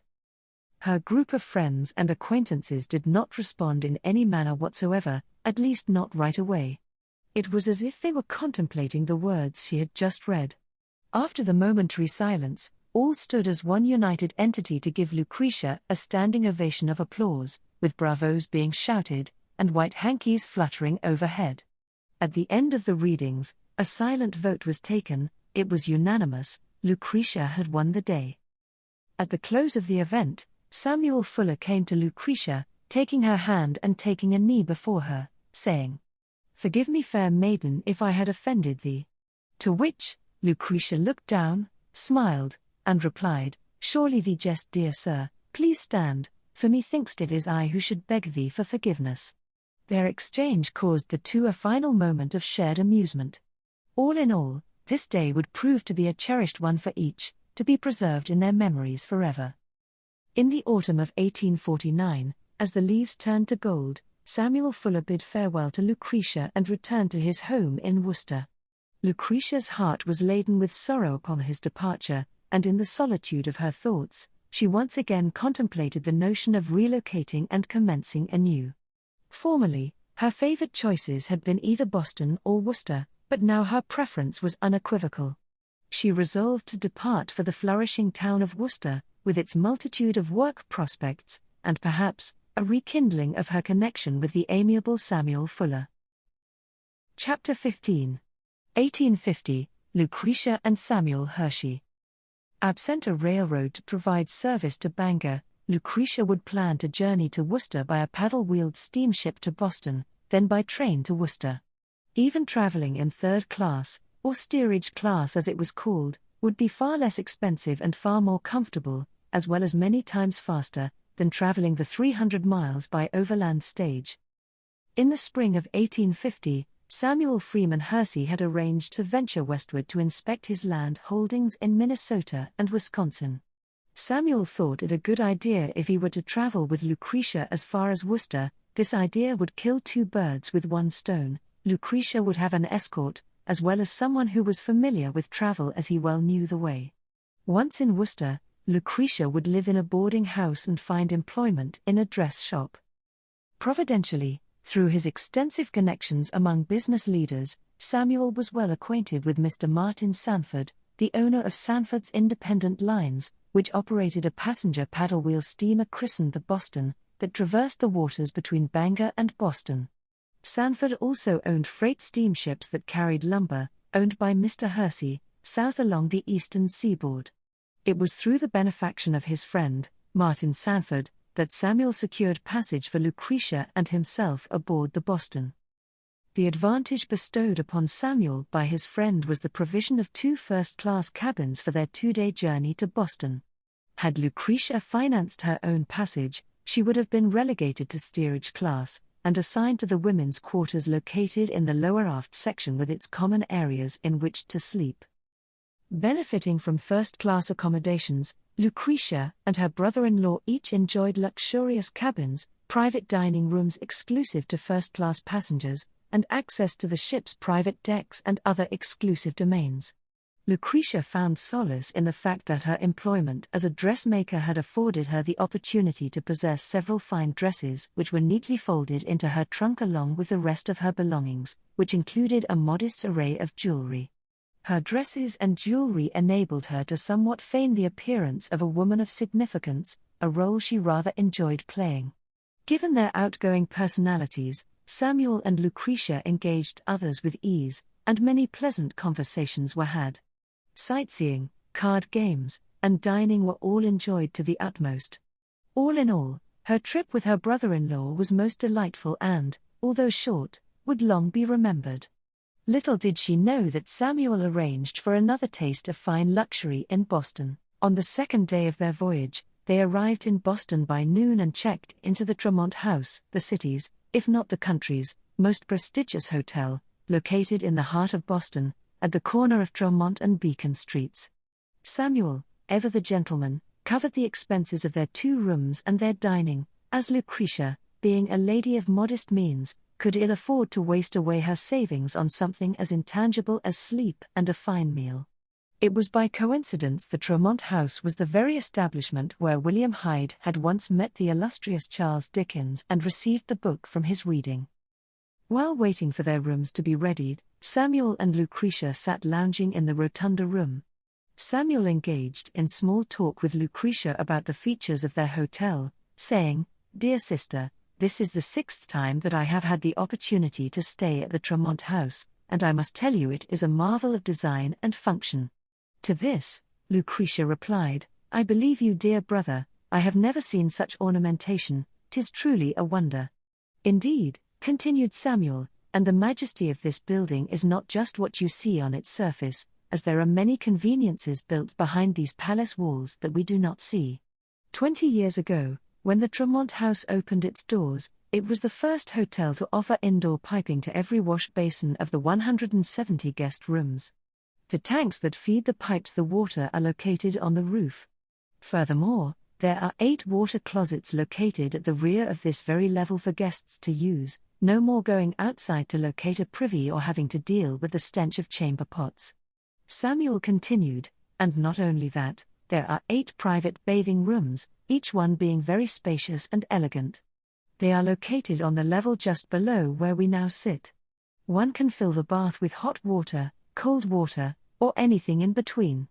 As for me, I believe I might choose something between scalding and boiling, as I have never had a bath where the water seemed to be hot enough. Samuel laughed as he made his comment. Lucretia also laughed, but her face seemed to blush a bit from the very idea of using such a thing as a bathing room. Samuel spoke again, saying, "So, to my greater point, my sister, I am running a tab against our 2 rooms while we are here, so feel free to indulge yourself, for this may be the last chance you will be able to pamper yourself for some time to come." To which Lucretia responded, "That is so kind of you, Samuel. I am tempted to take you up on your offer, as the smokestack on our ship seemed determined to land its oil and soot upon my person no matter where I wandered." Samuel laughed and responded, "Good for you, dear sister. I see that dinner will be served at 4 hours from now. Let us plan on meeting in the parlor room at 4:30. I would think that it gives us time enough to wash and prepare ourselves." "Yes, that sounds like a perfect plan. I think I shall wear my prettiest dress and my finest, yet rather ordinary, jewelry." The rotunda attendant stepped forward to greet Samuel and Lucretia. With a polite bow, he declared, "Good day to you both. Your chambers have been meticulously prepared, and your belongings have been thoughtfully arranged within. Madam Stowell, may I introduce Miss Charlotte, our ladies' attendant, who shall guide you to your own suite in the ladies' section. And sir, if you would kindly follow me, I shall direct you to your suite as well." Lucretia nodded in agreement and proceeded in a separate direction from Samuel. As they traversed the lavish corridors of the Tremont Hotel, Charlotte addressed Lucretia with a warm smile. "Madam, have you had the opportunity to visit our establishment prior?" Lucretia returned the smile and replied, "No, this is my first time at the Tremont, Madam Stowell. I have a secret to share with you. I have taken the liberty to reserve one of our bathing rooms for you. If you choose, it is available as we speak. I would be remiss if I did not wholeheartedly recommend this to you, as the bathing rooms are large and exquisite, and the rainwater is heated to the extreme, whereby it can be mixed with the cold to provide you with any temperature you desire. So, dear madam, do you believe this is something you would like to try? You must say yes, as you will never regret it." "To be sure, my answer must be yes," Lucretia replied with a laugh. "I would be remiss to find myself in a state of eternal regret for not doing so. My dear brother-in-law has advised me to indulge myself during my stay, and I am resolved to do precisely that." Charlotte smiled and nodded while proceeding to guide Lucretia into her guest suite, her excitement palpable. "You shan't be disappointed, I assure you. However, we must hasten ourselves, as your reservation for the bath is imminent. Please select for me your dress, undergarments, and any other items you desire, and do remember your brushes. If you wish, I would be honored to act as your personal attendant throughout, ensuring your experience is nothing short of perfection. Worry not about privacy, as there are partitions that provide separation. I can be there to dry your hair, apply an oil treatment, comb it out, and, if you like, braid it into an elegant style. And you must try our perfume choices, some of which are so perfect that they are guaranteed to attract the most handsome suitors." "So, does Madam wish for me to be your attendant?" Lucretia replied, "Yes, I believe I would enjoy your company and assistance very much. The entire experience sounds rather grand." Samuel Hersey had arrived early at the parlor room and immediately engaged in conversation with various notables of who he was familiar with, and also those he was not so familiar with. The parlor buzzed with the lively chatter of patrons, but a sudden chill descended upon the room as Hersey's discerning gaze landed upon the elderly figure of a man. He was told it was none other than that of Daniel Webster. He was sitting by himself in the corner of the parlor with no one to talk to but himself. The senator and lawyer, once respected, now turned to be an infamous advocate for a compromise that would continue to allow slavery in the southern states to continue, even so much that his compromise proposal would strengthen the abhorrent Fugitive Slave Act. that escaped slaves must be returned to their owners, and for those who harbored such slaves, stiff penalties could be levied. Hersey, his chest swelling with righteous indignation, knew that he could not let such an opportunity pass. He approached Webster, his eyes wide open with the truth behind his abolitionist convictions, and addressed him with a voice as sharp as a whip. "Mr. Webster, if you do not know it already, my name is Samuel Freeman Hersey. Most would say that I am a man who is amicable and understanding of others.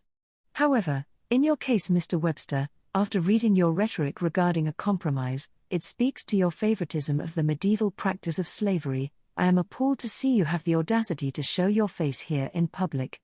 I would have thought that a man of your ilk should be hiding away in a dank corner of a basement, or perhaps purchasing a cotton farm in Georgia where you could surround yourself with those who share your shameful views. And while you are on your way to Georgia, take that partner of yours, Henry Clay, with you." Samuel continued to berate Webster, continuing to voice his views in the harshest of tones. "How dare you sit there unashamed, in the very heart of a city that prides itself in its fight for freedom and oppression, and the pursuit of liberty and justice for all?" Webster, taken aback by the venom in Hersey's words, attempted to muster a response.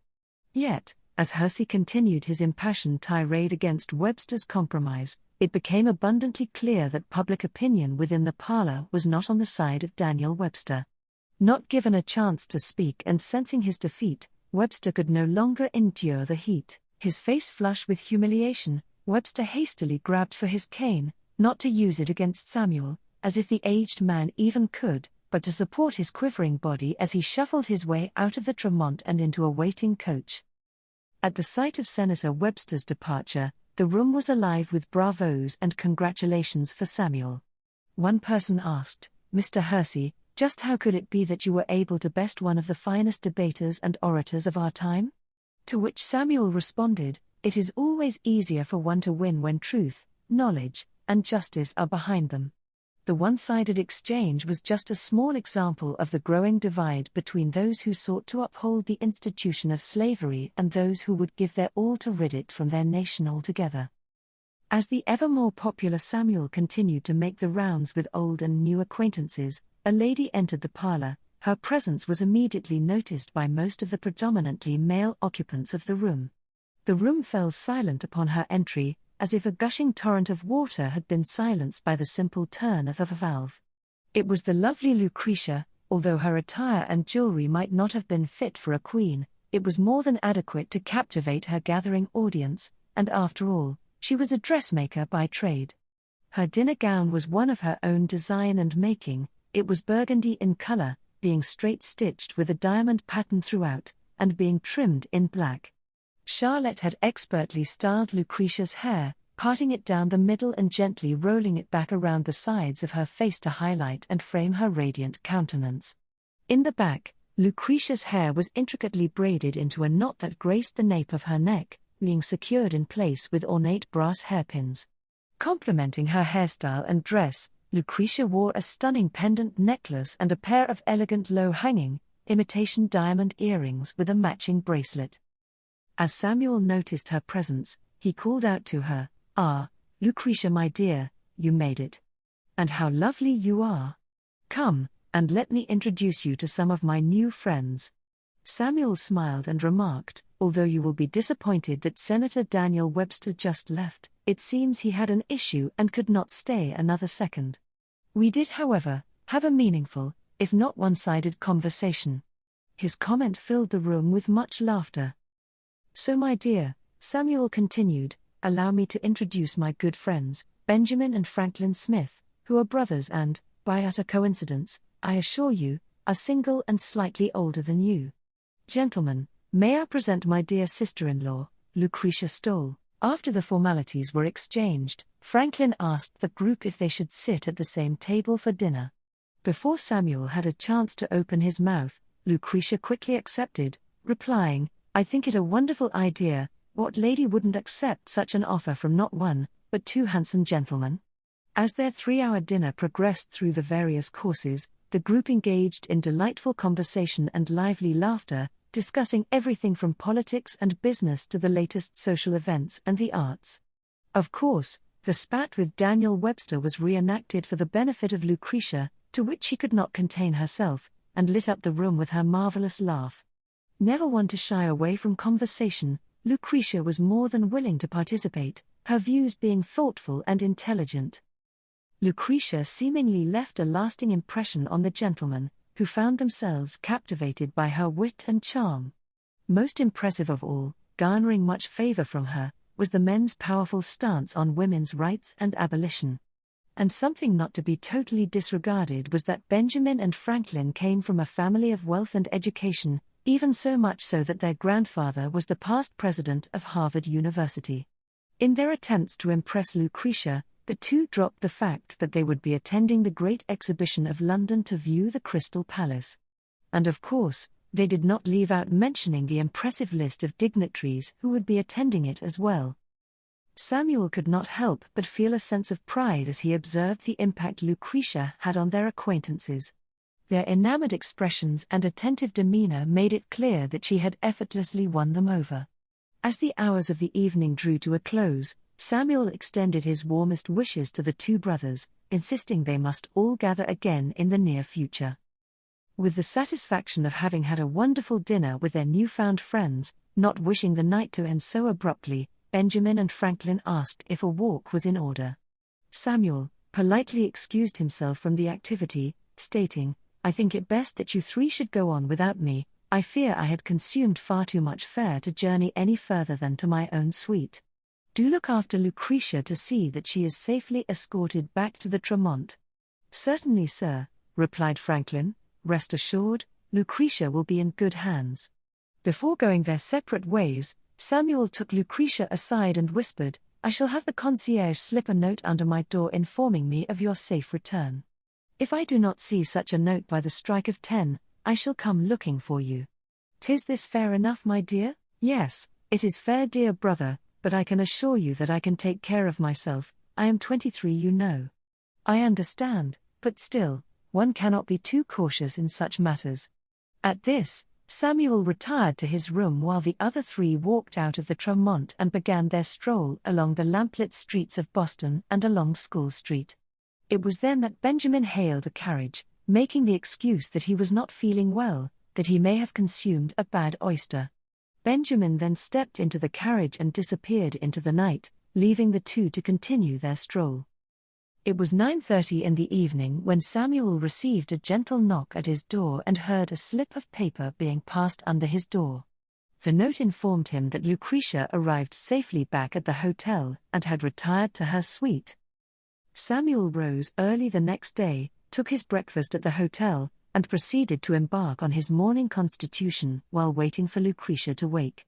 Upon his return, Samuel asked the front desk to check on Lucretia, to let her know that it was time for her to wake and that he was waiting for her in the rotunda.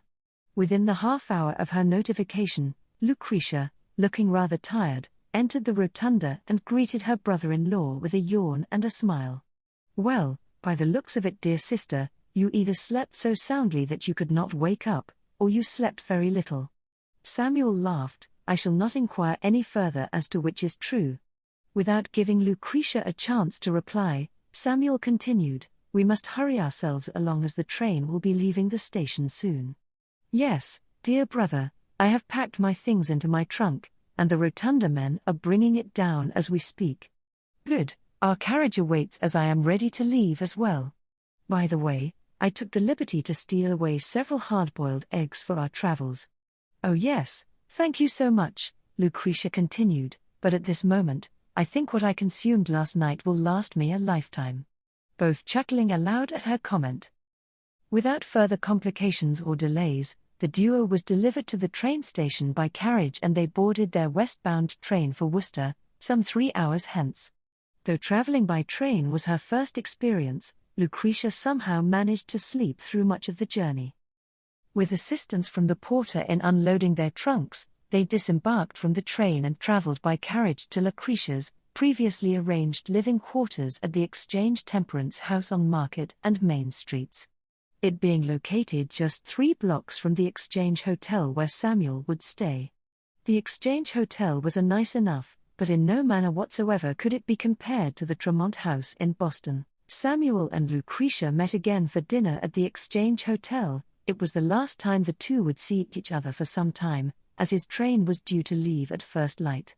However, if afforded the opportunity, Samuel mentioned that he would make an effort to stop in Worcester on his return trip from Minnesota. Over dinner they shared the retelling of their adventures of the last few days, bringing up fond memories and the many moments of the laughter they shared. After dinner, Samuel walked Lucretia to her boarding house and they exchanged a heartwarming farewell, with Lucretia thanking Samuel many times over for his help and friendship. The emotion caused Lucretia to lift her handkerchief to her face to dab away the many tears falling upon her cheeks. Chapter 16. 1850, Blown to Atoms.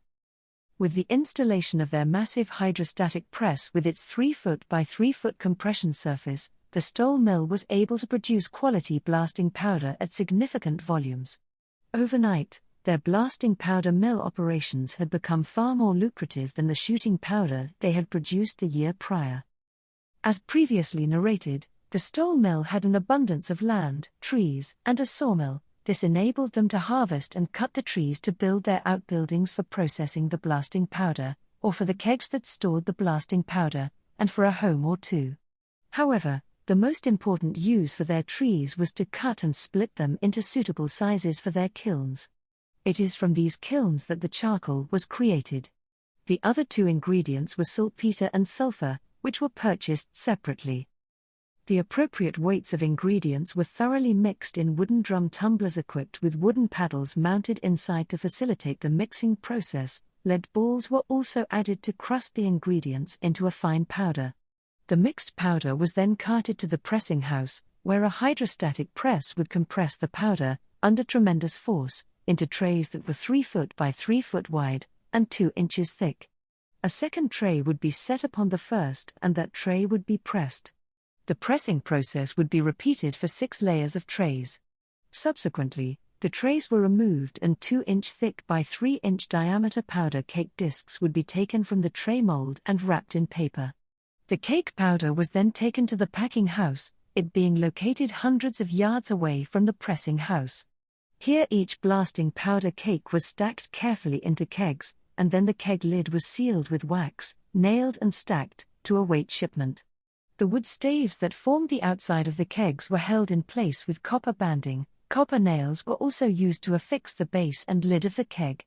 Wax had been used to seal the sides of the tongue and groove staves, and also around the base and lid. This was done to form a seal to keep the powder in, and the moisture out.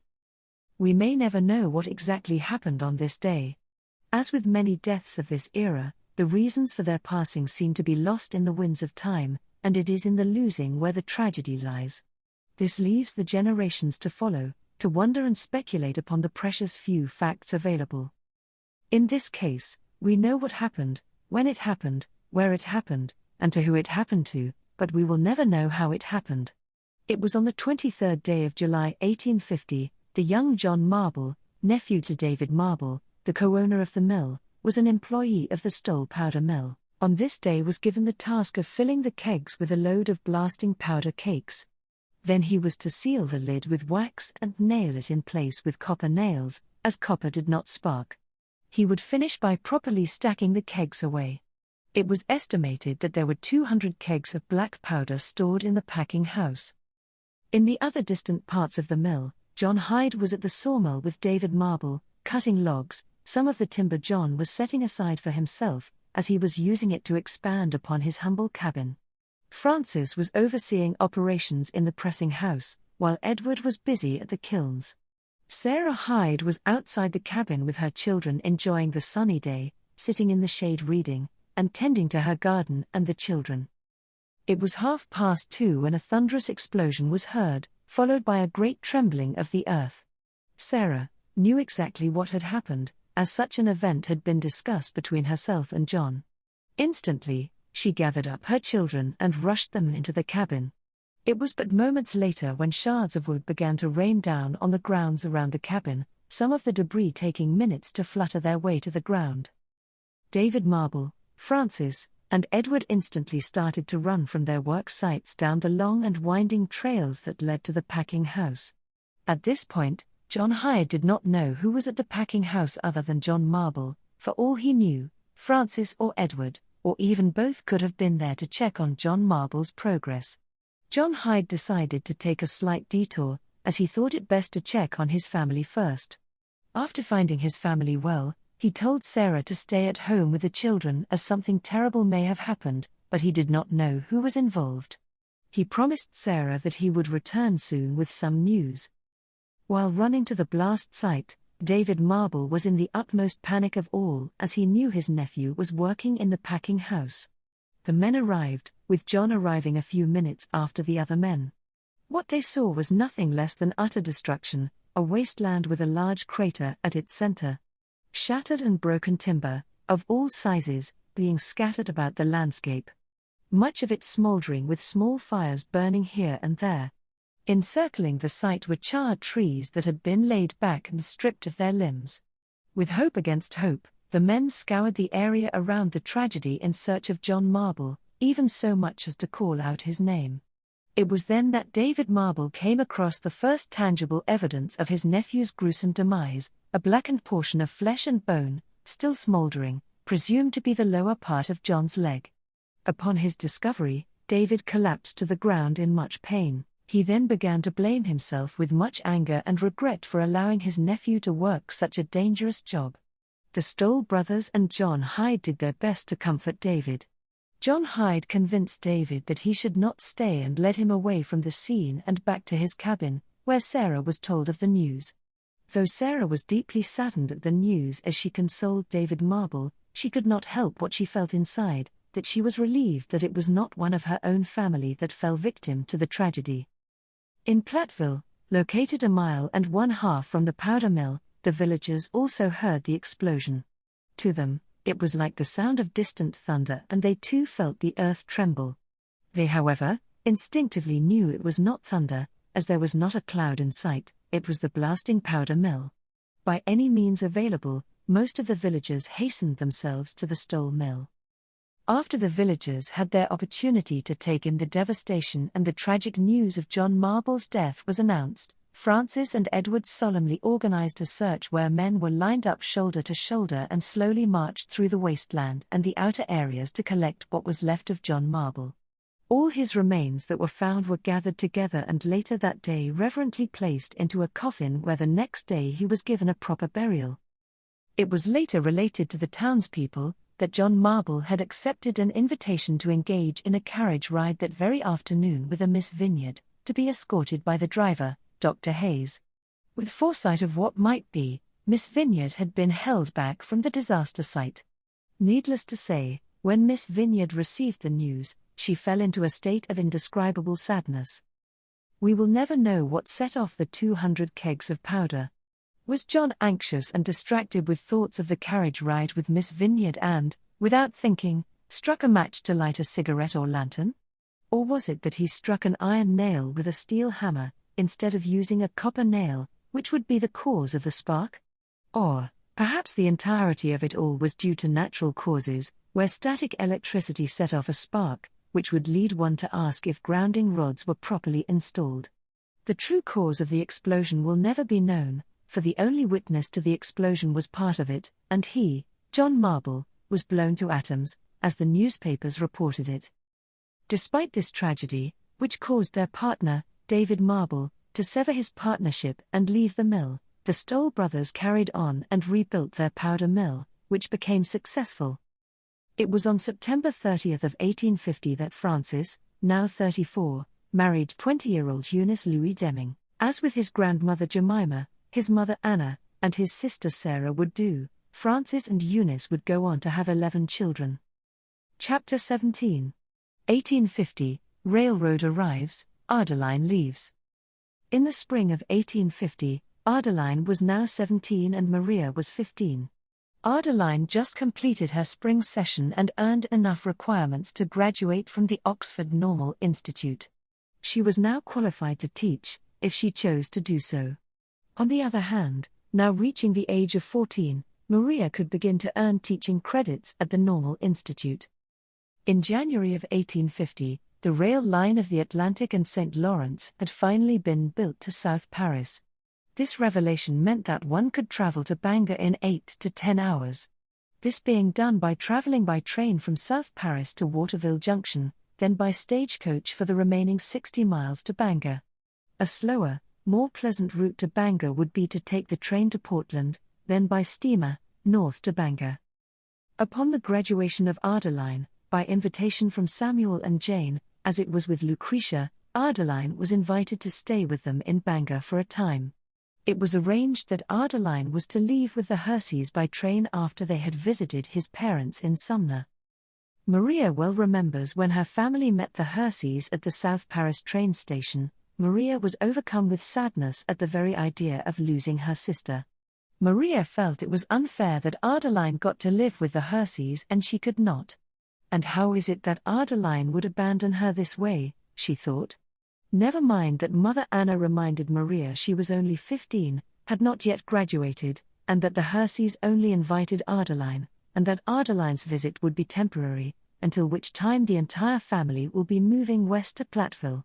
Regardless of all these things, it still seemed unfair to Maria, and how could it be nothing but unfair? She was not only losing her sister but losing her very best friend. While gathered on the platform of the station, Adeline, Daniel, and Anna all tried to console Maria, but she seemed to be in a mood that walled off any attempts at consolation. It was at this time that Samuel walked up to Maria, leaned over and looked Maria in the eyes. He then promised her that she could come and visit them soon. He asked Maria to stay strong, work hard in school and to write him, that if she did, he would write her back and they could make a plan together. In an instant, this short exchange seemed to remove her sadness, and Maria's glowing countenance was somewhat restored. Nonetheless, it was a bitter moment for her as the train pulled away from the station. Adeline hung her head out of the window, waving goodbye to her family, then called to Maria with a reminder to write, and that she too would write as soon as they arrived in Bangor. Maria felt the emotions welling up again as tears started to form. She remembered Samuel's advice and quickly wiped the tears, forced a smile, and enthusiastically waved back. Maria kept waving until Adeline and the train disappeared from sight. Chapter 18. 1850, Pike Pole and Beam Contest. It was a pleasant afternoon in 1850, when Adeline, against her better judgment, yielded to the persuasions of her newfound acquaintances, Catherine, Joseph, and Walter, and agreed to take a leisurely promenade down to the Penobscot River to observe the bustling activity at the docks. Adeline had been forewarned by the Herseys to avoid this den of immorality, but the charms of her companions proved irresistible. As they strolled toward the waterway, they took in the various sights and sounds. To the south, a paddle-wheeled steamer gently approached the dock, its decks teeming with passengers eager to disembark. Before them on the Penobscot, an assortment of freight ships awaited their turn to be laden with lumber. The great number of vessels being docked and secured at the wharves or anchored side by side from the near side of the river to the far side, save for a narrow channel between that permitted the passage of boats and such. With so many sailors left to their own devices, it was inevitable that impromptu contests, pitting one against another, would transpire. A designated area near the water's edge was cordoned off for log rolling, where the seasoned log drivers would challenge audacious sailors for a chance to win money should they remain on the log for an amount of time. Of course, the sailor would need to put up some coin for the opportunity to go up against the seasoned log drivers. The ensuing spectacle provided a great deal of amusement for onlookers, as the sailors, time and again, found themselves outmatched by the adept log drivers. The sailors' valiant attempts to stay upright on the slippery, spinning logs would inevitably end in an ungainly tumble into the water, eliciting laughter and ridicule from the gathering crowds. Adeline and her companions watched, thoroughly entertained by the antics of the sailors, marveling at the agility and finesse of the log drivers. Some of the sailors being so drunk that they would fully embarrass themselves to the extreme. But this humiliation would not last, as they would undoubtedly forget the entirety of the event after they woke from their deep, spirit-induced sleep.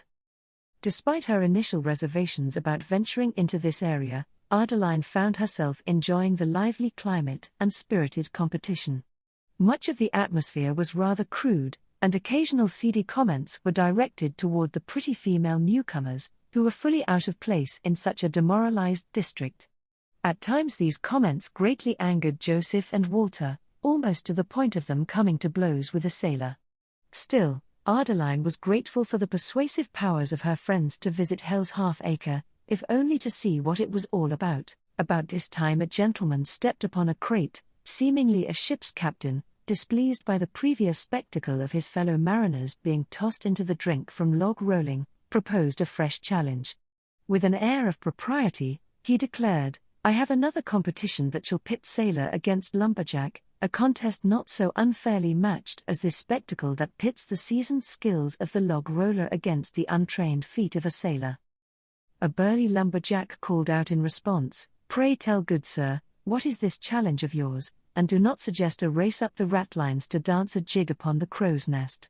For that might very well lead to the untimely demise of a few of our precious lumberjacks."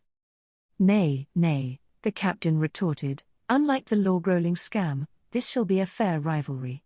I call it the pike pole and beam contest. For this competition, 2 seamen and 2 lumbermen shall be chosen, by drawing lots if necessary. Each contestant will carry a 20-foot pike pole, as used by your lumbermen and log drivers. The objective shall be to touch land on the opposing bank of the river and then return to this very spot. The one who touches the pier first, with pike pole in hand, shall be crowned the champion and rewarded a prize of $5. The crowd murmured with interest as the captain continued. To reach the far bank, the men shall scamper across the beams of these ships you see here. You will notice the ships are tethered together side by side, all the way from this pier to the pier on the other side, save it be for the single waterway that runs between the ships. Upon my signal, 2 sailors and 2 lumbermen shall hasten themselves, as swiftly as they are able, across the beams of these ships. Upon reaching the channel of water, they must plunge their pike poles into the water and vault themselves from one ship to the next, then continue onward. Remember, the victor shall be the one who first reaches the far bank, receives an ink mark upon his forehead from one of my crew, and returns hither to this spot on the pier, with his pike pole in tow. Does this challenge not seem more equitable than simply rolling sailors off your logs?" A voice cried out from the crowd, "Shall we not establish other rules, lest we allow the contestants to impale one another with their pikes?" The captain replied, "The other rules of which you speak are as follows: no movable object, be it sharp, dull, or otherwise, may be picked up and used against another contestant in order to hinder their progress, including the pike poles, turnbuckles, ropes, and the like. Pushing, tackling, and grappling are permissible but must not escalate to holding one down for more than a moment. Choking or banging repeatedly any part of an opponent's body against parts of the ship, or the intentional touching of another man's pike, is not allowed." To Adeline and Catherine's great surprise, Walter called out to the captain, "What of a humble, God-fearing commoner, such as myself? Should one like me not be permitted to compete?" To which Joseph added, "And I as well, Sir Captain." The crowd erupted in laughter at the 2 neatly dressed men, as one man jeered, "'Tis akin to leading lambs to the slaughter, I would think." The captain snickered as he replied, "You may be correct, but I believe I shall honor their wishes if they can pass my test. Young sirs, what are your ages?" Walter replied, "We are both 22 years of age and not any younger than that." "Very well then, you passed the test, let it be done," the captain declared with a laugh. "We shall make this one exception. 2 lumbermen, 2 sailors, and these 2, so-called commoners, shall compete." Adeline turns to Joseph and Walter, questioning their very judgment, and speaks to them low enough that others cannot hear. "Are you 2 mad? What makes you 2 think you will measure up to these ruffians?" To which Joseph answered, "Not to worry, we are both fine swimmers should we get thrown in the river, and I should mention that Walter was the champion wrestler in school. And at my own school, I was so quick at playing tag, I could not be caught." Of this, Catherine chimed in, "Tag? Is that a wisecrack? I would laugh if this weren't so dear a situation. Do you not know that you may not come out of this alive? Lambs to the slaughter or being thrown into the lion's den, 'tis all the same." Adeline speaks again. "What Catherine says is true. 'Tis better to walk away now with a laugh, than to be carried away later in tears and blood. Joseph speaks up, as the young men handed their caps to the girls. No, no, we have a plan, do save your words, for we cannot be talked away from this. We believe we will fare well. In the half-hour that followed, straws were drawn to select the 2 lumbermen. The same method was used to determine the 2 sailors. The 6 competitors assembled at the starting point with their pike poles in hand. As the people caught word of the event, the bars and businesses drew empty of patrons as they scurried toward the docks. From there, the mob followed the migration of souls to Bangor Bridge, which spanned the river just to the north. From the bridge's perfect vantage point, the gathering crowd could look directly onto the decks of each ship. What the spectators saw was a flotilla of 10 ships, anchored side by side and tethered together, followed by a narrow channel of open water that allowed for the passage of smaller vessels. Beyond the narrow channel were 5 more ships anchored and tethered, the last one being tied off to the pier to the east. As the contestants readied themselves, an air of anticipation swept over the crowd. Adeline and Catherine watched with a mixture of excitement and trepidation, their gazes fixed on Joseph and Walter. The 2 young men looked fully out of place dressed in clean clothes with their fair skin, against the grungy, unkempt look of their hardened competitors. When all was ready, the captain raised his hand, his voice booming above the raucous crowd. Gentlemen, the time has come for the pike pole and beam race to commence. I have given you the rules to the extent that you understand them well. Stand here on this line on the pier. Should you finish, this mark shall be where you finish. The competitors tensed up, their muscles coiled in anticipation. 3, 2, 1. Begin! Shouted the captain. In a flurry of motion, the contestants leaned their pikes upon the first ship and scrambled themselves up and over the side. Retrieving and dragging their pikes behind, they rushed themselves across the width of the ship and leapt into the next ship and so forth. The first stretch of the challenge saw them clambering across the ships with remarkable agility, the sailors exhibiting a practiced ease and the lumbermen relying on their brute strength. All along the way, the men were pushing, pulling, and tackling one another as the chaos heightened with intensity from ship to ship. It was clear that no one would escape from the contest unscathed. This spectacle did not disappoint the multitude as they continued to roar with emotion at every incident of the drama. As for the commoners, Joseph and Walter were holding their own. The young gentlemen of manners seemed to have transformed themselves into ravenous wolves who were determined to take down their prey. It was clear at this point that it was the sailors, with their lean and nimble build, who had the advantage over the sturdy lumbermen.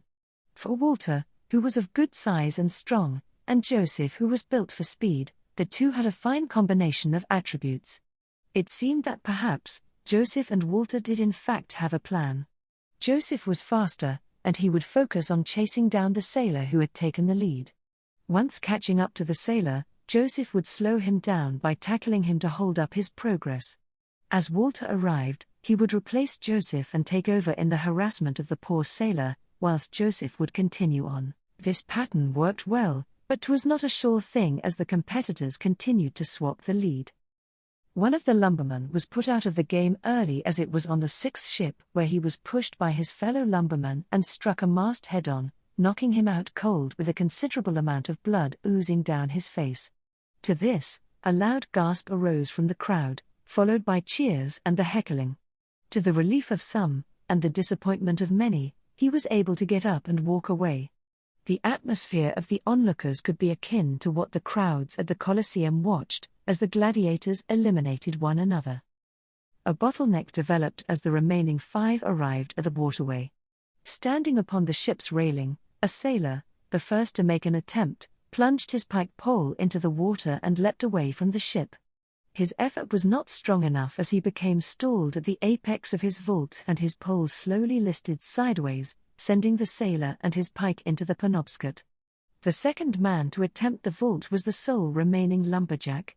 His vault went well, that is to say, until he realized he was coming down short of his goal. In desperation, he threw his legs out in front of himself as far as possible whereas his feet landed at the base of the side railing.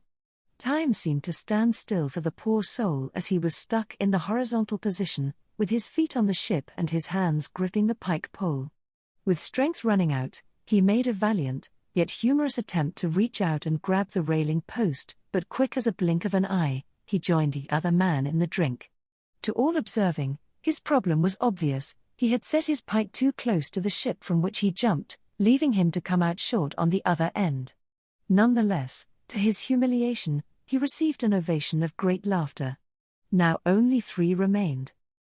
Walter and Joseph learned from these attempts, as did the sailor. Walter wasted no time as he set his pole and pushed forward off the top of the railing.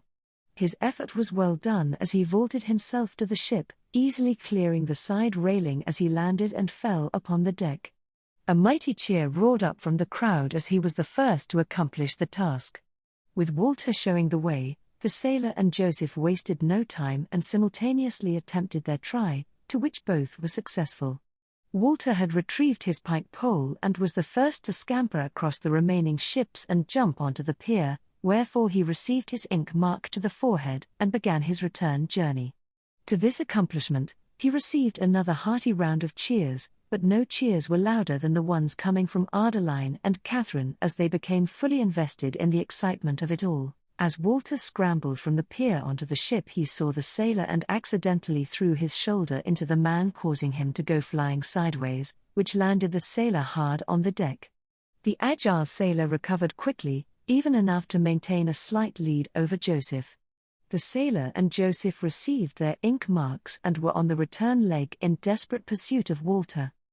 All 3 of the remaining competitors, with growing urgency, vaulted across the water with little problems. The sailor had gained ground and was shortly behind in second place, with Joseph just behind the sailor. The crowd was cheering with enthusiasm as the contest was growing in excitement and anticipation. Walter's lead had been cut in half, and being the larger of the 3, it was obvious he was tiring out more quickly. With only 2 beams left to breach, the sailor was within reach of Walter while Joseph was right on the sailor's tail. The problem for the sailor is that he was determined to return a prior favor by inflicting as much pain upon Walter as possible. To this, Joseph had sensed the sailor's intentions. Seemingly, at the same moment in time, both Joseph and the sailor dove forward, each tackling their intended prey to the deck, causing all 3 to end up in a tangled mess of men, blood and poles. Sadly, the sailor had recovered first and continued on, insomuch that he crossed the beam of the last ship and leapt upon the pier to be the first one to cross the line. Joseph and Walter, just seconds behind, simultaneously jumped onto the pier, both landing at the same moment. The crowd went mad with cheers and roars of huzzas, with handkerchiefs fluttering overhead as swarmed from the bridge to gather about the men. But it was not for the sailor that they cheered, rather it was for Joseph and Walter. It was obvious to all, and the rule was clear: the winner was required to have his pike pole with him at the finish, and for the sailor, he left it behind where he last fell. To this, though battered, bloodied and bruised, Joseph and Walter were declared the winners of the first ever pike pole and beam contest, and split the $5 prize. But the greater prize of the day was capturing the respect of the onlookers, not to mention winning the admiration of their female companions. For Joseph and Walter, perhaps the finest part of the day was after arriving at their residence and being doted upon by Adeline and Catherine, as they cleaned and tended to their wounds. Adeline dedicating her attention to Joseph, as Catherine did the same for Walter. During Adeline's nursing of Joseph, she remarked to him, "You know, Joseph, you are not the only one who could play tag. When I was a young child of 8, I was somewhat of a legend at playing the game, so much so, that no one could escape me, not even 10-year-old Peter Mitchell." Chapter 19. 1850, Worcester, the first National Women's Rights Convention. In the months following Lucretia's move to Worcester, Lucretia found her place quickly in the booming town. Due to her fine skills as a seamstress and her experience, Lucretia easily found work in a dress shop and immediately became a favorite personality within the business district of Worcester. She diligently saved her money, in hopes that one day she would open her own dress shop, possibly in the West, taking advantage of the influx of a new clientele. Sadly, it seems that Samuel Fuller had attached his heart to another. Lucretia could not help but to relate her loss to the subject of her poem, Boys Skipping Stones. Was it that she too turned away and missed her opportunity? To be sure, Samuel was the one who left her in Bangor, but could she have pursued Samuel with greater spirit? At this point, as they say, it was water under the bridge. Lucretia remained very much interested in the reform movement. It is here in Worcester where she was befriended by two of the leading lecturers on women's rights and abolition, Lucy Stone and Abby Kelly Foster. Both Stone and Foster were well educated and living in or near Worcester at the time, with Stone being the first female from Massachusetts to earn a college degree. Stone and Foster, along with other leaders in the women's rights movement, took up the challenge to arrange the first National Women's Rights Convention of 1850. To this end, they called upon the support of their friends from Worcester, which included Lucretia Stowell. The Universalist Church was fervent in its support for the abolishment of slavery and for the support of women's rights. For the 2 days prior to the convention, the Universalist Church made its church house available to be used as a forum and gathering place for the hundreds of attendees who were arriving in Worcester. It was on the evening before the beginning of the convention that those attendees, who would not be speaking at the convention, were allowed to speak at the Universalist Church to have their voices heard, albeit they were asked to keep their orations to 5 minutes or less. The chapel of the Universalist Church was filled to where all the seats were taken, leaving many left to stand. The room was united with energy as speaker after speaker addressed the crowd. Abby Foster turned to Lucretia, saying, "You can't tell me you have nothing for us to hear, for if you truly have nothing to say, it shall be the first time I ever heard of it." Lucretia, laughing at her wit, responded, "I suppose you are right. Pray for me that I do not stumble, either on my way to the podium or on my words." With her quip, Lucretia walked forward to take her place in line. Soon it was Lucretia's turn and she took the podium and began her speech. "Ladies and gentlemen, my name is Lucretia Stowell and I am a mill girl. Although I left the mill years ago, the mill has never left me. I say this because the mill resides within my mind. Its scars are forever etched upon my brain. The mill lurks within my nightly visions, some of which are pleasant dreams of the camaraderie shared with my mill sisters, but most are dark nightmares of our suffering. I stand before you today, as a voice of experience and wish to speak about the issue of equal pay for equal work and worker safety. An issue that is, not just important to me, but should be important to all working women across this nation. In the Laconia textile mill in Biddeford, Maine, I worked alongside my younger sister Jane, as well as many other women like us. We mill girls worked 12 hours a day, with 7 more on Saturdays. Our job required us to dart back and forth from loom to loom, our dresses being mere inches away from being snatched up into the gears and belts that drive the looms. Working our shifts, surrounded by hundreds of looms that combine themselves to bombard our senses with a deafening roar. In time, these conditions would test even the strongest of us, breaking down the mind and body. Under these conditions, we females excelled over the males, working tirelessly and putting in more time and effort than the males of the factory, and yet, we were not given but half the compensation. I would argue that the only reason they filled the loom floors with us girls and not the boys, is that the boys did not have the discipline and fortitude to endure the conditions. 'Tis true that the male tends to be stronger than their female counterparts, but 'tis also true that they lack the discipline and fortitude that advantages the females. To this point, I would even argue that the female should be compensated to a larger degree than the male, not less. But I would think that we women might settle for equal pay, and call it square. This injustice was keenly felt by myself, and my dear sister Jane, who worked by my side until she tragically succumbed to the consumption, an illness that seemed to have claimed the lives of many a mill girl. But why? Scientists say that the consumption may be spread through contamination of the air. Could it be that within the factory floors in which the looms run, the disease is attached to the fine particles of the thread dust that is floating about? And is this how my sister Jane received the consumption and died from it? Are the mills responsible for my sister's death?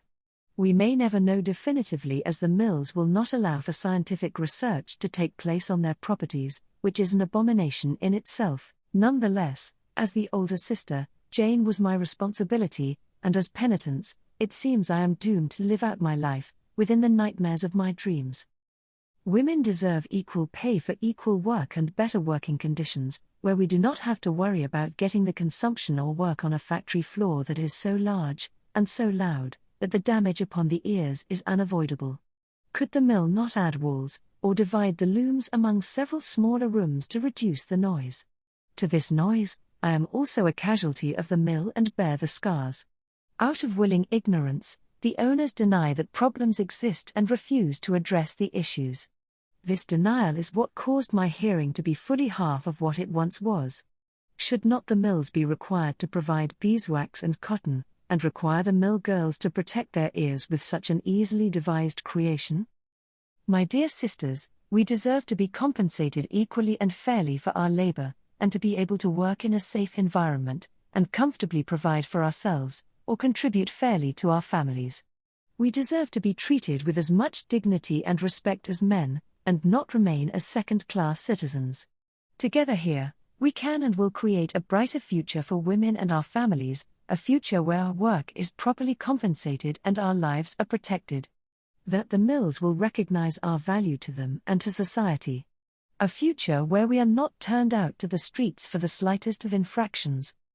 After these words were spoken, Lucretia closes her speech by loudly proclaiming to the crowd, "It is our calling to fight for what is right. It is our calling to demand suitable working conditions. It is our calling to demand equal pay for equal work. And of course, it is our calling to end slavery forever. It is of these things where we will stand in unity, for it is in unity where we will accomplish our dreams and put an end to our nightmares. Together, together, together, we will fight, fight, fight." Lucretia stepped back from the podium and saw that her words had excited the crowd, insomuch that they instantly stood up with much cheering and applause. To this, Lucretia instinctively removed her handkerchief and swayed it back and forth over her head, shouting, "Together, together, together. We will fight, fight, fight." Whereby, everyone did the same, waving their handkerchiefs and joining in the chant, "Together, together, together. We will fight, fight, fight." This chant repeated itself for quite some time, even as Lucretia had left the stage. It was off stage where Lucretia was greeted with a great deal of excitement and congratulations from Abby Fisher. It was also during this moment that other notables approached Lucretia to congratulate her as well, one of which included Frederick Douglass himself. Chapter 20. 1851 Trickery in South Paris. On a beautiful spring afternoon in 1851, Maria, now 15, and in her final week of the spring session at the Oxford Normal Institute, believed it was far too nice a day to be inside a classroom. But on the second floor of the institute, she felt trapped inside like a prisoner behind bars, with the overseers guarding any hope of escape. Her final class of the day was music, but fortune smiled upon her when Miss Bailey, the assistant to the schoolmaster, entered the classroom and informed the class that Miss Wadsworth, the music teacher, had taken ill. Miss Bailey stated that she would be filling in and instructed the students to use their time for silent study, either by reading or writing. Gazing out the classroom window, Maria realized that an opportunity such as this should not be overlooked. The day was simply too lovely to spend another second cooped up inside. Maria attempted to recruit her friend, Betsy Cummings, to join her in an escape.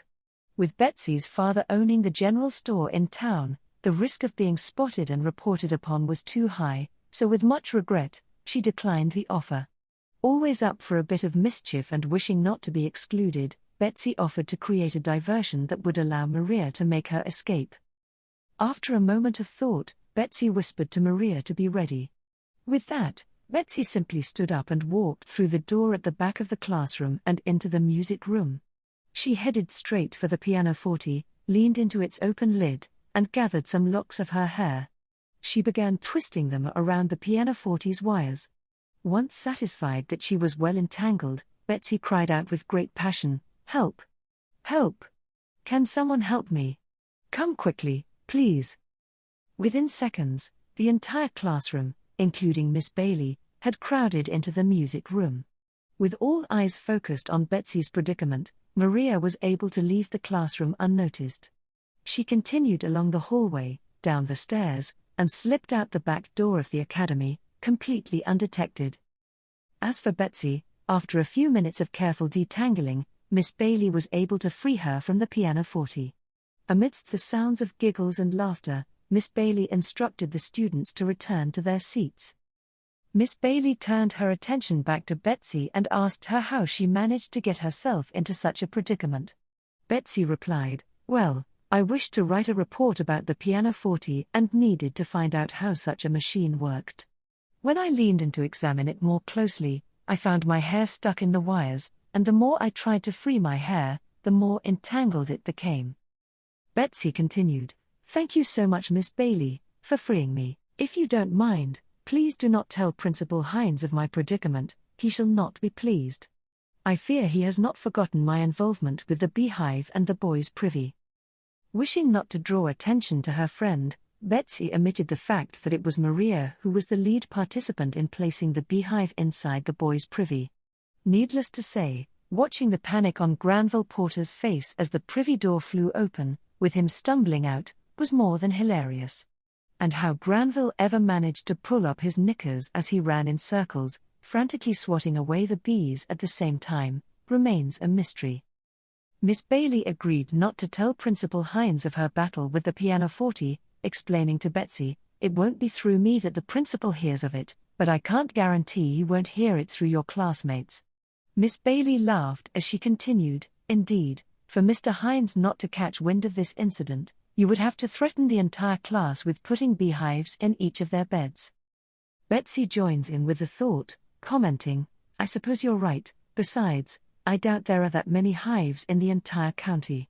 To this thought, both shared in much laughter, but not so loud a laugh as to be overheard by the class.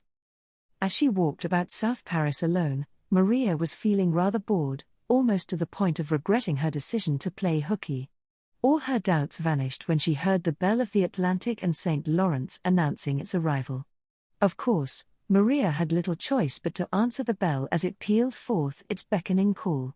When Maria approached the train platform, she was more than pleasantly surprised to witness that one of the few passengers to step from the train was her very own brother-in-law, Samuel Freeman Hersey.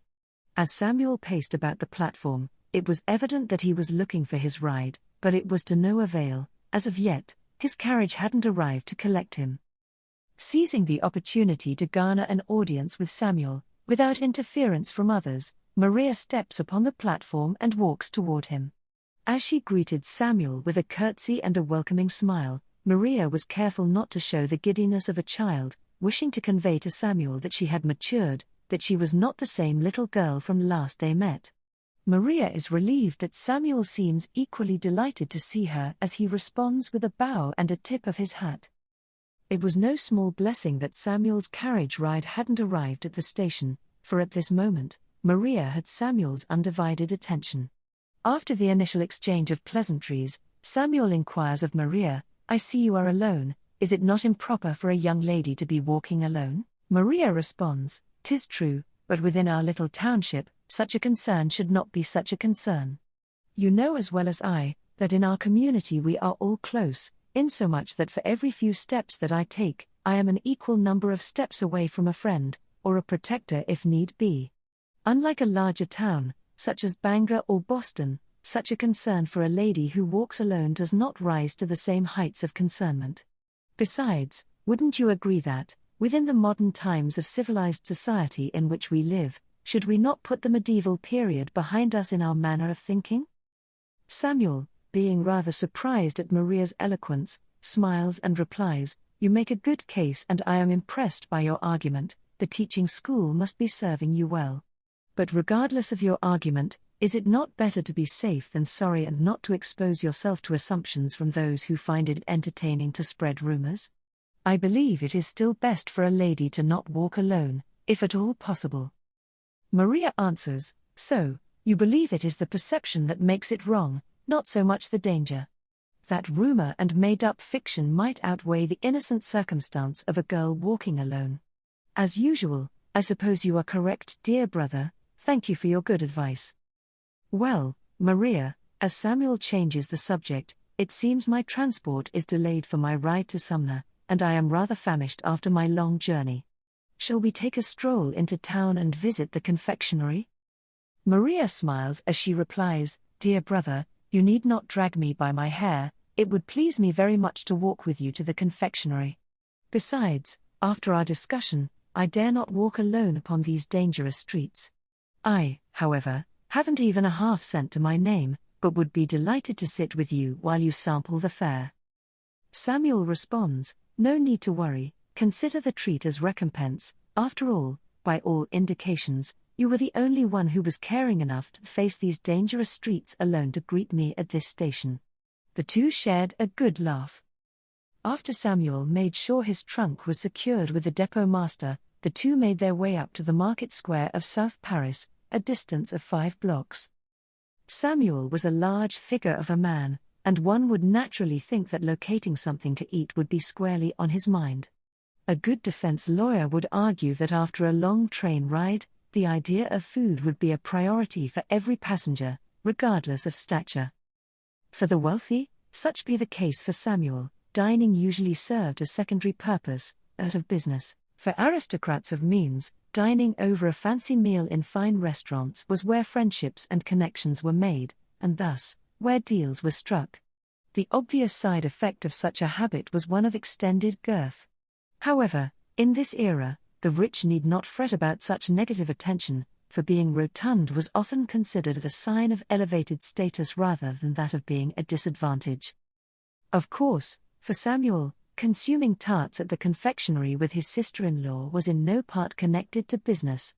On the other hand, to a lesser scale, Maria had some business to conduct with Samuel, although it was more along the lines of a wish than actual business, the wish of her visiting Bangor and her sister Addie. To this end, Maria quickly realized the opportunity of the moment. Maria also knew that to ask Samuel if she could live with his family in Bangor directly would be improper and leave him in a bit of a pickle as to how he could reply. To reach a favorable outcome, Maria would have to present her idea in a roundabout way, where the topic of allowing her to stay with his family would be raised by Samuel, and not by her. Within a few minutes, Samuel and Maria arrived at the confectionery shop, and both decided that the pecan tarts should be the victims of their desires. Maria selected one while Samuel chose 3, after all, they are rather small tarts, as he pointed out. With tarts in hand, they walked outside and seated themselves at a small table on the boardwalk. For Maria, engaging in adult conversation while experiencing the taste of pecan tarts was a double treat. And the cherry on top, so to speak, was to be seen sitting in the company of her wealthy brother-in-law. Maria speaks, Addie tells me she is enjoying all manner of activities and has found many friends, both in school and within your church as well. I dare say there is one gentleman, a student of theology I believe, who seems to have taken up an interest. Maria, realizing she has overstepped a confidence, quickly amends her thoughts, although, Addie also reports that her interest in him is simply cordial. Far be it for my independent sister to insert a meaningful relationship upon herself. Realizing the misstep in her accidental choice of words, with silent panic and a blushed face, Maria quickly changes the subject. Addie also tells me that she takes up work as a seamstress from time to help earn her keep. With the utmost gratitude, Addie writes that it would take a lifetime of stitching to truly repay the kindness received from you and Janie. With a smile, and seemingly missing Maria's remarks about Addie's personal affairs, Samuel responds, I think it is Jane and I who should be grateful. Adeline has been a delightful addition to our home. With an awkward lull in their conversation occurring, Maria finds it as good a time as any to plant the seed of her desired goal. With seriousness of thought, she conveys the idea of someday visiting Addie in Bangor, saying, Dear brother, it cannot be overstated how much I miss Addie, and judging from her letters, she misses me as well. However, it does seem that she has settled into a life quite different than the one we were familiar with here in South Paris. Maria pauses for a moment, allowing Samuel to respond, in which case would allow her to build upon his thoughts. Unfortunately, even if Samuel wished to respond, his busy consumption of the second tart made it rather impossible to do so. Maria waits a moment to where Samuel is not so preoccupied. This time being a little more direct about her desires, she continues, I do wish Addie would have been able to travel with you to visit us as well, but I suppose she has her reasons. Dear brother, if the truth were to be told, I fear I may never see her again. To rest away my fears, perhaps I will save her the trouble of visiting me, and it shall be me running away to visit her instead. Samuel takes his final swallow of the second tart, which allows him to respond, Well, little sister, we would certainly enjoy your company in Bangor, but make no mistake, we would not enjoy the prospect of you running away to do it. The proper way to accomplish your desire is to achieve it with your mother's blessing. It is my belief that Mother Anna might object to the idea of having 2 of her daughters under our care, believing it would be too much of an imposition upon Janey. Although, if truly stated, it would not be an imposition whatsoever, but rather a pleasure. Maria wisely chooses to remain silent as Samuel seems to be mulling over the matter. He then continues, Perhaps the next time I see Anna, I can persuade her to consider the idea of your visiting Bangor. Samuel begins to devour the third tart. Providence seemed to be coupled with Maria's impeccable timing, for it was at that very moment when Maria caught sight of her brother Daniel driving their carriage into town with her mother at his side. Without hesitation, Maria seizes upon the moment. Well, dear brother, it seems your next encounter with mother may happen sooner than anticipated. Look yonder, it seems my ride has just pulled up to the general store. Samuel's gaze followed Maria's gesture, and he observed Daniel and Anna as they stepped down from the carriage. With instant clarity that he had been hoodwinked, Samuel burst into laughter, as crumbs of half-eaten tarts flew from his mouth.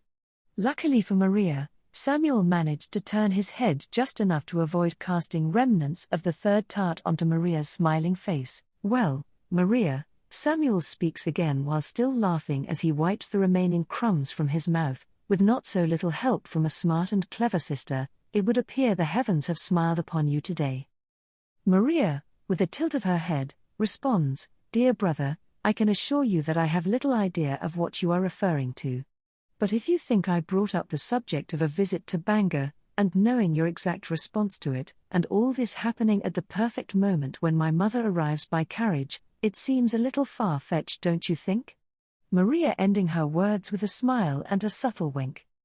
Knowing he was far outmatched, exactly the manner she just described, Samuel responded again, this time wiping tears of laughter from his eyes, To be sure, I know when a man has been bested, and at this moment, that man is me.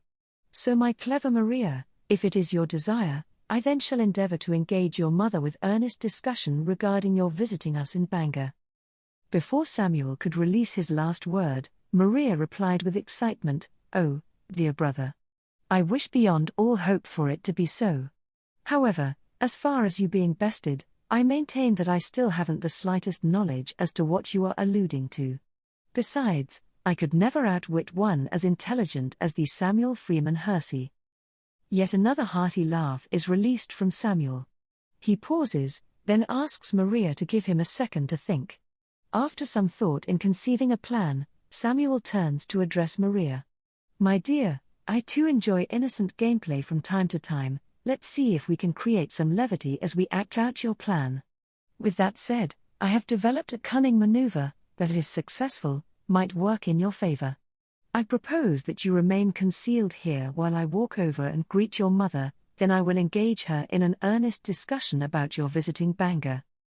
Upon its conclusion, and after I receive the results of our conversation, I shall secretly gesture to you what manner of news I extracted. Therefore, should I tip my hat in a manner absent of reason, it shall indicate to you favorable news regarding a visit to Bangor.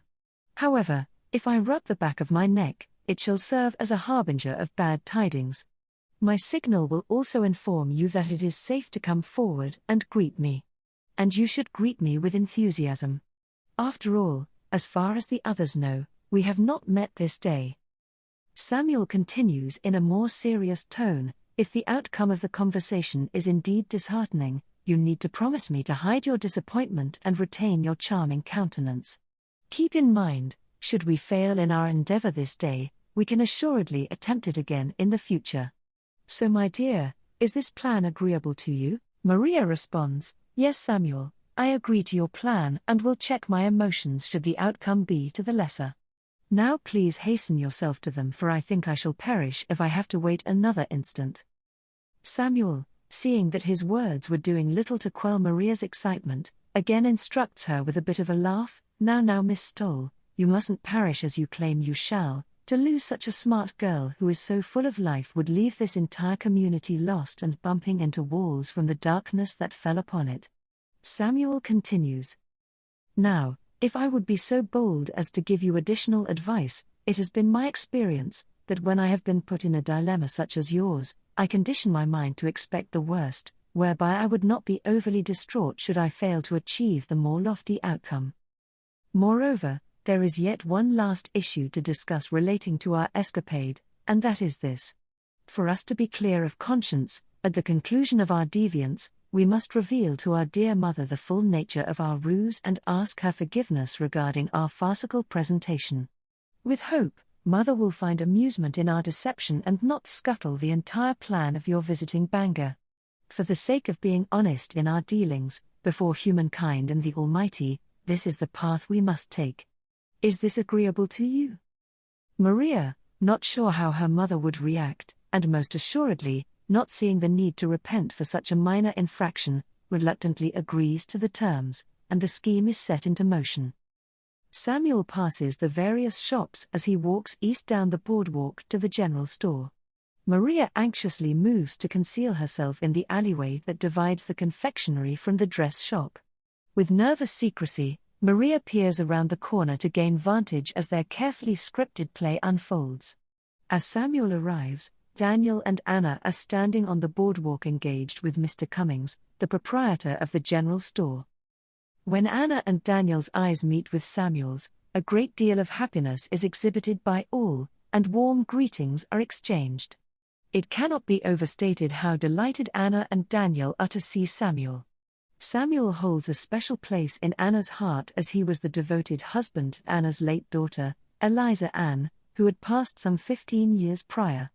Needless to say, the well-known fact that Samuel was somewhat of a celebrity may have contributed to the enhanced welcome he received. It was especially rewarding, for Anna and Daniel, that Samuel addressed them as, "Dear Mother and Dear Brother." After a short amount of time and the exchanging of greetings, the subject of conversation naturally turned as Anna asked Samuel how her daughter Adeline was faring. Samuel well recognizes that when the subject was changed to Addie, it was his opportunity to speak up on behalf of Maria. Samuel reports, "Addie is doing quite well, she often mentions you in the most fondest of terms, as well as you, Daniel. She tells stories often, and with great laughter at some of the pranks that she and Daniel had played upon Sister Maria.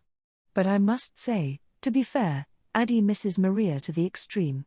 Adeline speaks of Maria daily and tells me stories of their past adventures, or should I say misadventures of their past. The two must have been so close, like two peas in a pod, don't you think?" Anna answers, "Oh yes, though Addie is 3 years older than Maria, she still treated her as a twin, insomuch that Addie made sure to include Maria when gathered within her own collection of friends. However, I fear Maria may have grown up a little too quickly from the influences pressed upon her by Addie and her older friends." Samuel responds in agreement. Without question, the two girls seemed equals in both appearance and maturity. Their shared love for one another was well demonstrated at the train station last year. It was heartbreaking to observe Maria's grievance as our train pulled away that day. Indeed, what was an exciting adventure for Addie, was a most somber day for Maria. With certainty in tone, Samuel pitches his offering, "Dear Mother, I have contemplated the topic of the two sisters on occasion and have come to the conclusion that our home is sufficient enough to board another should you be willing to share Maria with us. Janie could certainly use her help with our little ones, and there are many fine schools and churches for Maria to attend. She could even work there, if she chooses to do so. The timing seems perfect as I understand the spring session of the Oxford Institute is about to close." Anna pauses for a moment, then counters, "Oh Samuel, that is very gracious for you to offer, but Maria is the youngest of my 7 daughters and the only one who is still with me. Maria is at a difficult age, clever as a fox, with all the spirit of a wild horse. I fear she shall not do her part and would end up being a burden to Janey, which would be counter to all of our expectations. With Anna's inference, Samuel's impressions were tilting toward a negative outcome. He prepared himself to raise his hand to neck as the secret signal dictated. It was during this time when Anna took a contemplative pause, as one would do when thinking about their next move in a tight game of checkers. Anna continued, this time in a manner contrary to her prior argument, saying, on the other hand, Maria does miss Addie, insomuch that I often see great sadness in Maria's eyes, a sadness that was not there when the two were flitting about this town. As not to give Anna a chance to rebut her rebuttal, Samuel quickly interrupts, if what you say is true, then indeed, this arrangement might be a blessing for all. It was at this moment when another thought came to Samuel, a thought that would certainly seal the offer. Without hesitation, Samuel spoke up again, there may be an added benefit to you as well, dear mother. Not only would Maria and Addie be reunited for a time, but this situation would allow you and Daniel to visit your children who have migrated west. Without Maria, it would allow and your son Daniel to travel west on that long journey west without having to worry about her safety or the added expense. Anna responds, indeed, since the extension of the railroad entered our village, I have longed to ride the train and see my sons, as well as some others, who have left South Paris for the west.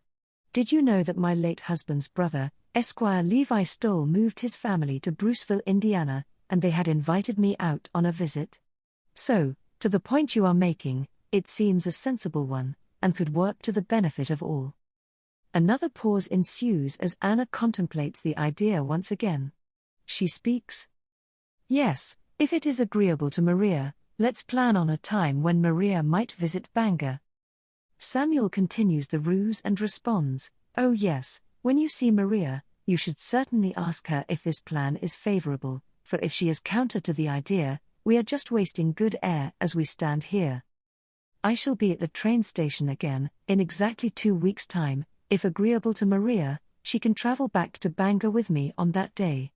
The Atlantic and St. Lawrence will pull out of the station at 6 in the morning. If it is to be, I will meet you at the depot at 5:30 on that Friday. No need to purchase a ticket, I have connections and shall take care of that detail. Oh my, that is so kind of you, Anna replies. Maria shall be here shortly, we can sit her down at that time and ask her thoughts on the notion. The act is carried forth again as Samuel questions Anna's comment, what is it you mean? When Maria arrives, are you saying she is somewhere about the village and not at home? Samuel finding it difficult to hold in a grin. Anna answers, indeed, Maria is at the Oxford Normal Academy. When we set her out at school this morning, I instructed her to meet us in town for her ride home. Anna looks a few blocks to the east, and continues, I can see the students just now being released. Look for her, Samuel, while I settle my bill with Mr. Cummings, she will be over the moon when she sees you. Samuel turns his attention to the east as the students stream out of the school, knowing all the while that Maria is watching him from the west. He also could not escape the revelation that Maria should have been in school and that she may have been playing hooky when she greeted him at the train depot. Samuel thinks to himself, was their current scheme to win Anna's favor the lesser of the two evils? And to a larger point, he thought, just how many more indiscretions were hiding in Maria's conscience that needed to be excised through repentance? Was Maria, who appeared delightful, lovely, and ladylike in every way, something altogether different within? Samuel pondered the idea of rubbing his neck and nixing the entire idea of Maria's wish. But such an idea was a fleeting one, especially since he might be sent to the gallows with her for being an active partner in such trickery. It also came to his mind that if Maria needed fixing, he might be the best one to repair her. After all, he was the mentor to many of the youth at the Universalist Church in Bangor. So for the moment, any discussion of repentance would be delayed. At present, the assignment for the ever-jovial Samuel was to send Maria the prearranged signal in a manner where it could not be mistaken. Samuel quickly glanced down the boardwalk and could see that Maria was still watching from her secret outpost. In keeping with his theatrical plan, with as much pomp and circumstance as Samuel could muster, he stoically positioned himself face to face with Blossom, the Stolls' carriage horse. As if being a gentleman escort presenting himself to a debutante at a cotillion, Samuel stretched one leg to the fore, while simultaneously removing his hat and sweeping it from outstretched arm to his heart as he bowed before the mare. For any bystander, his action would be looked upon as if a patient had escaped the asylum. But for Maria, the larger-than-life tipping of his hat was the perfect signal to end a perfectly executed ruse. Her wish of visiting Addie in Bangor was coming true, so she thought. With much haste, Maria ran down the boardwalk and greeted her brother-in-law as if she had not seen him for 1,000 years. As with Samuel's performance, Maria's display of overacting was one that would make Shakespeare blush. After the over-the-top greeting from Maria, Samuel takes on a more somber tone as he whispers to her, "Maria, from what I was told, you should have been in school all this time. Have you been playing hooky?" With shock, Maria was taken aback at the allegation. She had a look of being caught with her hands in the cookie jar. Maria meekly explained, "'Tis true, but was only for the final class of the day. It was music class and our regular teacher was ill and did not come, so I thought I'd sneak away, and when I heard the train's bell, my general curiosity lured me to the depot." Samuel interrupts, "And does the school permit its students to leave its premises if the regular teacher is not present?" A more somber Maria replies, "No sir, it is not permitted." Samuel, "Well, along with our current subterfuge, of which I have played a part, it would seem that you alone have another issue to discuss with mother, is this not true?" Maria responds again, "It is true, yes, I will explain to mother everything. I am very sorry for my actions, dear brother." Samuel replies, "This is well and good, but I also fear that there may be more indiscretions hiding within you in need of repentance. I would advise you, if there are offenses hidden away, pray about it, seek out your pastor for advisement, make amends to those you have trespassed, and most importantly, pray often and ask for forgiveness from God Almighty." Maria meekly replies, "Thank you, dear brother, I do indeed pray often as it is, but your words are well taken and I shall endeavor to improve upon my shortcomings, I promise." Feeling satisfied with the results, Samuel lightens up the moment with a smile and exclaims, "Well then, I am well pleased to hear this. Until the time is right, let us not dwell on it any further, for I am feeling quite cheerful right now." Samuel continues, "Soon we will find the right time, and attempt to correct this day's deviance against your mother, and if all goes well, and your mother is not so offended, she may still be amenable to your traveling to Bangor. As for this moment, let us keep it unto ourselves and simply join your mother as if we are unaware." At this, the two walked into the general store and found Anna as she just finished her settlement with Mr. Cummings. With the notable exception of Maria's transgression of playing hooky, their scheme was played out to perfection as mother was none the wiser. Samuel explains to Anna how his carriage ride to Sumner had not yet arrived. With a concealed wink to Maria, Samuel turns back to Anna and offers, "Dear mother, I am rather famished after the long train ride. Would you and yours favor the idea of joining me at the Andrews Hotel for a meal? My treat as recompense for your company, of which I find delightful." In hearing Samuel's furtive retort, Maria instantly covers her mouth and turns away, an obvious effort to keep herself from laughing aloud at his, all too familiar, suggestion. Being careful not to let the cat out of the bag, Samuel continues, this time with a wink toward Anna, "While feasting, we can further our discussion on the topic of traveling by train," following up the comment with yet another wink to Anna, indicating that over a meal would be a right time to tell Maria of the good news. Anna responds, "Why, thank you for your generous offer, and we would be more than delighted to accept your kind invitation. And yes, it would be a good time to discuss topics of traveling by train and such." Returning a subtle wink towards Samuel. It was at this time that Daniel returned to the general store and approached the group. With a large smile, he shook his leather coin purse in the palm of his hand. The rattling sound made it clear that there were quite a number of coins hidden within.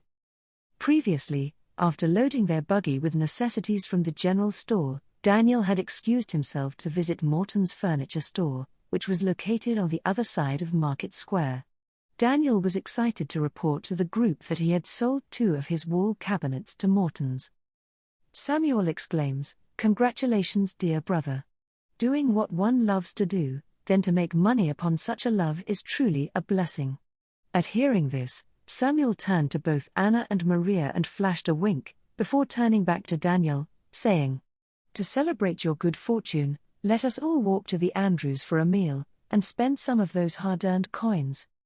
With furrowed brow, Daniel responds, "I think not, my brother. I am not so comfortable as to shuck away my good fortune at a moment's notice, especially for something so temporary as a costly meal, and permanent as a loss of coins." With a pat on Daniel's back, Samuel lets out a belly laugh. "I must confess to you, good brother, my comment was said purely in jest, but more importantly than my off-putting attempt at humor, I sincerely admire your attention to the frugality of the purse."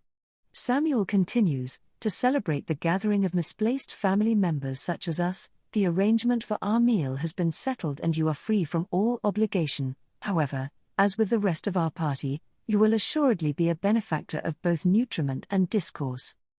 Anna, Maria, Samuel, and Daniel all laughed heartily at the amusing repartee displayed. With ease of stride and pleasant conversation, the group of four make their way east along the boardwalk and into the Andrews Hotel. As they entered into the dining hall, they are greeted by Mr. Andrews, the hotel's proprietor, and he escorts the party to a round table in front of the window that overlooks Main Street. Mr. Andrews suggests their featured dish for that day, a pork and potato stew with bread. This recommendation was agreed upon by each member of the party. Additionally, mugs of hard cider for the adults and sweet cider for Maria were ordered.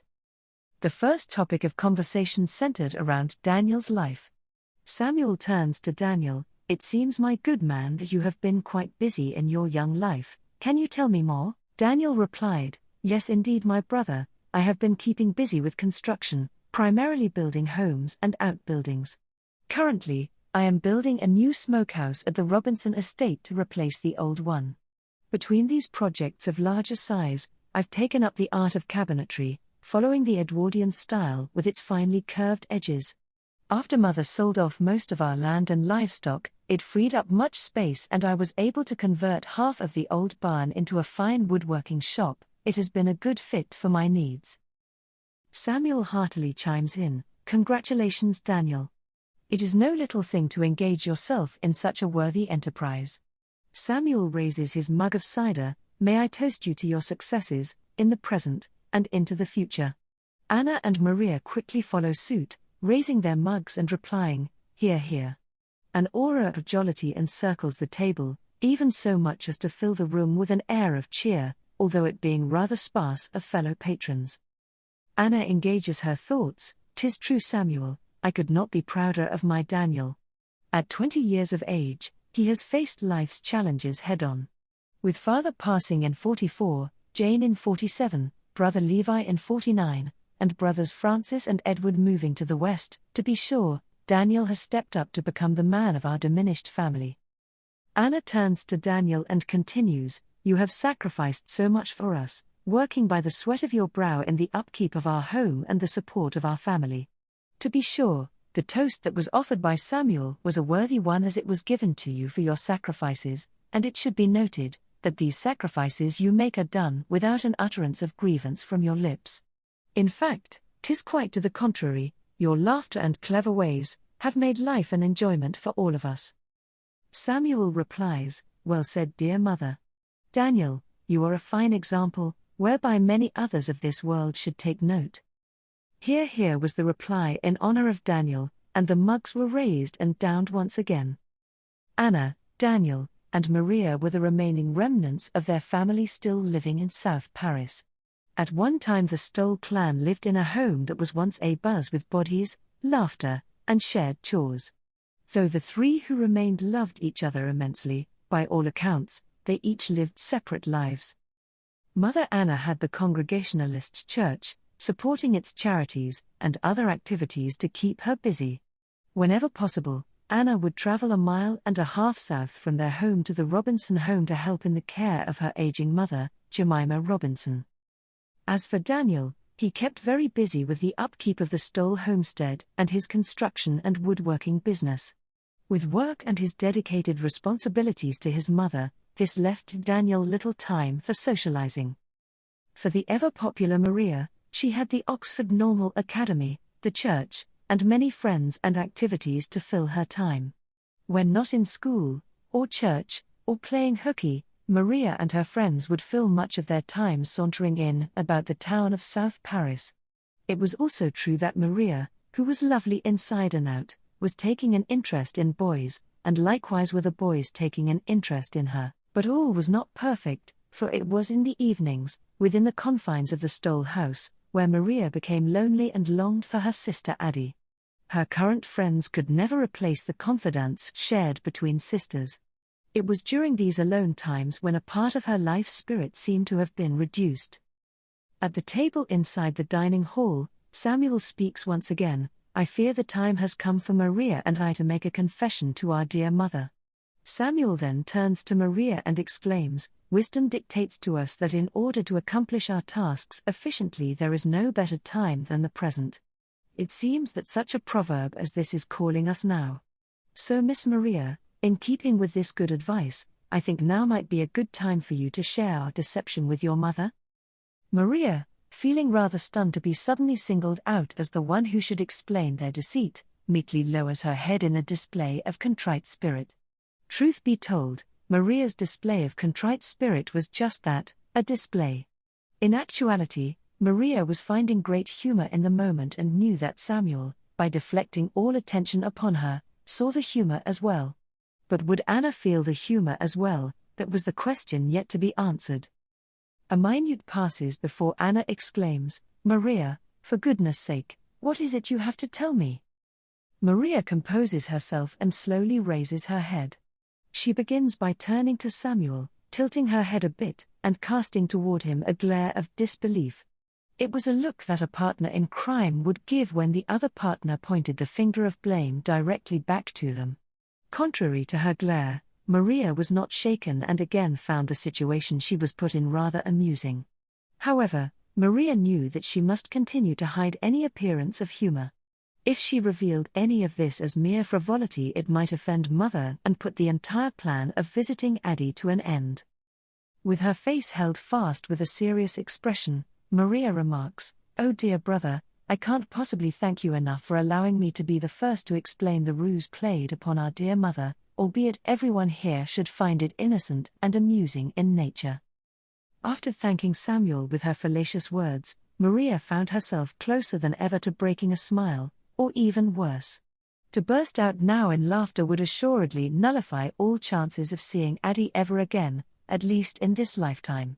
To this point, Maria found it necessary to collect herself again and lowered her head into her cupped hands. To those watching, Maria seemed to be very sorrowful with this display, possibly even shedding tears from her hidden eyes. For Maria, she was simply disguising a smile and thinking how she could extract herself from her dilemma. To take control of her emotions, it came to Maria's mind to resort to a trick that she had used several times in church.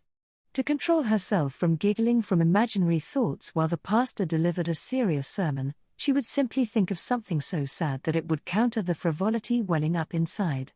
Using this strategy, Maria thinks of her favorite horse, Tinker, and the tragic day that Tinker had to be put down after breaking a leg from stepping into a rabbit hole. The trick she played upon her mind instantly worked, and once again, she was able to contain herself.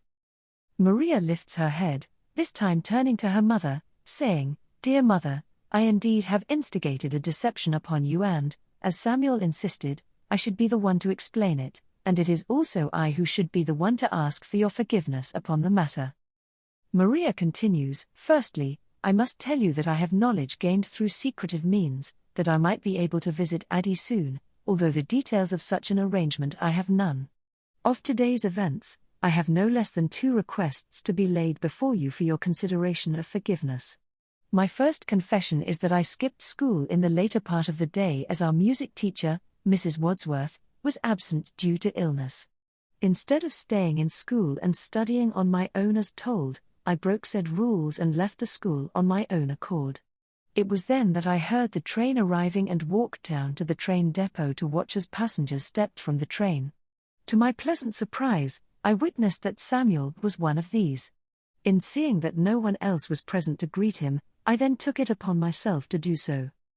Finding it curious that Samuel and Maria had met earlier, Anna exchanged a momentary glance at Samuel, followed by a slight shake of her head that indicated her confusion. Anna then returned her attention to Maria. In looking into her mother's eyes, Maria could tell that she was not very happy to hear that her daughter had played hooky from school. After all, putting Maria in the Oxford Normal School came at no small expense. At this point, due to Anna's negative visage, all levity that was once corked within Maria's mind had vanished. Despite where her revelations seemed to be heading, Maria continues, "It was then, within my conversation with Brother Samuel, where I, decided to convince him to talk to you about granting me the opportunity to visit Addie in Bangor. So, my dear mother, the entire request, offered to you by Samuel, was a prearranged scheme, hatched by me, in hopes that you might allow me to visit Addie. With my sin of playing hooky from school, this deception was the second transgression in which I seek your forgiveness." Maria sees that her mother shows little expression, that is to say, that there is little chance of her mother climbing upon the table to dance a jig over the news. In actuality, the opposite of dancing a jig was to be expected.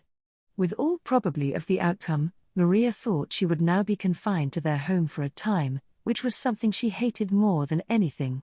Maria's record for confinement, up to this point, was 2 days. Maria pondered to herself, is it possible that I could be imprisoned for a full week or perhaps even 2? With tears welling up on the outside and thoughts flittering about the inside of her brain, another idea came to Maria. Without further hesitation, she raised an additional point that could help her case and ease the expected retribution. "Before you judge me too harshly, dear mother, I have somewhat of a defense for you to hear.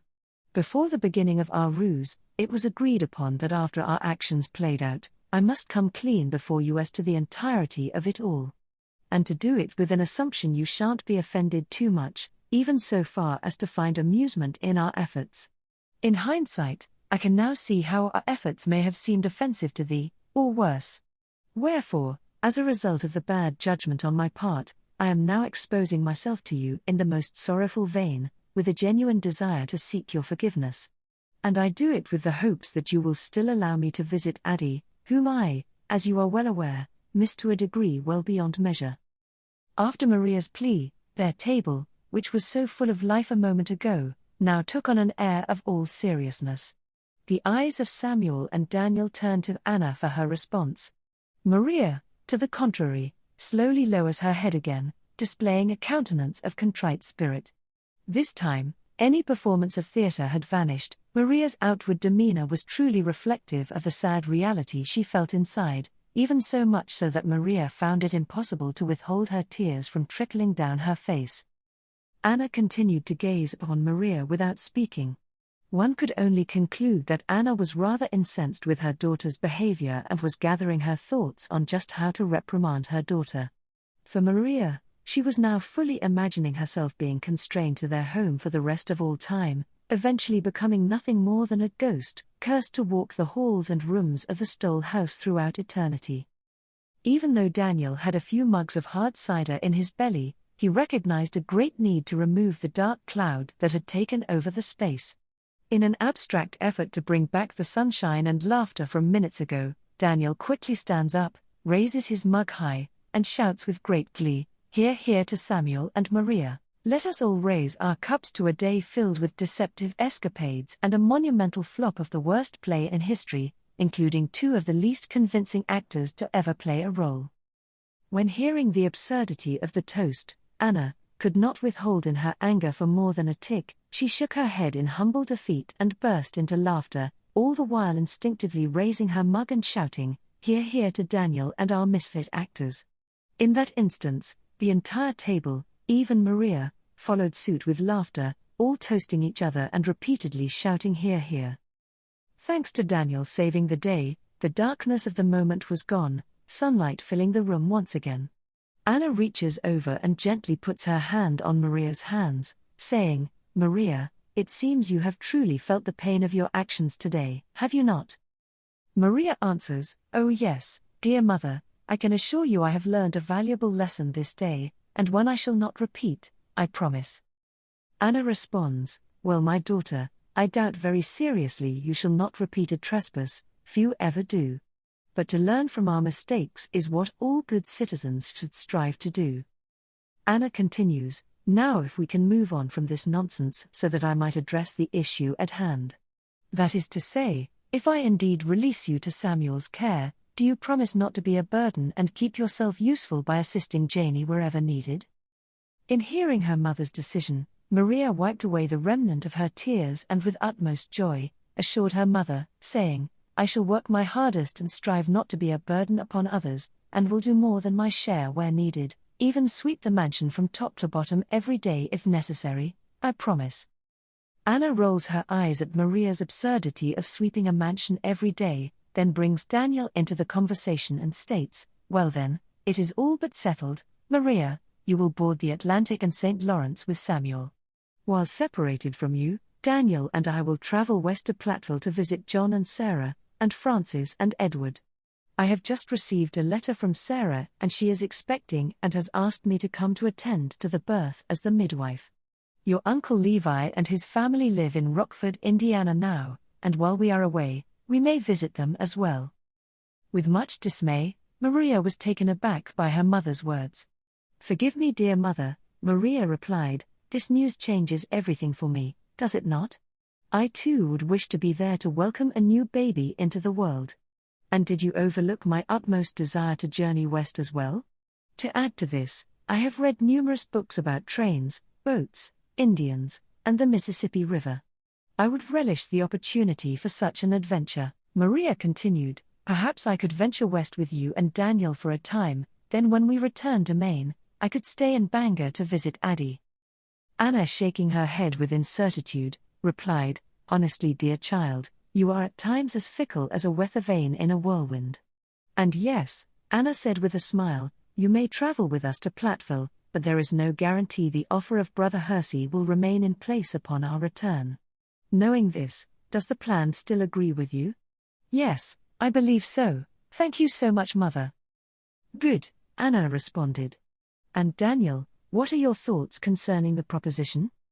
Daniel replied, I must confess a certain eagerness to explore a different part of the country. Your plan sounds intriguing, let us go as you say. Samuel, laughing at the turnabout that took place, stated, I'm so glad you have come to a final decision, let us hope it does not change again, for the back and forth has strained my neck to the point that it has become sore and my head quite dizzy. And to think that all of my fine acting was for naught. To be serious for a moment, I believe this day is indeed a momentous one for the Stolls. As one who has invested a considerable part of himself in the West, I am convinced that the future lies in that direction. And upon your inspection of such lands, I am sure you will agree. And Daniel, for the thousands who are establishing homes and businesses there, many will require the services of a skilled carpenter. I have no doubt that the demand for your expertise will be unwavering. Caught up in the excitement of Samuel's words, Anna exclaimed, if the West shows so much promise as you claim, I can envision a future, not too distant from now, in which we use Daniel's skills to construct our own home in the West.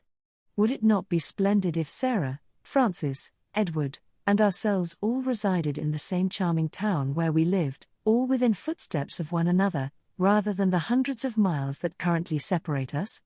At such a time everyone from our family will be reunited to our new Western home. Maria spoke up, her voice filled with longing. I can't imagine anything finer than for our family to be together again, enjoying the pleasure of each other's company.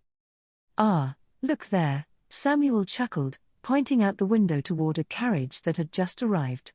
It appears my brother Louis has finally decided to collect me after all. I had begun to fear that I had been totally abandoned. Daniel's gaze followed Samuel's gesture, and he offered his own assessment. It seems that a broken wheel is tied to the back of the carriage, perhaps that is the cause of Louis's tardiness. Samuel replied, I suspected that some misfortune had befallen him, delaying his arrival. I suppose I should be grateful that it was merely a wheel that collapsed and not Louis himself, or worse still, the horse, Samuel exclaimed with a hearty laugh, which prompted the others to join in the merriment. Daniel raised his mug a final time, let us toast to Louis and his fine horse for outliving the wheel. Hear, hear. came the jubilant reply as the mugs were raised and drained once more. Samuel was exceedingly fond of his younger brother Lewis, who had worked for Samuel in Bangor. However, as is often the case with elder siblings, Lewis was not exempt from becoming the object of his brother's playful ribbing. With bellies and spirits full, the group gathered outside to greet Samuel's brother.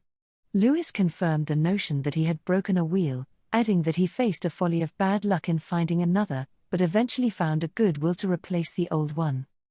When asked how he tracked down Samuel so quickly, Lewis laughed and reported, "It wasn't complicated whatsoever. I followed my nose to the scent of food and knew it was there where I would find my dear brother." All had another laugh, this time at Samuel's expense. It seems that older brothers are not exempt from receiving a ribbing from the younger one. Lewis and Samuel boarded their carriage as final goodbyes were exchanged, and the two drove away. Before their 20-mile trip from South Paris to Sumner, the duo had a few matters to address. After retrieving Samuel's trunk from the train station, they stopped at the livery stable to rest, water, and feed the horse. While there, they asked the farrier about the broken wheel. The farrier replied that it would be a minor fix and would take about an hour. A deal was struck to make the repairs. Not wishing to wait around the livery, Samuel turned to Lewis, saying, "I understand there is a confectionery located just 2 blocks hence. It is rumored to have delicious pecan tarts. Shall we amble in that direction to validate the truth of said rumor? My treat." Chapter 21. 1851, Platteville and Babies. In April of 1851, Francis and his beloved wife Eunice rejoiced at the arrival of their first child, a precious babe they named Albert. Anna, the ever-devoted matriarch, was determined to make the long journey to Platteville to see her newest grandchild. Yet this was not the most pressing event that sent her westward, it was her daughter Sarah, for she was soon to give birth to her 5th child in July. Having stood steadfastly by Sarah's side through each of her previous births, and being an experienced midwife, Anna was intent on providing her daughter with the same amount of care, comfort, and experience in delivering the baby as she had done many times in the past. The journey was long and taxing, but Anna, Daniel, and Maria were undeterred in visiting the western frontier. It was their first time traveling far away from home and the first time to be traveling by train, boat, and stagecoach. Each mode of transport having delivered its own style of pain. The various trains that took them to Buffalo, New York, employed the most uncomfortable of seats, being nothing more than hard wooden benches attached to the floorboards of a rail car that had no springs. The paddle-wheeled steamer was overcrowded as everyone was packed onto it like pickles stuffed in a barrel. Curiously, the steamer was not the mode of transport that left them feeling the most seasick, for the overland stagecoach seemed to do a better job of accomplishing that task. The coach bounced up and down, all the while swaying back and forth upon the primitive roads, most of which were either carved with deep ruts or covered in fine sand. By this means of travel, it was unavoidable that every passenger would collect a thick layer of fine dust upon their faces and clothes.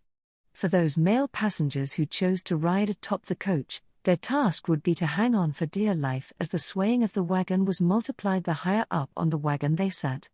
These top-riding passengers would be fully exposed to weather, which could be from the heat of the sun bearing down on them or the pouring rains of a thunderstorm should one pass by.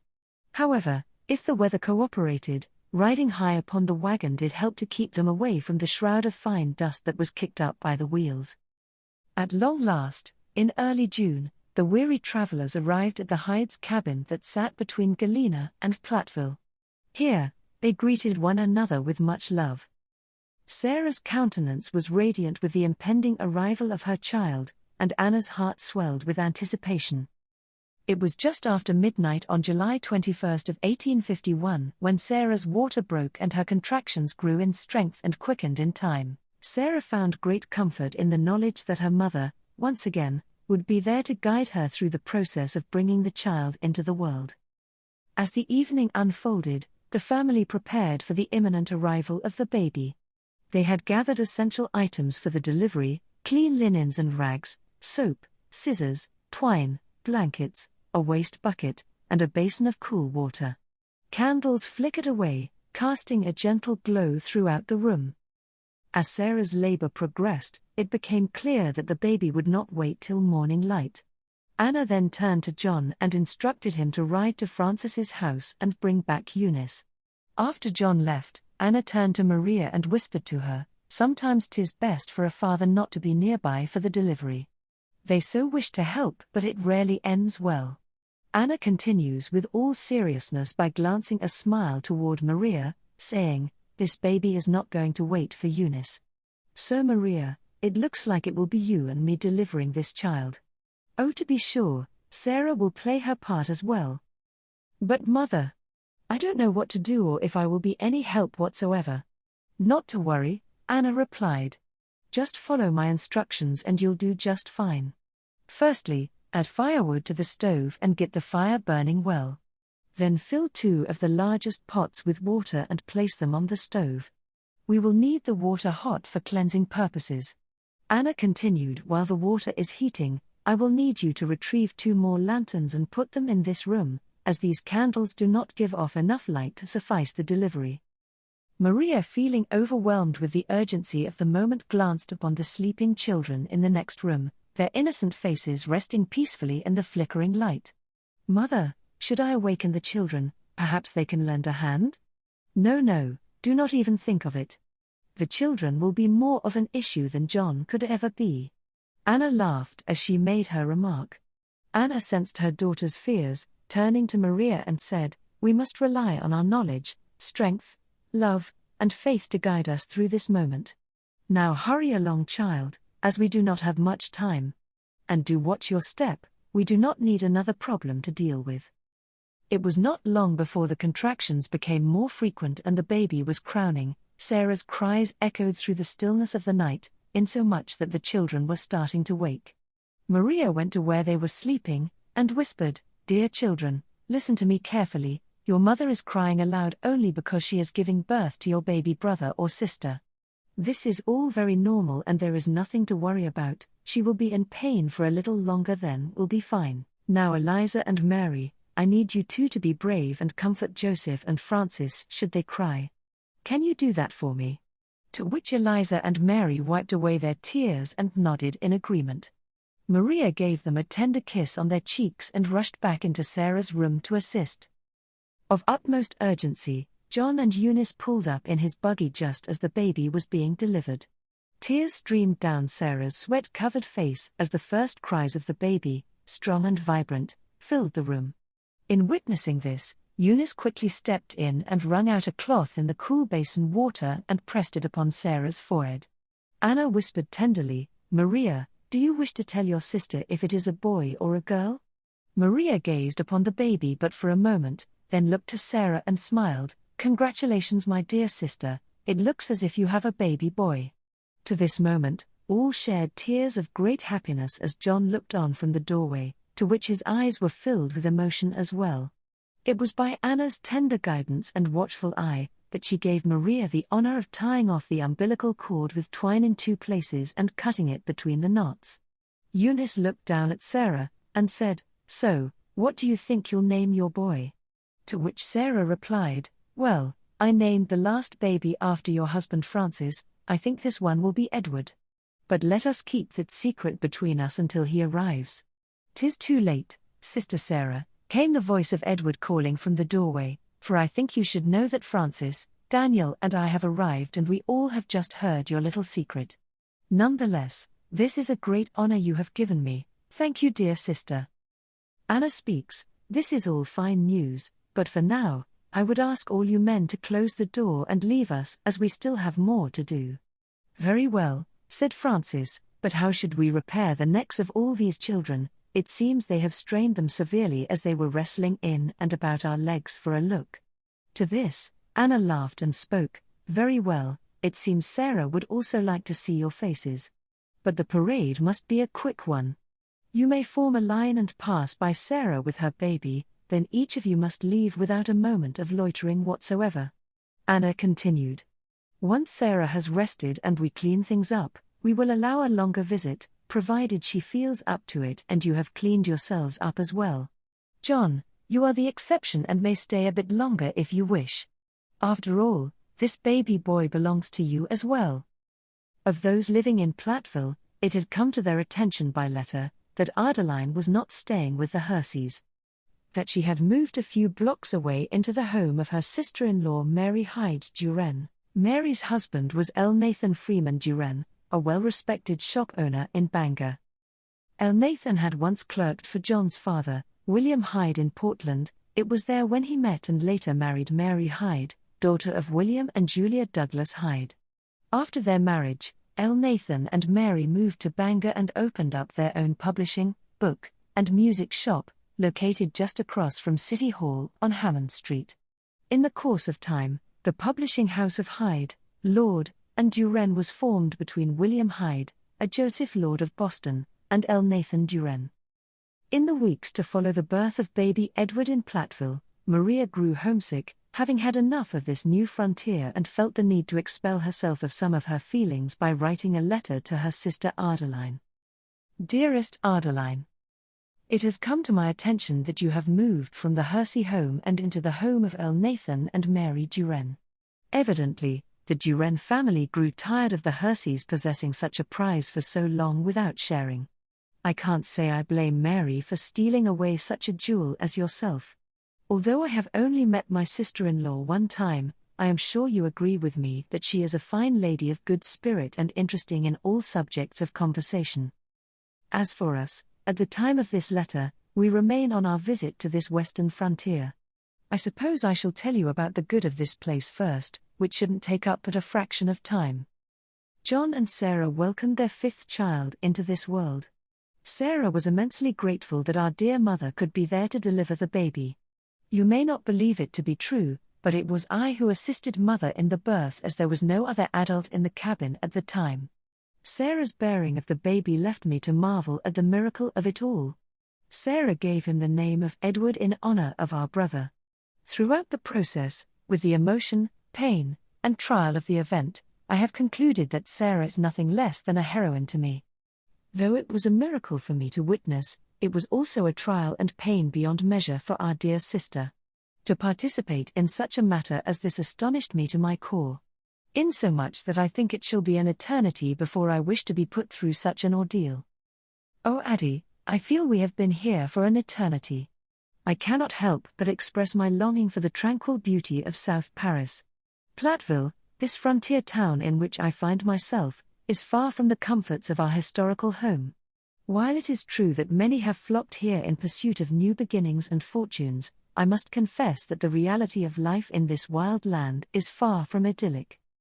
It seems the lure of lead mining has attracted a virulent crowd, a motley assortment of immigrants hailing from all corners of Europe. The Irish, in particular, have carved out a place for themselves in Platteville, their roguish ways confounding the very framework of what a town should be. It saddens me to say that their penchant for strong drink has cast a pall over the community, and the streets are often a spectacle of the sights and sounds of drunken revelry.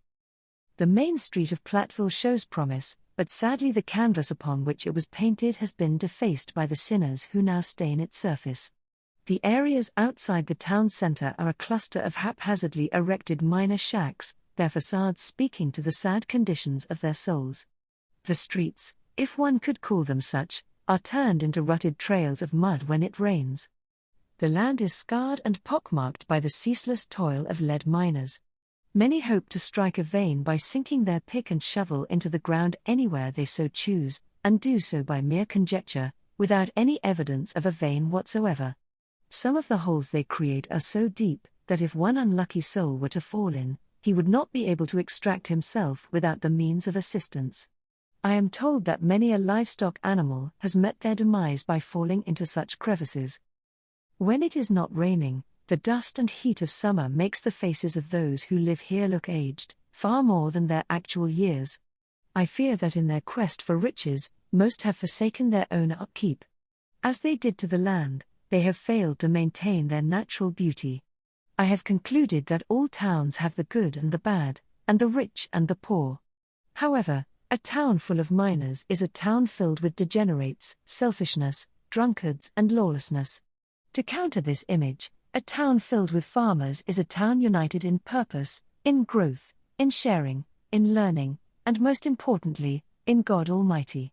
Perhaps, the minor, due to the dangerous nature of their job, live in the moment, knowing that each day may be their last day.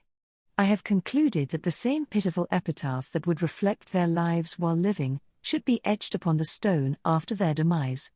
That is to say, if they were so lucky to receive a stone. The town centre of Platteville seems quite normal and pleasant during the day, but when dusk grows near, and the miners begin to make their way to the taverns and loiter about the streets, it seems they speak to me with their eyes, and the words emblazoned upon their eyes I dare not repeat. Unlike South Paris, this is a place where one such as I dare not walk alone for fear of being approached, harassed, or worse. As for our family that lives here, the home belonging to Francis and Edward are located well away from the tumult, about a mile west of Platteville. It is a nice enough place for the frontier. The same can be said for Sarah's cabin, though it is located nearer Galena than Platteville. It had become too small for their growing family.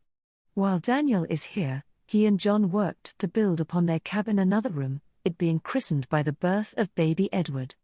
Their work was very much appreciated by Sarah. Ever since the explosion at the mill that took the life of Mr. Marble, Sarah did not like the idea of living in Platteville, and this is the reason they moved further south. The city of Galena is a fine place and is located 15 miles south of this place. John is going to take a job there, working as a clerk. This will require them to move closer to Galena. I find Galena to be a much finer town than Platteville. There are more opportunities in Galena as it has access to the Mississippi River. Riverboats of all types stop at this place, so much so that Galena rivals Chicago in the movement of goods. As for Mother, Daniel and I, we have been here for months now, and Mother tells me that soon, Edward will carriage us to Bruceville to visit Uncle Levi and his family for a time. This will be a good change as it gets us away from this place and brings us closer to our home in Maine. To tell you the truth, Addie, after seeing Platteville for what it is, I am not sure Mother wants any part of it, especially to move here permanently. I believe Mother wishes everyone to return to South Paris where things would be as they once were, but I doubt that will happen. Mother feels it will come down to whether to remain in South Paris with the family divided or to go west and live with our family united. It was the poet of it who wrote, "The harvest is always richer in another man's field." I think it is to this thought that people came to this place. It would wager that most would turn back time if they only could, for it is they that long for whence they came. As for me, how I miss our friends and the civility of South Paris, as you must feel the same for Bangor. The daily trials and tribulations of life in Platteville have left me quite homesick for the warm embrace of our friends and family, and the simple pleasures of home. As for you, I understand that soon you will be leaving to work in Boston. My wish is to meet you in Bangor to spend time with you before you depart. Perhaps we could visit South Paris for a time before you leave. Together we could roust our friends out of their beds and raise some cane upon the streets we once presided over.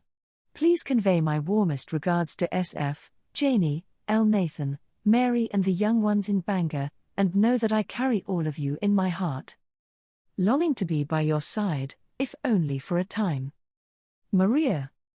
Eventually, Anna acquiesced to her 15-year-old Maria's plea to move on. This idea was not an unwelcome one, as Anna, now 58, felt the strain of keeping up with the young Hyde family, and all their children and endless tasks. As August drew to a close, Anna, Daniel, and Maria bade farewell to their family, with hearts heavy in the knowledge of the untold miles that would once again separate them. Boarding the stole carriage, driven by Edward, Anna, Daniel and Maria were delivered to Bruceville, Indiana, where they were eagerly greeted by Anna's brother-in-law, the esteemed Esquire Levi Stoll, and his family. So pleasing was their stay in Bruceville, that invitations were given for the family to extend their stay. For Daniel and Maria, they had enough of the West and were not so keen on the idea of lingering any longer. Yielding to their desires, Anna instructed Daniel and Maria to travel to Bangor, pick up Adeline and return to South Paris, whereby Anna would rendezvous with them in South Paris in 2 months' time. Chapter 22. Not leaving Bangor. Once they arrived in Bangor, Maria wished to stay a bit longer. She was desirous to explore the town, and Adeline was equally excited to share it with her. To no small measure, much of their unspoken reasoning to stay was related to Adeline's friends, including those of the male persuasion. After some convincing, Samuel and Janie Hersey allowed the two to remain in Bangor a bit longer. The sisters convinced their brother Daniel to leave for home without them. A plan was made that they would travel to South Paris at a later date, in time to be reunited with their mother. With so many of the Stoll family members being separated by far distances, the writing and receiving of letters became crucial in sharing information and maintaining family bonds. Although the task of writing a letter could be more satisfying, the thought, effort, expense, and the idea of the time it took for a letter to reach its destination and be read, made the receiving of a letter more exciting than the sending of one. In these times, though mail was dependable, it was slow, taking from a few days to a few weeks, depending upon the distance. Some might argue that an alternative source of communication was by telegraph, as telegraph lines were being erected alongside the thousands of miles of railroad lines. Though in 1851, the telegraph may have been available to many cities and townships, the cost of sending a message was very expensive. Even if one could afford it, that person would only wish to transmit a few words, as the charge of such a message was by the word. Telegraph messages, with few exceptions, were a short note of a business nature, hardly ever used to send anything that resembled the breadth of a cordial letter.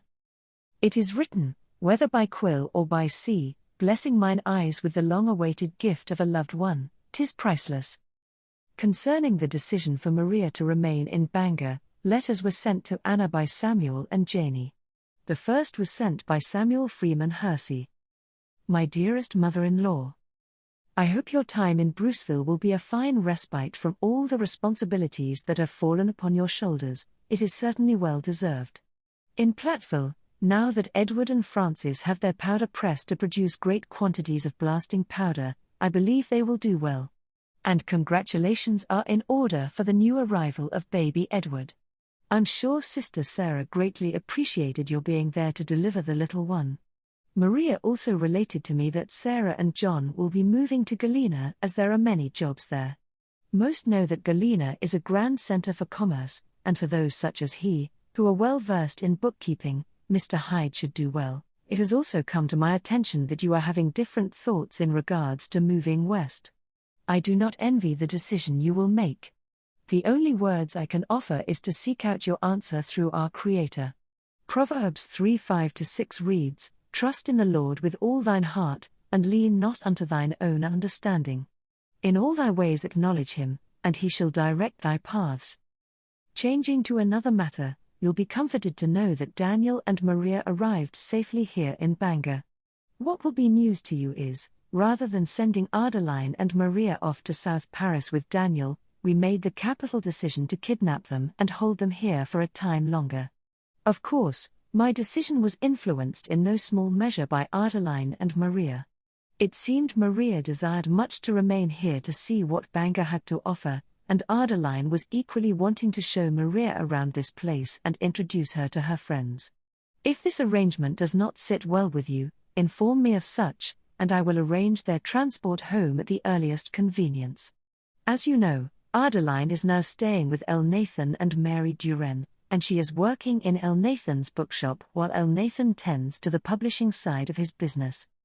Addressing Adeline's future, she will be leaving us as I have arranged for her a teaching assignment at the Universalist Church on School Street in Boston. I know very well the Reverend Alonzo Minor there. He is a good man, and he will oversee the arrangements for her boarding and introduce Adeline to her class of young students. Sister-in-law Mary Duren has convinced Elnathan to gift Adeline an assortment of well-used books that she will deliver to Boston, these books to be added to the school's library.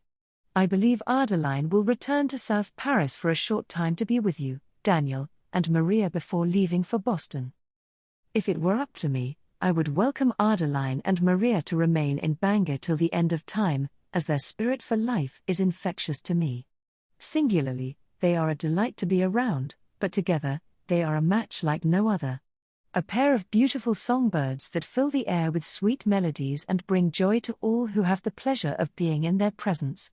Their intelligent conversation and witty repartee brighten the dullest of days, and I am ever grateful for the gift of my sister's companionship. I think it is a good thing that they live separately from one another, albeit by only a short distance, for it is said, a surfeit of delights may oftentimes prove deleterious. There comes a time when we must grant a bird its freedom to charter its own path in life. To this end, I must regard Janie's feelings in the matter as well, for she has kin of her own to consider. I leave you now, dear mother, with much love and affection, your humble and obedient son-in-law, Samuel. From Janie Hersey in Bangor, Maine, to Anna Stoll. Bruceville, Illinois, October 1st. Dear Anna, I hope you are enjoying your stay in Bruceville with Esquire Levi Stoll and family. I have had the opportunity to meet with your brother-in-law on 2 occasions and found him to be a joyous fellow, a man of impeccable standards, with a heart of gold. Please give the good lawyer and his family my best regards. We received Maria and Daniel in good condition, though a bit travel-weary. There was a change in the plans as your son departed for South Paris without the accompaniment of his sisters. Though we are quickly outgrowing our home, Samuel so wished Maria to remain for a time longer, as did she. It is true that Adeline and Maria are very fine young women, and when they are together here, they bring much laughter into our home. I will miss Adeline dearly when she leaves. Oh, to be that age again, without a care in the world and receiving the attention of so many. I shall enjoy very much to hear all about your adventure west. Perhaps we can meet in South Paris at some future date to discuss such things. To explain one's life in a few words on paper is quite impossible. To this thought, I shall close this letter now, for I am with child, and my maternal duties seem to afford me but a moment of freedom. The new one will be welcomed into our house in November, an event that will fill the hearts of Samuel, Roscoe, and Dudley, and mine as well. With deepest affection and respect. Janie Hersey. Chapter 23. 1851, 3-card Monty. The heat of summer gave way to the cooling breezes of fall, but for Adeline and Maria, time was their enemy. With a feeling of urgency, a silent voice whispered for them to make the most of their experience in Bangor. Adeline, now 18, was excited to share the charming town with her younger sister. Maria was 15, had a keen awareness in all things, and seemed to have an intelligence far beyond her years. Together, the sisters attended either the Universalist Church of Bangor or the Congregationalist Church. As to which to attend would depend on the social, spiritual, and educational opportunities that each would offer. But of course, with Samuel being a Sunday school teacher to the young adults, more often than not, the tilt of preference fell toward his Universalist church. On Sundays after church, the community would come alive with people strolling up and down the town's quaint streets, socializing at every convenience, and of course, any excuse to have a picnic in the park was well celebrated. These were all delightful settings for the Stoll sisters as they nurtured a lasting affection within their company of friends. Adeline introduced Maria to the charismatic Elizabeth Harding, who they called Lizzie for short. A lively girl whose laughter often echoed through the church halls. Maria found herself forming an easy camaraderie within the group of Adeline's friends. Close to her age was Clara Harding, a kind-hearted soul whose shy demeanor hid a curiosity in all things, often leading her on unexpected adventures. Clara's handsome older brother, Alex Harding, caught the eye of Adeline, with his quiet confidence and physical form. It was during a picnic that the group met a newcomer, Robert Wainwright, whose intelligent eyes held a hint of intrigue, particularly for Maria.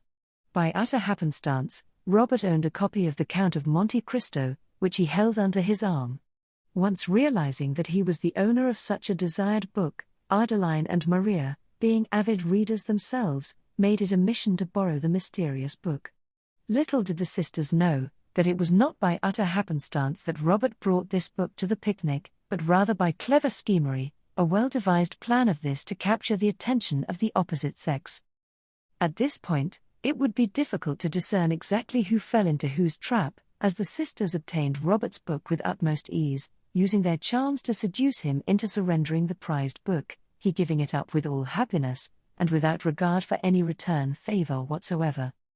When it was all said and done, A flirtation seemed to continue, particularly between Robert and Maria. At the close of the day, Alex and Robert walked with Adeline and Maria, eventually setting Adeline out at the Duren home and Maria out at the Herseys.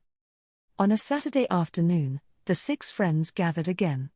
Adeline, Maria, Lizzie, Clara, Alex, and Robert decided to meander about the streets of the market square, taking in the sights and stopping in at the confectionery for a treat, whereby they pooled together a few cents to buy a bag of raspberry drops.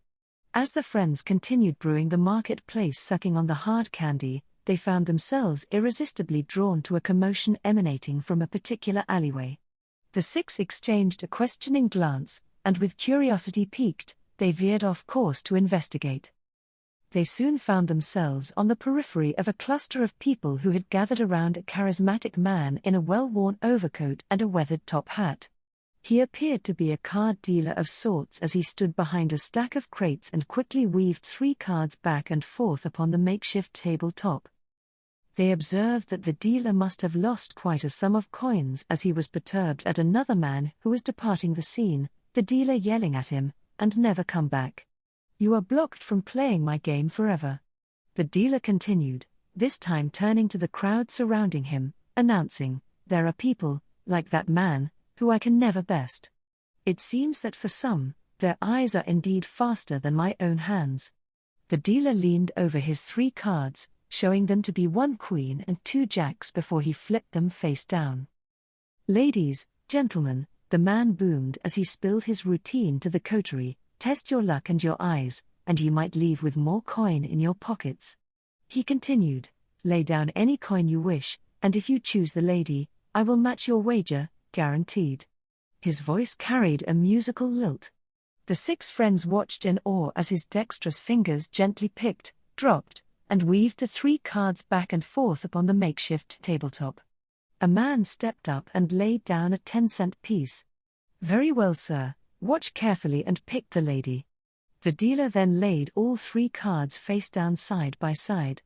He then flashed the queen to reveal its location before flipping it back over. The dealer began to juggle the cards low over the table for only a moment, then stopped. "Okay, sir, where is the queen?"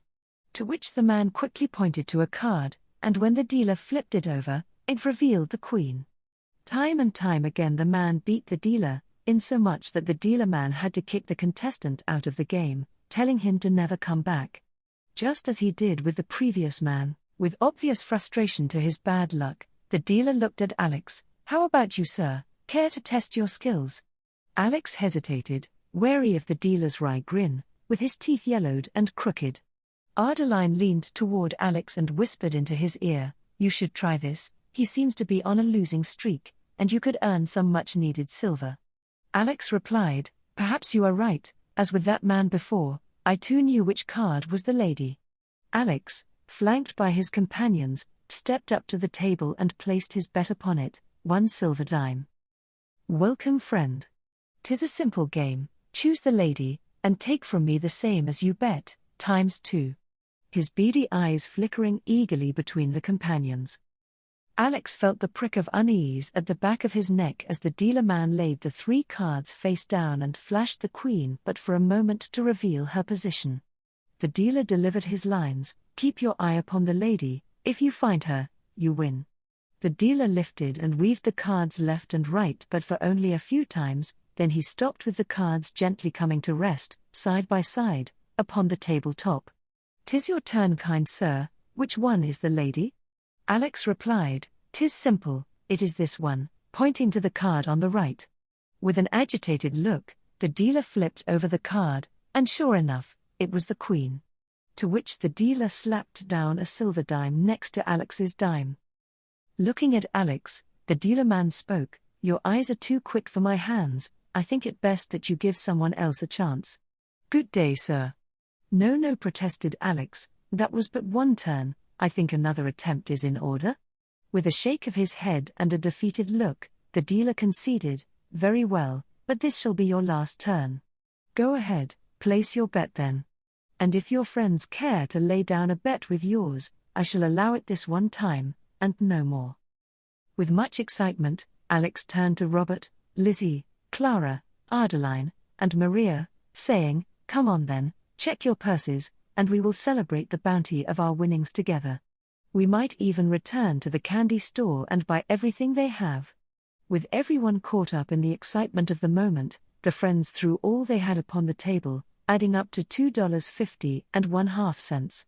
Alex then turned to the dealer man. "'Tis a lot of coin we have invested, we need to see your matching coins placed upon the table as well, as proof you can match our bet." Irritated at Alex's demand, the dealer man pulled out his purse and counted out the matching coins and laid them upon the table. "Shall we begin?" called the dealer man. "Here is the lady," flashing the queen, but for a moment as he began to juggle the cards back and forth upon the table, then stopped. "Okay, my friend with the keen eye, where is the lady?" "The queen is the one on the left," his friends all whispering to him with all assurity. With that being said, Alex went against his friends' wishes and quickly reached down and flipped over the card to the right. To the shock of everyone, it was the queen. As quick as lightning, Alex reached down and scooped the coins into his hand and turned to run. The dealer saw this sudden action and reached over his table, grabbing Alex by his sleeve. Reacting to his grasp, Alex jerked his arm mightily, which caused the dealer to fall upon his table, causing the table and the dealer man to topple over. The dealer man and his stack of crates were cast to the ground in a chaotic pile of debris. Being free of the dealer's grip, Alex, with fleetness of foot, sped north down the alleyway. Unable to recover from his awkward position, the dealer shouted out to his accomplice, "Stop him. That man has tricked me out of my money." Robert Wainwright, well aware of what was happening, tripped the accomplice and fell upon the fellow, the two becoming entangled upon the ground, Robert making the entirety of the tumble look like an unfortunate accident. While still on the ground, Robert gestured to his female associates to leave with utmost haste down the alleyway to the south, the opposite way that Alex fled. Taking his request earnestly, Adeline, Maria, Lizzie, and Clara walked away from the havoc at a much hurried pace. When Robert had recovered and caught up to the girls, and the chaos had calmed, a rather intense conversation was had with Robert to explain what had just taken place. He explained, "Yes, my friends, I did have prior knowledge of Alex's intentions beforehand. You see, that was not an honest card game, it was a scam known as the 3-card Monty. The scammer is the dealer, and he can make it seem as if the queen is in one position when, in reality, she is in another.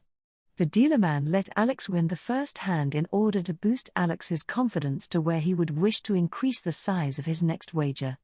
It is important to know that the dealer had partners who pretended to win to attract players such as us. Alex well knew of this flim-flam and knew how to beat it. And the reason that Alex flipped the queen over for himself and did not simply point to the card, is that the dealer, if seeing that Alex was going to point to the correct card, would simply reach down and juggle up the cards again, making an excuse as to justify the rearrangement. So, once Alex won by flipping the correct card over, it was important for him to get out of there with all the coins as quickly as possible, for the dealer man and his accomplices would not allow Alex to escape without intimidating him into playing again. The whole ordeal was a case where the tables were turned against the scammer. In our case, it was the scammer who was scammed. Robert laughed. Indeed, the actual table was turned as well. As for his escape, it was also planned that I would, with all innocence, slow down the scammers the best I was able. Robert smiled. "You do believe I did my job well, do you not?" To which the young women forced a nervous laugh in agreement, with Maria adding her thought, "'Tis all a game until one is cut with a knife, as you may have been, then how would we feel?" It was with much relief, particularly to Adeline, that when they arrived at the grounds of the Universalist Church, an unscathed Alex was waiting for them, he having a smart grin on his face as he was smartly leaning against the outside wall of the church. Alex held a bulging coin purse in his left hand and was flipping a coin in the other. Alex spoke, "Welcome back, my fellow Dodgers. It is good we all survived in one piece, though Robert, it looks as if you took the brunt of our subterfuge." However, Alex continued, "I have some bad news to report. In my hasty retreat, I seem to have dropped a coin. I believe it was one of yours, Adeline. Fear not, my lady, for in order to make up for my deviance, when we divide up the coins, I will pay you back threefold of its worth. Luckily for me, it was but a half-cent piece that was lost. To his comment, all smiled and laughed aloud with much amusement. A week after the letters of Samuel and Janie were mailed to Anna, Maria also wrote her mother Anna, in Bruceville. Dearest Mother, as you are aware by now, we have remained here in Bangor, as Daniel returned to South Paris without us. I had so wished to spend as much time with my sister, for it will not be long before Addie will be leaving for Boston to teach children at the Universalist Church. I understand that pulpit number 6, on School Street will be her address. Samuel knows Reverend Minor there, and it was through his friendship where Addie gained employment. Samuel and Janie said it would be acceptable for me to stay with them for a time. I do enjoy Janie's company, as she seems to enjoy my company as well. However, Janie has little interest in the things that interest Samuel and me. I try to include Janie in our conversations, but it comes to no avail. Adeline introduced me to her friends at a picnic, and there I met a young man from the Congregationalist Church named Robert Wainwright. We seemed to get along quite well, and had a day where we had great fun, so much so that he appeared to have an interest in me, as I did for him. I did not find out until later that he was promised to another. 'Tis difficult to turn away when those such as he are persistent in giving me attention. Mother, I think I am cursed when it comes to these young gents and how they pursue me. Perhaps I should withdraw from the world altogether, so as not to offend those girls who hold a jealousy against me. To do so would make the world a happier place, but in turn, would make me quite bored and sad. Within the entirety of it all, I am quite satisfied with the life here. We spend much of our time within and about the churches as they are very interested in keeping the youth occupied in all things wholesome. I frequent myself to the Duren's bookstore to be near Addie and to read books. Perhaps Addie has told you, but she is taking singing lessons there, with Mr. Duren being her instructor. As for me, you need not concern yourself with my well-being in Bangor, for it is a pleasant place filled with good God-fearing people. Of course, as with all places, I have learned that there is a side of town that should not be visited, to which we keep our distance from it and the degradations found there. Please remember me to Esquire Stoll, his wife and family. Tell them that I truly enjoyed my time there, and I thank them dearly for their generosity. From your loving daughter, Maria. Then came a letter from Anna to her daughter Adeline in Bangor. Bruceville, October 31, 1851. Dear Addie, I was very glad to hear from you by letter and that you are learning to sing. I think it a very pleasant way to improve your time, and I think that talent ought to be cultivated. It will afford you much pleasure, no doubt, in life. Do manage to save some of your hard earnings to come out west another year on a visit. I think you would enjoy it, but it takes a heap of money. Was glad to hear from Samuel, his wife Janie, and Maria. What is Maria about? Hope she is in a shop. Think she would be much happier to earn her own living than to feel so dependent. What did Janie say about her? I do not think she wants her there, or I believe she would prefer some of her own nieces for company. Also, I do wish Maria would not correspond with Samuel. I think that would offend Janie very much, and I think Maria was suspicious that she did. It will do her no good and maybe cause serious injury. Nor should she correspond with Robert Wainwright. I do think it will do him a very serious injury. Such things are entirely wrong after a lady is engaged. It is trifling with their affections. How would she feel to be trifled with in that way? Do give this letter to her if you believe it best, or burn it. I want her to read it and burn it. Maria was so homesick to get back to Maine, thought she should be so happy, and would be if she were working. I think if she will learn to cut and make dresses, it will make her useful in a family of her own, or any other family. Do encourage her to do so. I have a mind to write Samuel and Janie to have Maria find work. Is Maria attending to music also? When is Samuel coming out west? I hope I shall see him. I may stay here at Uncle Levi's a few weeks longer. They all wish me to, and I may not visit them again very soon, if ever. Your Aunt Sarah says you must go and see Lorenzo and wife often when in Boston. I think we had a very pleasant visit there and as we had at Worcester. I am very much pleased with Levi and Sarah's daughter Eliza. She makes herself so useful in the family, does most of the dressmaking and makes pants and millinery and everything almost. She is a great reader of ancient history as well as other books. Sarah presented to her the 3 eras in a woman's life: the maiden, the wife, and the mother. I have read it and would recommend it to you as worth reading. From your ever affectionate mother. P.S. You need not give this to Maria but just advise her not to correspond with 2 men, it is wrong. Write as soon as you receive this. In a month's time, Anna returned to South Paris to join Daniel, as did Adeline and Maria. Adeline's stay was rather short in South Paris as she departed for her teaching post in Boston. Chapter 24. 1852, Anna and Maria travel to Boston and Worcester. Adeline, now 18, took her teaching position at the Universalist Church on School Street in Boston. It was in the summer months of 1852 when Anna and Maria contemplated another journey west. So it was that Mother Anna, 59, and Maria, aged 16, with the gentle embrace of summer in the air, bade farewell to their family and friends of South Paris to visit their family in Galena and Platteville. For this being their second journey west, Anna felt comfortable enough to travel by themselves, leaving Daniel behind to watch over the homestead and his carpentry business. The 2 stopped for 2 nights in Boston. Whistled there, Adeline took them on a tour of sorts, whereby they roamed the streets of Boston, visiting the historic sites of the city. Even so much to visit the crypt of Mary Chilton, a passenger of the Mayflower. In their tour, the trio also visited Adeline's classroom at the Second Universalist Church where she taught. While there, Anna and Maria were welcomed by Reverend Minor, pastor of the church and good friend to Samuel Hersey. At the church, Adeline introduced Anna and Maria to William Merriweather, another teacher who taught more advanced classes to the young adults. Always the curious one, Maria seemed to pick up a connection of sorts between William and Adeline. After all, education is not strictly devoted to that of children in the classroom, there is the social education in life, of which everyone takes part, to one degree or another.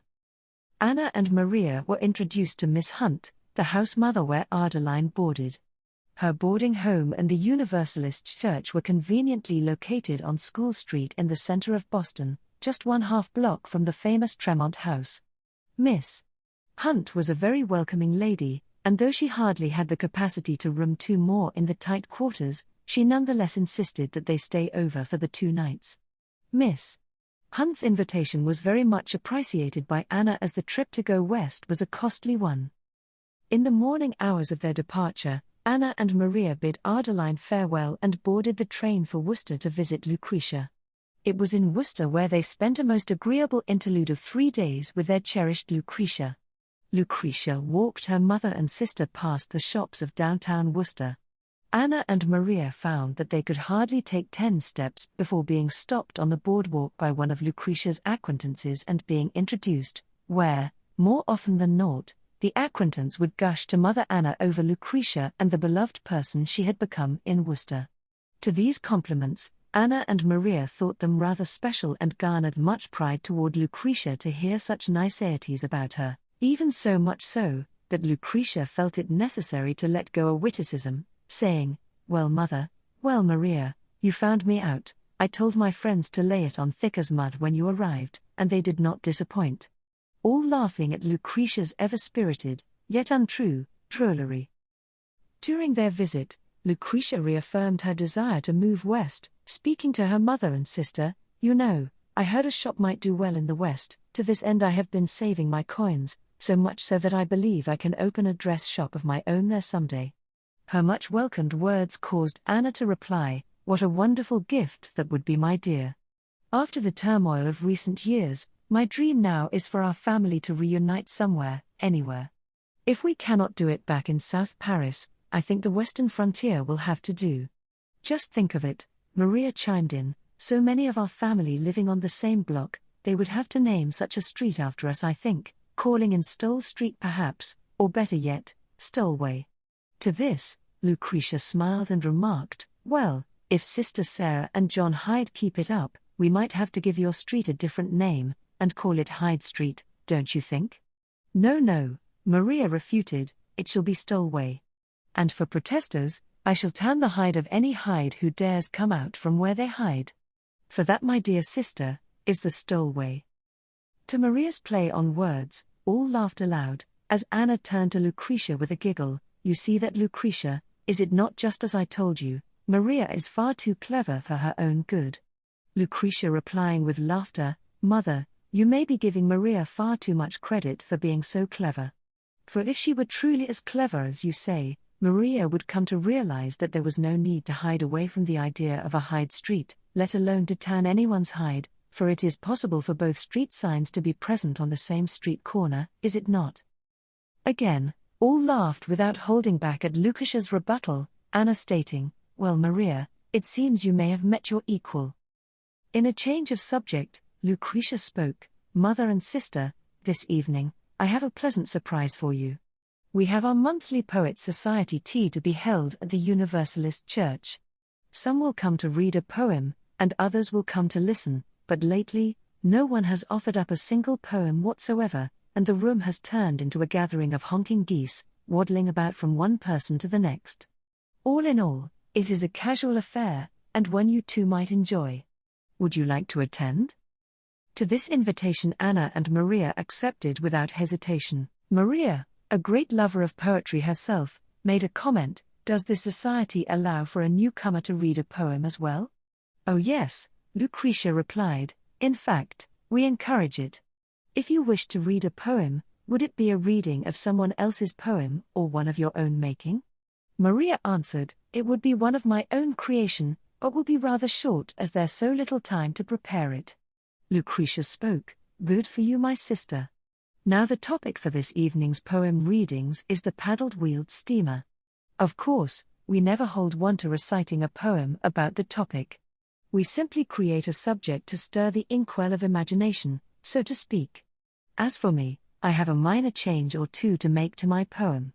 However, for you two in particular, be forewarned, I do have some misgivings of reading my poem, as it may cause some consternation about your thoughts of traveling by steamship. Lucretia's statement of forewarning fell on deaf ears for Maria as she was already deep in thought about the creation of her own poem. Anna commented, I think that Maria has a gift for poetry, and I believe it is you, Lucretia, who has passed on that talent to her. Lucretia answered, It is something I picked up as a mill girl, for at the mill, our poetry club became the glue that held many girls together. To be sure, if it wasn't for poetry to whisk their minds off to other places of fantasy, some of the girls would have gone mad. As you know, Sister Jane was marvelous at writing poems. I think of her every time when I write.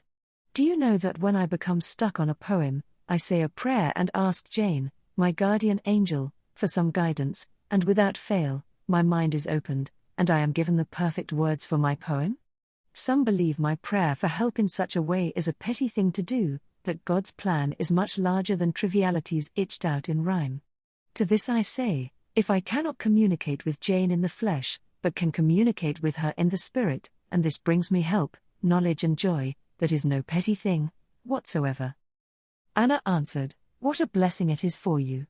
God does work in mysterious ways, and who is to say what ways those are, and to what ends it is done? After a moment of thought, Anna spoke to Lucretia and Maria. As you know, we have booksellers within our family, who are publishers as well. Perhaps you too should gather your poems up and present them to William Hyde and Elnathan Duren and see what they think. Perhaps they will wish to publish them. I cannot speak for Maria, replied Lucretia, but to post my ink scratchings aside Tennyson or Longfellow, would be akin to setting a flickering candle beside the brilliance of the sun. Maria also spoke to this issue. Although it would be something to have our poems published into a book, I must agree with Lucretia. And to sit, write, and perfect enough poems to fill a book would require far more patience and time than I could ever muster. If I'm not mistaken, I would say Lucretia and I would refuse to be confined to the writing desk when there is a whole world outside that demands our attention, far more than our words of rhyme. Anna laughed as she replied to her daughters, Well, it may not be so difficult as you two say, for if we took what you just said, that would be enough to fill a page or two of poetic verse. To this, Lucretia and Maria giggle a bit, followed by a moment of thoughtful reflection. At the poem reading, the Stoll family entered the church to find members of the society gathering about, laughing and socializing. Lucretia began to make the rounds, introducing her mother and sister to her friends. Again, as it was when they first arrived, her friends could not help but heap praises about Lucretia to Anna and Maria. In time, the tea got off to a most enjoyable start as several readings were presented. When the appropriate moment came, Lucretia stood up to speak, saying, "Good evening, everyone. Firstly, I wish to praise every one of those who read their poems to us. Your words painted a fine picture indeed, causing me to ponder much upon what was recited. I would also like to applaud you for the warm welcome you have given to my beloved mother, Anna, and my dear sister, Maria." Lucretia continued, "What I found interesting is that when I invited them to our Poem Society tea, Maria asked if the reading was just for our group or might anyone else read? I told my sister that yes, anyone could come and read. I also mentioned that the topic, if she chose to write verse upon, was of the paddle-wheeled steamers. So, with but an hour to prepare, Maria did indeed create a poem to share with us. So, without a moment of further ado, may I present my sister, Maria Stoll." To her introduction, the members of the Poem Society politely smiled and clapped as Maria walked to the fore to speak. "Thank you, my dear sister. It is a pleasure to be here and, even more so, a delight to meet you all. You were all so very kind to Mother and me. For this, I am grateful indeed. My poem is written upon the topic of the paddle-wheeled steamer. It is rather short as I had so little time to prepare it, but nonetheless, it was done. I must say this was a topic that was intriguing to me as I was lucky enough to travel by steamer just last year and I remember it well. As for my little poem, I call it A Fleeting Pleasure." Maria took a short pause before beginning. A Fleeting Pleasure, by Maria Stoll. There she floats, the steamer grand, onto the gangplank, taking leave of land. Onto the decks, excitement grows, leaving behind my worries and woes. Smokestacks kissed the heavens high, engines bellowed a thunderous cry. Waves churned as paddles thrust, our journey began with impatient lust. Such amazing sights on God's good earth, decks are alive with feasting and mirth. Tales shared and merriment unfurled, a joyous moment, a wonderful world. Alas, 'tis now, just a memory past, a fleeting pleasure, to forever last. To Maria's poem, the group instantly stood in applause.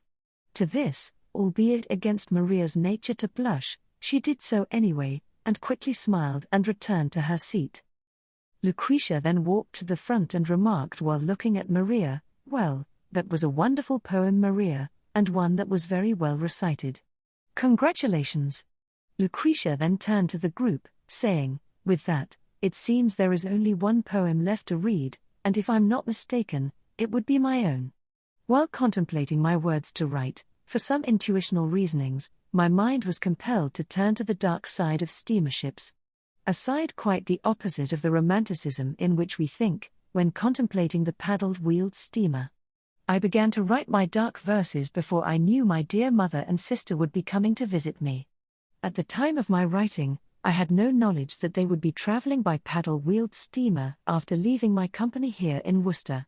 For this reason, I have come to the conclusion not to read my poem as it is rather depressing, and I do not wish to disturb my family as they will be leaving on the morrow to travel by steamer. To this, Lucretia took her seat as the rest of the room looked from one to the next, whispering back and forth, wondering what it could be within Lucretia's poem that had her so concerned. With encouragement from Maria to her mother to do something, Mother Anna stood up to address her daughter. "Lucretia, Maria and I came to hear your poem. Now, I am getting old and have seen too much to be disturbed by some words being etched onto paper. And, as you are aware, Maria has a mind that is strong. Though she can be moved by words written in verse, she has never been shaken by them. So, with that being said, and I believe I speak for everyone here, please come to the fore and let us hear your poem." To this, the others in the room applauded to encourage Lucretia to come to the fore. Given little choice, Lucretia stood and walked back to the front of the group and spoke. "Very well, you shall get your wish. As for me, I have had concerns with steamer ships for many years, and the Great Lakes are not without their share of accidents. It is of one these accidents that I wrote my poem about. Surely, all of you have heard of the G.P. Griffith and how nearly 300 souls were lost just 2 years ago in 1850. So that being said, here is my poem, titled, The Disaster of the Griffith. As with Maria, Lucretia took a short pause to gather her thoughts before reading, then began. The Disaster of the Griffith. By Lucretia Houghton Stowell. Heed the tale of the G.P. Griffith, a steamer ship of speed and might, 300 souls within its hull, with dreams of a new life in sight. Coal was fed into the chamber's heart, to fuel the wheel's great need. Water jackets went dry, which cooled the stacks, the heat contained, now freed. Into chambers dark, as passengers slept, crept the silent smog of death, for some, from nightmare, never to wake, the others, gasping for breath. A fire spread aft, brave crews' attempts, to save the ship admired, yet fate was sealed, as panic grew, and raging flames soared higher. The captain knew the shore was near, ordered full speed ahead for land, tenders delayed while ship underway, winds caused the flames to be fanned. 1 mile out, a safe haven found, as all gathered at the bow in fear, a half-mile out, the ship ran aground, flames no longer confined to the rear. Of fire or water, water is best, better by far of the two, in a leap of faith, the multitude leapt. To survive, but only a few. Some clothing was shed, but not all was tossed, as coins were sewn into some, to their state, 'twas an added weight, as chaos and drownings begun. Thrashing about here, clinging to one there, a final grasp for air in the end. In the heartache of time, the water went still, as bodies, upon bodies, descend. 300 lost, just 30 survived, though numbers were left undefined. Why no life jackets there, for them to wear, the ship owners had declined. Let us never forget, Lake Erie's threat, to the souls who dare to dream, within our hearts, their lives live on, in our memories' eternal stream. As Lucretia finished her reading, the gathering sat motionless, all wide-eyed, remaining fully engaged as if Lucretia was going to read more from her poem. Some swallowed deeply and silently, like one would do whilst playing hide and go seek in the dark, doing their utmost to stay silent, trying not to be discovered. In looking at their faces, Lucretia was quick to say something to break the mood. "I'm sorry if my poem offended or disturbed you. But to be fair, it was I who tried to avoid reciting my poem altogether." "No, dear sister," called out Maria, "'twas a wonderful poem. It is poems such as yours that leaves the audience spellbound, that are the good ones, is it not?" Maria scanned the group for support. Yes, said one, "it was indeed one of the finest poems I've heard."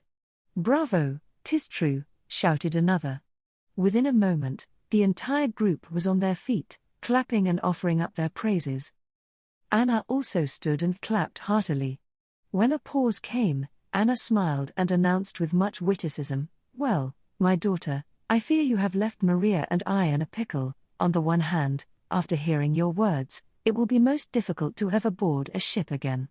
On the other hand, I have also paid out $32 for the trip. Perhaps you can tell me how I can retrieve my $32? After much laughter from her comment, Anna continued and announced with levity, "How about those here? Is there any one of you willing to purchase our tickets, half price?" Again the group recognized Anna's jest and laughed heartily, with one proclaiming that Anna would have to pay her to take the tickets. Chapter 25. A Joust Against the Black Night and the Ocean. It was after 3 days that their most enjoyable time with Lucretia ran its course. Anna and Maria boarded the train for Buffalo with promises to write often and share poems. In the aftermath of such a joyful reunion, there was a renewed optimism for life as their train slowly pulled away from Worcester station. Throughout their journey west, Anna and Maria kept their belongings in a trunk.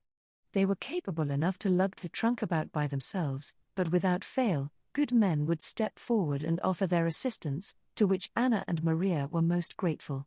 It was obvious, by any perceptive eye, but the gents' willingness to help with the trunk was greatly influenced by their enraptured attraction to Maria and her fair countenance. This is not to say that Maria did not attempt to draw their attention, for Maria was equally sweet as she was clever. Maria well knew how to cast a smile and act in a manner that would melt even the hardest of hearts. Though their senses were once again kindled with adventure, Anna and Maria shared some apprehension about boarding a ship. Of course, thanks to her untimely poem, they had Lucretia to thank. Convincing themselves that boat accidents were a rarity, they quickly overcame the idea of turning back for South Paris. Unbeknownst to them at the time, the number of accidents on the Great Lakes was alarming and rather commonplace, so common that over 50 ships had been sunk by various means within the last 2 years, with hundreds of people falling prey to the unforgiving waters of the Great Lakes. Though over 50 ships had been sunk in the last 2 years, many times that number were involved in incidents that did not cause a sinking of a ship.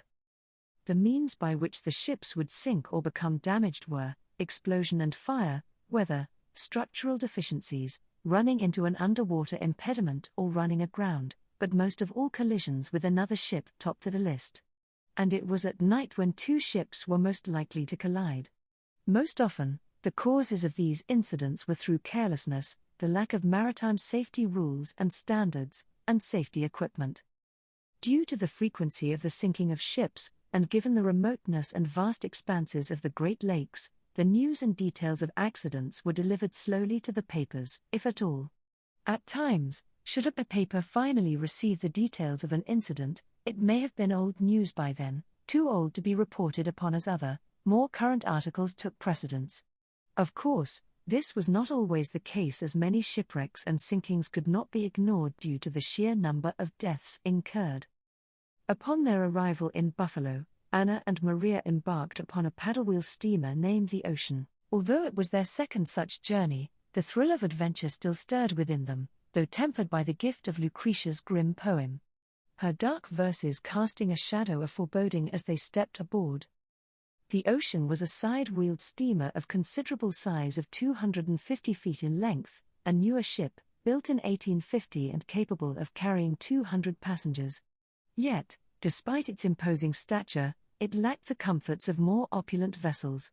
Designed for those of modest means, it catered to settlers from the eastern seaboard and immigrants from overseas, all seeking a new life in the West, all of whom kept a sharp eye on their coin. For passengers of means, the ship offered a modest upper-deck section. These lodgings featured a private deck, 6 small cabins, and a dining room, more humble than luxurious to be sure, but still, remained far superior to the communal accommodations of steerage class on the first deck. The luxury of true first class was a rarity on the Great Lakes. The grander, more opulent steamers were reserved for the Mississippi River and the coastal waters of the East. This is not to say that they were none upon the Great Lakes, there were indeed a few fancy ones. The Ocean got underway and wheeled its way eastward across Lake Erie, leaving the bustling port of Buffalo behind. On board were approximately 150 other souls, with about 3/4 coming from Maine and Massachusetts, while the rest were immigrants from Europe. The vast majority of these passengers, both weary and hopeful, would travel in steerage class, confined to communal quarters located on the interior of the first deck. Steerage class was divided into 3 large, claustrophobic rooms, each brimming with tightly packed bunk beds, stacked 2 high and 2 to a bed for those of the same family. At the foot of each pair of bunks, trunks, luggage and personal belongings were haphazardly stowed as space permitted. 8 beds would share but 1 oil lantern for illumination, to be passed between the passengers as needed. The men were relegated to the room forward, families to the center, and women closer to the aft. Each room was furnished with many wooden buckets to be used as chamber pots, their contents unceremoniously tossed overboard at regular intervals. These quarters were used as both sleeping spaces at night and living quarters by day. Needless to say, the communal steerage class had the strong stench of humanity clinging to the air, a constant suffocating presence. Around the edges of these quarters lay an open space, an outdoor promenade of sorts, a walkway bordered by the ship's railing and the interior rooms. Here, passengers, at every opportunity, would escape the foul odor and confinement of their living quarters, breathing in the fresh air of the great lake, conversing, and occasionally taking in the views of the distant shoreline as the steamer cut its way through the waters. Dining in steerage aboard the ocean was far from luxurious, but it provided the necessary sustenance for the weary passengers. Twice a day, passengers in their cramped, overcrowded quarters were called in shifts to line up at the galley, it being located at the stern of the ship. Breakfast consisted of thick oatmeal and a hard biscuit, accompanied by strong, bitter coffee.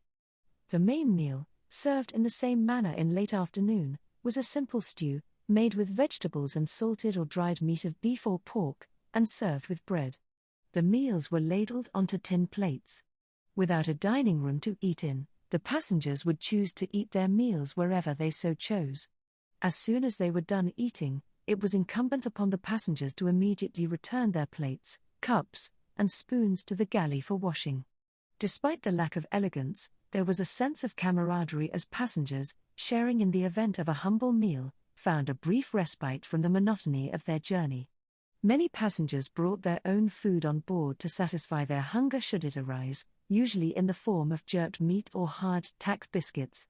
For Anna and Maria, they smuggled an abundance of hard-boiled eggs aboard, 4 of which were eaten that first afternoon of their journey as they leaned against the railing of the ship taking in the sights and watching other ships passing by the opposite direction, or their ship steaming past, and overtaking another. As the first evening came, the ship's bell tolled in the silence of the night. It was nearing 3 in the morning, and a few of the passengers had fallen seasick and stared into their bucket of vomit, patiently waiting for the next round of food to come up. Aside from this most unpleasant scene, most of the other passengers were fast asleep, lulled by the rocking of the vessel and the rhythmic pulse of its engines. The ship had travelled about 60 miles from Buffalo, and at this moment, within the pitch black of that near moonless night, the stillness was shattered by a deafening noise that seemed to tear the very fabric of the air itself. Their ship lurched violently sideways to the starboard. Another deafening noise instantly followed, like that of machinery gears grinding and shattering apart. The violence of it all sent the sleeping passengers tumbling in their bunks, some rolling against the wall or the wooden side rails of the bed, while others crashed with a thud and a moan to the floor. Within these quarters, the oil lamps that had been precariously set about the sleeping quarters were sent tumbling to the floor, some breaking and spilling their contents, igniting fires upon the planking. Panic instantly rippled through the dazed passengers as flames licked at the planking floor and against the walls, the oil leaking between the cracks as the fire quickly spread outward. Many quick-thinking souls managed to smother the flames with blankets, extinguishing the fires before they got out of control. Other lanterns that had not been broken were snuffed out on a passenger's misguided fear that it was not safe to keep them burning. But when the fires were put out, the rooms were plunged into absolute darkness. In the blackness of the night, the heavy smell of the smoke filled the air, the smell only adding to the fears of the passengers. It was presumed by one passenger as he yelled, "The ship must have run aground," whilst another answered, shouting, "or collided with another ship." Still another cried out, "And what of the smoke? Is there a fire in another part of the ship?" These words causing a general alarm and panic amongst the passengers. The ship's timbers groaned as if in protest, as the chaos and cries of confusion continued, many fully expecting either to be taken by fire, or from the depths of the Lake Erie's waters, which were fully expected by some to come rushing into their rooms at any moment. Within the pitch black of it all, the passengers' panic continued and most began to clamber over and about the disarrangement of their luggage and belongings scattered about the floor. The passengers began to push and shove their way against each other, seemingly all doing their best to escape the certain arrival of fire and water into the chamber. The horde was now convinced that they must find the door that would lead them to fresh air and safety, albeit but only for a moment, for death was inevitable. Maria, so frightened by the upheaval and confusion, clung to her mother, crying, "Dear mother, what shall we do? Are we going to die?" Anna spoke to her daughter in a comforting way, saying, "Hush, my child, we are going to be fine, I feel it in my soul. Do kneel with me in prayer, that we might ask of God Almighty what we might do." To this, both Anna and her mother knelt together inside the protection of their bunk holding each other's hands. Anna then prayed to Heavenly Father for the strength to endure the calamity in peace and prayed that the ship with all aboard would be preserved through the Holy Spirit and God's hand, that they will be delivered from their peril. After her most heartfelt prayer, amid the chaos, Anna was inspired to stand up in the darkness. With her arms safely around Maria, she called out with a steady, assuring voice into the darkness. "Brothers and sisters," she cried, "it is our duty at this moment to remain calm." Her voice, though soft, carried an authority that stilled the turmoil around her.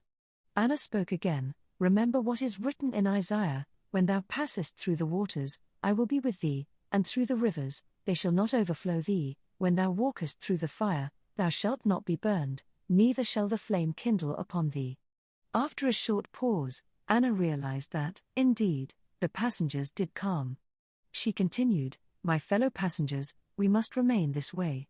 We must remain calm and orderly, lest we harm those who surround us, which, I dare say, none of us could live with that guilt." The passengers, though frightened, found a sense of solace in her words. The cries of fear began to wane, replaced by whispers of many saying their own prayers to God, and a resolve of peace fell upon the collective. Soon, lantern wicks were relit and vision was once again restored to the chamber. Word was passed down by a crew member to the passengers, "There is no immediate danger," he cried. It was a brig called the Tempest Rose. It struck us broadside, driving its bow mast into the wheelhouse, like a lance piercing the armor of another it was. He continued. At that very moment, the brig's bow also slammed into our port side near the side wheel, causing us to list. The majority of the noise you heard was to our machinery coming apart and grinding to a halt. Despite all this, we are not taking on water, and there is no longer a fire, we are afloat and will remain that way. At this occasion, the captain is ordering every passenger to remain in the confines of their quarters. If you have lanterns, keep them secured. Maria remarked to her mother, "'Tis an appropriate name, don't you think, dear mother?" Anna replied, "What do you mean, my child?" Maria answered, "Well, here we sit, so eerily silent as our ship lays paralyzed in the cold, dark void of Lake Erie. 'Tis the name Erie, does it not apply to both this lake and our feelings?" Anna forced a laugh, saying, "Such an eerie feeling on a lake named Erie, I suppose you are right." While most of the passengers took great relief in the crew members' words, some were not so confident that they were told the complete truth.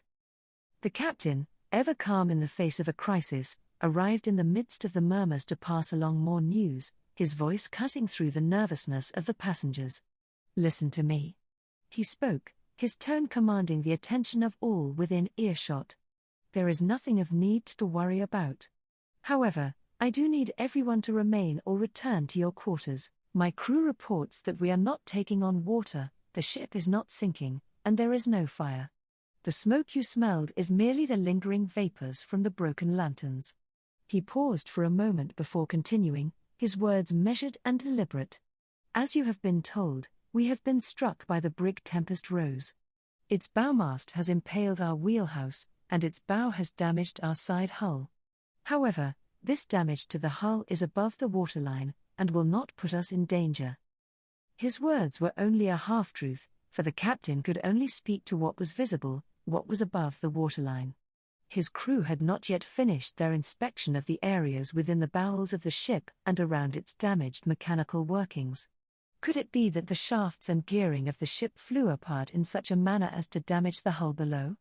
But the captain pressed on, "For now, I order you to remain in your quarters while we work to extricate the Tempest Rose from our wheelhouse.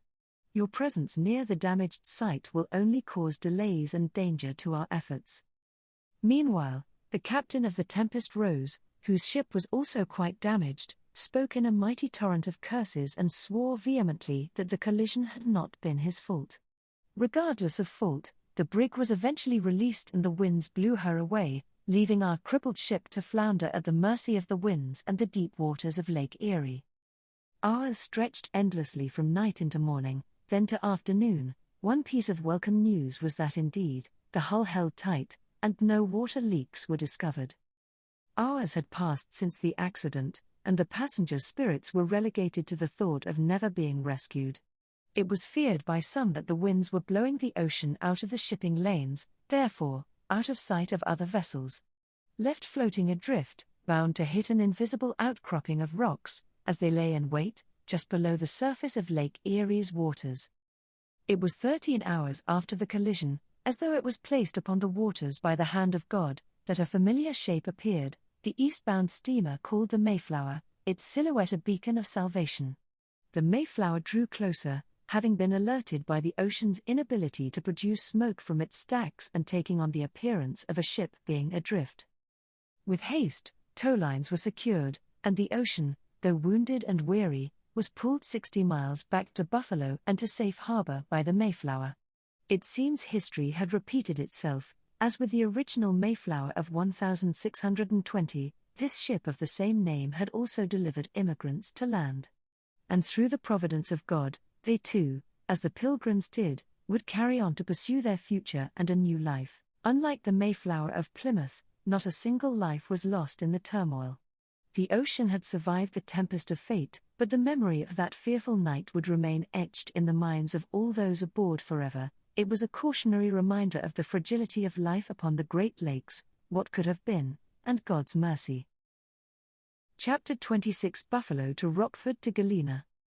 Upon the following day, the steamer line saw it fit to rebook Anna and Maria aboard another vessel, a paddle-wheeled steamer christened the Cleveland. To their immense relief, the ship conveyed them safely and without incident to the city of Detroit. To their good fortune, the reports were true that a newly completed rail line now extended its iron path from Detroit to Chicago. Moreover, an added event of fortune presented itself when it was learned that another rail line had just been laid from Chicago to Rockford, Illinois.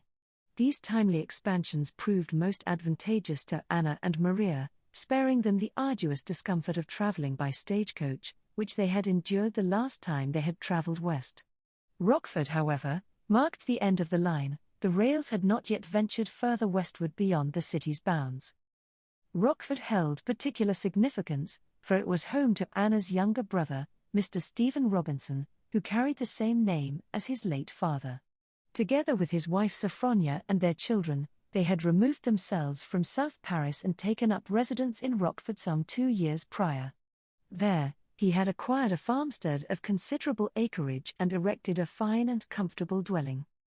In former days, the settlement now known as Rockford bore the name of Midway, being situated at the halfway point between Chicago and Galena. With Chicago's access to the Great Lakes and Galena's connection to the mighty Mississippi, the prominence of each in matters of trade and travel was self-evident. The town of Midway, by virtue of its central location, stood to benefit as well. In the year 1837, the town was renamed Rockford, so called, due to the natural placement of rocks that were scattered across the shallows of the Rock River. This feature allowed for the easy fording of said river.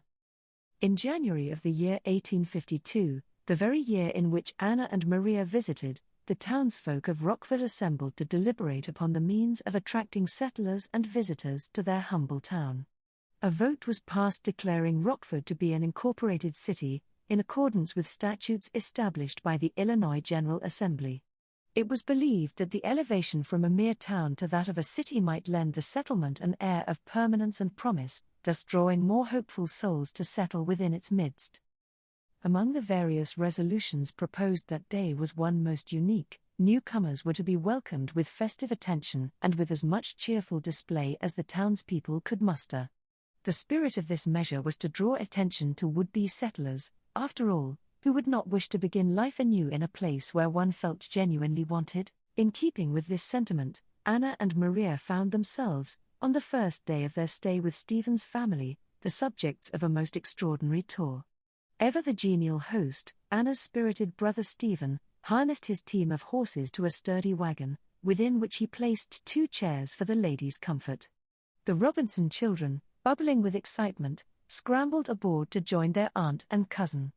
Sophronia took her place beside Stephen as he took the reins, and thus began their stately promenade through the streets of Rockford. The spectacle drew much notice, onlookers waved with enthusiasm. Some gentlemen went so far as to bow low as the wagon passed, a gesture more akin to the courtesies paid to nobility than to ordinary guests. The Robinson children delighted in the occasion, pointing out acquaintances and beckoning friends to wave at Aunt Anna and Cousin Maria.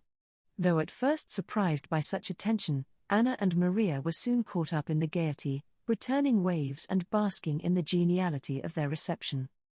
Not long into their circuit, another wagon approached from the opposite direction. This may have gone unnoticed, save for the striking similarity to their own display. The other conveyance, like their wagon, bore two dignified occupants seated in chairs upon it, an elderly couple. Evidently they too were newcomers to Rockford and were laughing and waving to the good citizens with a delight equal to their own. The coincidence amused Anna greatly, but also prompted her to inquire of her brother in a tone of playful jest, "Pray, what is the meaning of this, dear brother? How is it that we encounter a second wagon such as ours, parading about the town as we do?" "Well, dearest sister," Stephen replied with a hearty laugh, "it is a tradition newly adopted by our fair city. We call it the Illinois style, or more precisely, the Rockford style of hospitality. 'Tis how we welcome new arrivals." It was but one day later when Francis arrived from Platteville, accompanied by his wife Eunice and their infant son Albert. After 3 days spent in joyful company with the Robinsons, the time came to head west to Galena and Platteville. Francis readied his wagon and team of horses for the journey back, a trip usually accomplished in 2 days, but prolonged to 3 on account of recent rains and muddied roads. At last, they arrived at the Hyde residence, situated a quarter-mile north of Galena. The entire Hyde family, now 7 in number, welcomed them at the door, with baby Edward cradled in Sarah's arms. After a crowded overnight stay at the Hyde home, it was time for Francis, Eunice, and little Albert to leave for their day-long travel to Platteville. In so doing, they left Anna and Maria with the Hyde family. Maria enjoyed spending time with her sister Sarah and her children very much. Their sisterly kinship grew closer since their visit there previous year when Maria helped in the delivery of baby Edward. And for Maria, she was very much looked up to by the Hyde's children with her fun-loving spirit. Anna was agreeably surprised by the refinement of Sarah's household. The home was of ample size, and Anna and Maria were granted a fine chamber of their own, it being carpeted no less. It also possessed a window that faced south. In eager anticipation of her mother's visit, Sarah had taken pains to complete and hang curtains for the windows, lending to the house a sense of warmth and order.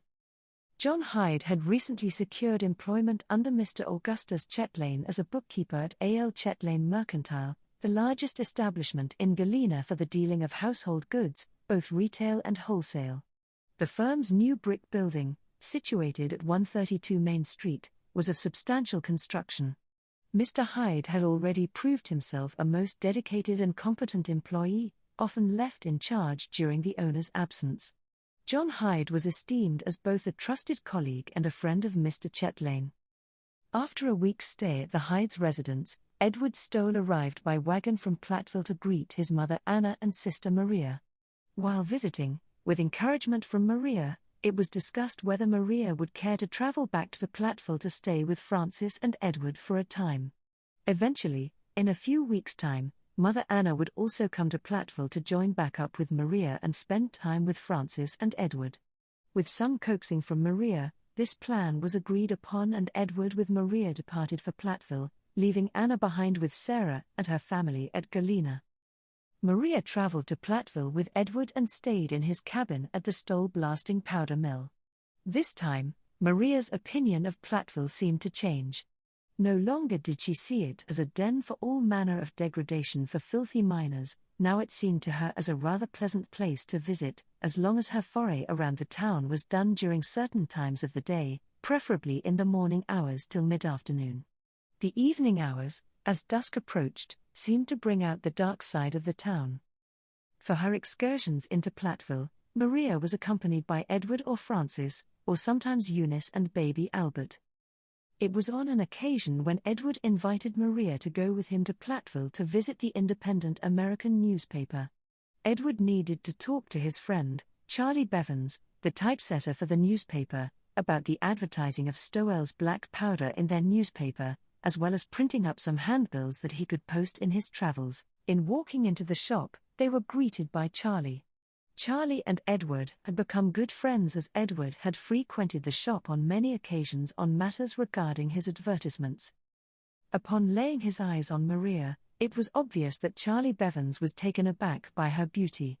Edward, in noticing his behavior, announced, "Charlie, may I introduce you to my sister, Maria? By the by, she is 16, so you might want to put your tongue back in your mouth for another year or two." "Only 16, you say?" Charlie spoke, fanning shock as he answered back whilst flashing a wink toward Maria. "I think that you, Edward, might want to keep a tight grip on your buggy whip. To be sure, you will need it to fight away all the attention that your sister will draw." Maria, feeling she had stayed quiet far too long, spoke up, "Thank you, Mr. Bevans, I shall regard what you say as a compliment. However, I can assure you both, I have dealt with many of the fellows of which you speak, and have come out on top of them each and every time."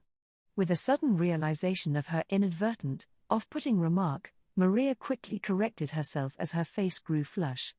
"That is to say, I have come out the victor each and every time." Charlie and Edward looked at each other with great restraint, but no manner of restraint was enough to hold back what was welling up inside. Both men suddenly turned away, bent over and burst out in great laughter.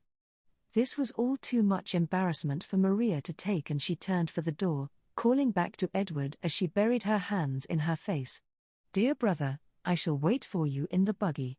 Once removed to the outside, Charlie and Edward could hear Maria laugh with an equal amount of levity that the two had displayed just moments prior. 10 minutes had passed when Edward and Charlie stepped out of the shop. Time had expired long enough that their welling of prior amusements had passed. Still, whilst sitting in the buggy, Maria chose to look forward, whereby avoiding any manner of eye contact with Charlie. Edward clambered onto the seat, took the reins and tipped his hat to Charlie as they pulled away. Charlie called out, "It was good to meet you, Miss Stoll." Maria turned her head to look Charlie's way, gave him a pleasant wave with one hand, whilst the other hand remained over her mouth. On their buggy ride home, Edward asked Maria, "So what did you make of my friend Charlie?" "He seems nice enough, very smart," Maria replied. "Can you tell me more about him?" "He is probably one to have as a friend, but nothing more. He is indeed smart, but also clever. You are too young for him, as he is a number of years older than you. Do not presume our poking fun of you as anything more than that. After all, you are my sister and this kind of treatment is expected. Keep in mind, you are merely 16, and to think of his attention as anything more than good-natured fun would be a mistake. Charlie is one of the few friends I have in this town. Perhaps we will make a visit to his home someday. I'll introduce you to his parents. Their home is one of the nicest in Platteville. Whilst there, Charlie will wish to play his guitar and sing a tune. He bought a new guitar for which he seems quite proud of. Charlie has a knack for writing and for twisting the words of a song around, often making the lyrics about someone in the room. 'Tis quite humorous and genius, unless of course, you are on the receiving end of his words. Be forewarned, should he ever insert your name into the lyrics, it is best you see the humor in it all and not take offense. After all, you are a new arrival and my little sister, which makes you fair game to make sport of. Chapter 27, 1852, Charlie and Maria. Platteville, Wisconsin, October. It was late afternoon on a very pleasant day when Charlie Bevans was working away, inside the musty confines of the newspaper shop. Charlie's fingers bore testament to a long day's labor, being calloused and ink-stained. Charlie was the son of Dr. John Bevans, a man of considerable local esteem. Charlie was also the nephew of the late Esquire Lorenzo Bevans, whose discovery of the famed Bevans lead mine had ushered an untold wealth into the Bevans coffers, which, in the blink of an eye, turned the sleepy township of Platteville into a boom town filled with all types of people and all manner of businesses. Charlie did apprentice with his father for a time, but chose to forego formal schooling of becoming a doctor himself. He had also turned a cold shoulder to the idea of becoming a lawyer like his late uncle Lorenzo. Instead, Charlie preferred taking up the humble trade of a typesetter. He argued that being a typesetter was a noble field, not a job for the uneducated, and required a well-learned mind and nimble fingers. Charlie's expertise in the field was well appreciated by the newspaper's owner. So much so that Charlie was given liberties unaccustomed to ordinary hired labor. As long as he made the deadlines with a minimum of grammar and typesetting errors, he was permitted to do as he wished. The choices Charlie made for his self-determination to be a typesetter were often remarked upon with ill favor among some of his family members. But Charlie did not much mind. His heart was not in having a title of a doctor or lawyer, nor was it in silver, gold, or even lead. His heart, at least for the time being, was in the typesetting process. He claimed that his work brought order out of disorder. That the results of such a job gave much needed information to the populace. It was fair to say, however, that 90% of what he printed was by way of advertisements, with only a small portion of the paper dedicated to actual news. Charlie also liked the idea of being in the know. When rumors were rife, he was the person that the citizenry turned to in order to separate fact from fiction. This knowledge gave rise to his prominence. Sometimes this prominence was more than one would normally wish upon oneself. Wielding the power of such knowledge is akin to handling a double-edged sword, whereby there are two sides to attention, one good and one bad. Unforeseen consequences could be inflicted on oneself if this sword were not wielded with care. Such is the power of knowledge and words. On this day, upon completing his labors at the press, Charlie stepped outside. Across the street, beneath the overhanging sign of the milliner's shop, sat Maria with an open book in hand. In catching each other's eye, both smiled spontaneously. Pretty Maria closed her book and stood up to greet Charlie. A sparkle was in her eyes as she made a remark upon his approach. "You're late, Mr. Bevans. I expected you to step from your shop much sooner," saying her words with a mock-accusing arch of the brow. "Miss Stoll," Charlie said, offering a slight tip of his hat, "it is good to see you again. I would have finished my tasks sooner if not for the treachery of the lowercase q, which went into hiding somewhere amongst the ampersands." Maria smiled and giggled a bit. One would think the son of a physician and nephew to Platteville's most celebrated prospector might find lighter work, where he would find time to greet a new acquaintance properly. Charlie grinned wryly. Work could not get much lighter than that of lifting the tiniest of letters from the tiniest of boxes. "But closer to your point, Maria, I have seen the gravity of science and the greed of fortune, and that is why I prefer the steady hand of print. Words do not collapse minds nor send patients to their graves." Maria speaks softly. "I suppose that is why I am drawn to you, Charlie Bevans. You are a man who thinks logically, and for himself." Charlie replied, "Miss Stoll, you are too young to be drawn to anyone, at least in the romantic sense. You should live your life as a child for as long as you are able." Maria, taken aback by his comment, answers bluntly while furrowing her brow, "Sir Charlie Bevans, I meant what I said in the most innocent of terms. We have raised many a piglet, and I have been drawn to them all, and I may have been drawn to you in the same manner. 'Tis nothing to do with romance. And to refer to me as a child, I must take exception to that as well. I am far removed from being a child as you claim." Charlie nervously chuckles a bit as he sees that Maria was truly offended. "Forgive me, madam, if I may call you madam. I see I have come to some hasty conclusions. To make it square, I will not think of you as a child if you do not think of me as a piglet. Are these terms agreeable to you?" Both stood there looking at each other for a moment, when grins slowly grew upon their faces, to the point that both let out a good laugh as Maria giggled and capitulated, "Yes, Charlie, I find your terms agreeable." Charlie answered, "Good. Now if only you will continue to call me Sir Charlie as you did a moment prior, that would be the cherry upon the pudding." "No, I do not think so, Mr. Bevans. I only used the title of Sir to keep myself restrained. 'Tis a method the good Reverend Joseph Walker taught me. He said that if we address someone we do not agree with a bit of flattery, it will help us to stay calm, draw compassion, whereby putting us in a position to win the debate." Charlie smiles as he carries on the back and forth banter. "What revelation is this? You believe you won the debate over words you did not mean? This deception cannot stand," says Charlie, pointing his finger to the sky, and continues, I do believe I owe you a reprisal where I will gain the upper hand, whereby sweet vengeance will be mine. And what is this reprisal you plan to exact upon me? Maria said in a cunning tone. As of yet, I have not decided, replied Charlie. Something of this importance must be thoroughly thought through. For the sweet taste of revenge should take time to cook. Oh dear, Maria mocked, I fear this one you call a child will not sleep over worry and fear of what form your revenge will bring. Charlie laughs, you have a sharp mind, Madame Stole, as sharp as a razor's edge, I think. For the gentleman that is in your future, methinks he will be a lucky man, but only if he comes to terms that he will never win an argument with you. To this comment, Maria and Charlie joined in laughter. Maria, I have another topic upon my mind. If agreeable to you and Edward, I will have you two over to my house for dinner this Sabbath. Mother will cook us a fat roast. What say ye to that proposition?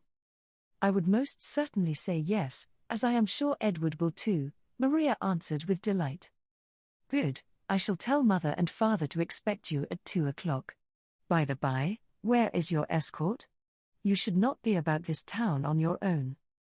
Maria answered back, not to worry, I am not alone. Edward is 3 doors down inside the general store, no doubt bartering with the proprietor. He wishes to trade kegs of blasting powder for whatever fancies his eye. To your other point, you can see I am carrying my Bible. It is rare to be harassed by those of ill repute when I have it with me. And what of those who are not filled with such ill repute? Are you not harassed by some of those as well? No, not so much. Those gents can be somewhat of a bother, but I would not go so far as to classify their actions as harassment. And as for me, Maria, which of these am I, a harasser or a botherer? Maria answers, I believe that neither one would apply to you. Well then, that is good news. I shall slumber well tonight knowing I am neither a harasser nor a botherer. Both laugh again with comfortable ease at Charlie's reply. Charlie speaks as he changes the subject. Edward is always working to get rid of his powder. I suppose when you produce so much of a product, sometimes the biggest problem is selling it off. If you will allow me to change the subject, I would like to speak of my business, Charlie's voice taking on a more serious tone. 'Tis regarding the business of printing papers. I have thoughts dancing about in my head, which if ever realized, might deliver this printman his own manner of financial success. My idea would take the task of typesetting, so humdrum and tedious as it is at present, and reduce the work of creating a sheet of print into something quite effortless, and will do so many times faster. Maria raised her eyes to Charlie's, fully enjoying the ongoing conversation. 'Tis a lofty goal, this thought you have. And what form does this salvation of your labor take? Charlie gestured in the air, his voice warming with enthusiasm. As you have witnessed, the process of typesetting is laborious in its inefficiency. I pluck letters one at a time from tiny boxes, most of these pieces are smaller than a pea. Each must be carefully flipped and aligned onto the composing stick properly, letter by letter, word by word, line by line and so forth. The hours vanish by with eyes blurred and fingers cramped and ink-stained. When it's all said and done, barely a page of print is the reward. I have seen effort in your work, Maria said gently. It might seem that your toil outweighs the outcome. But when you see the citizenry all reading what you have created, that must give you great satisfaction. Indeed it does, Charlie said. But now imagine producing the same paper in a fraction of the time and effort. Or create many more papers with a greater amount of content, all within the same time period. All the while reducing the price to advertise in our paper. Just think of it, Maria. To create a great many more papers from the same amount of effort, would not my satisfaction be fuller, as well as my purse? One would think so, Maria replied. And what is your fix for this dilemma of which you speak? It is a device, or rather a machine, that is equipped with an array of buttons that are lined up side by side.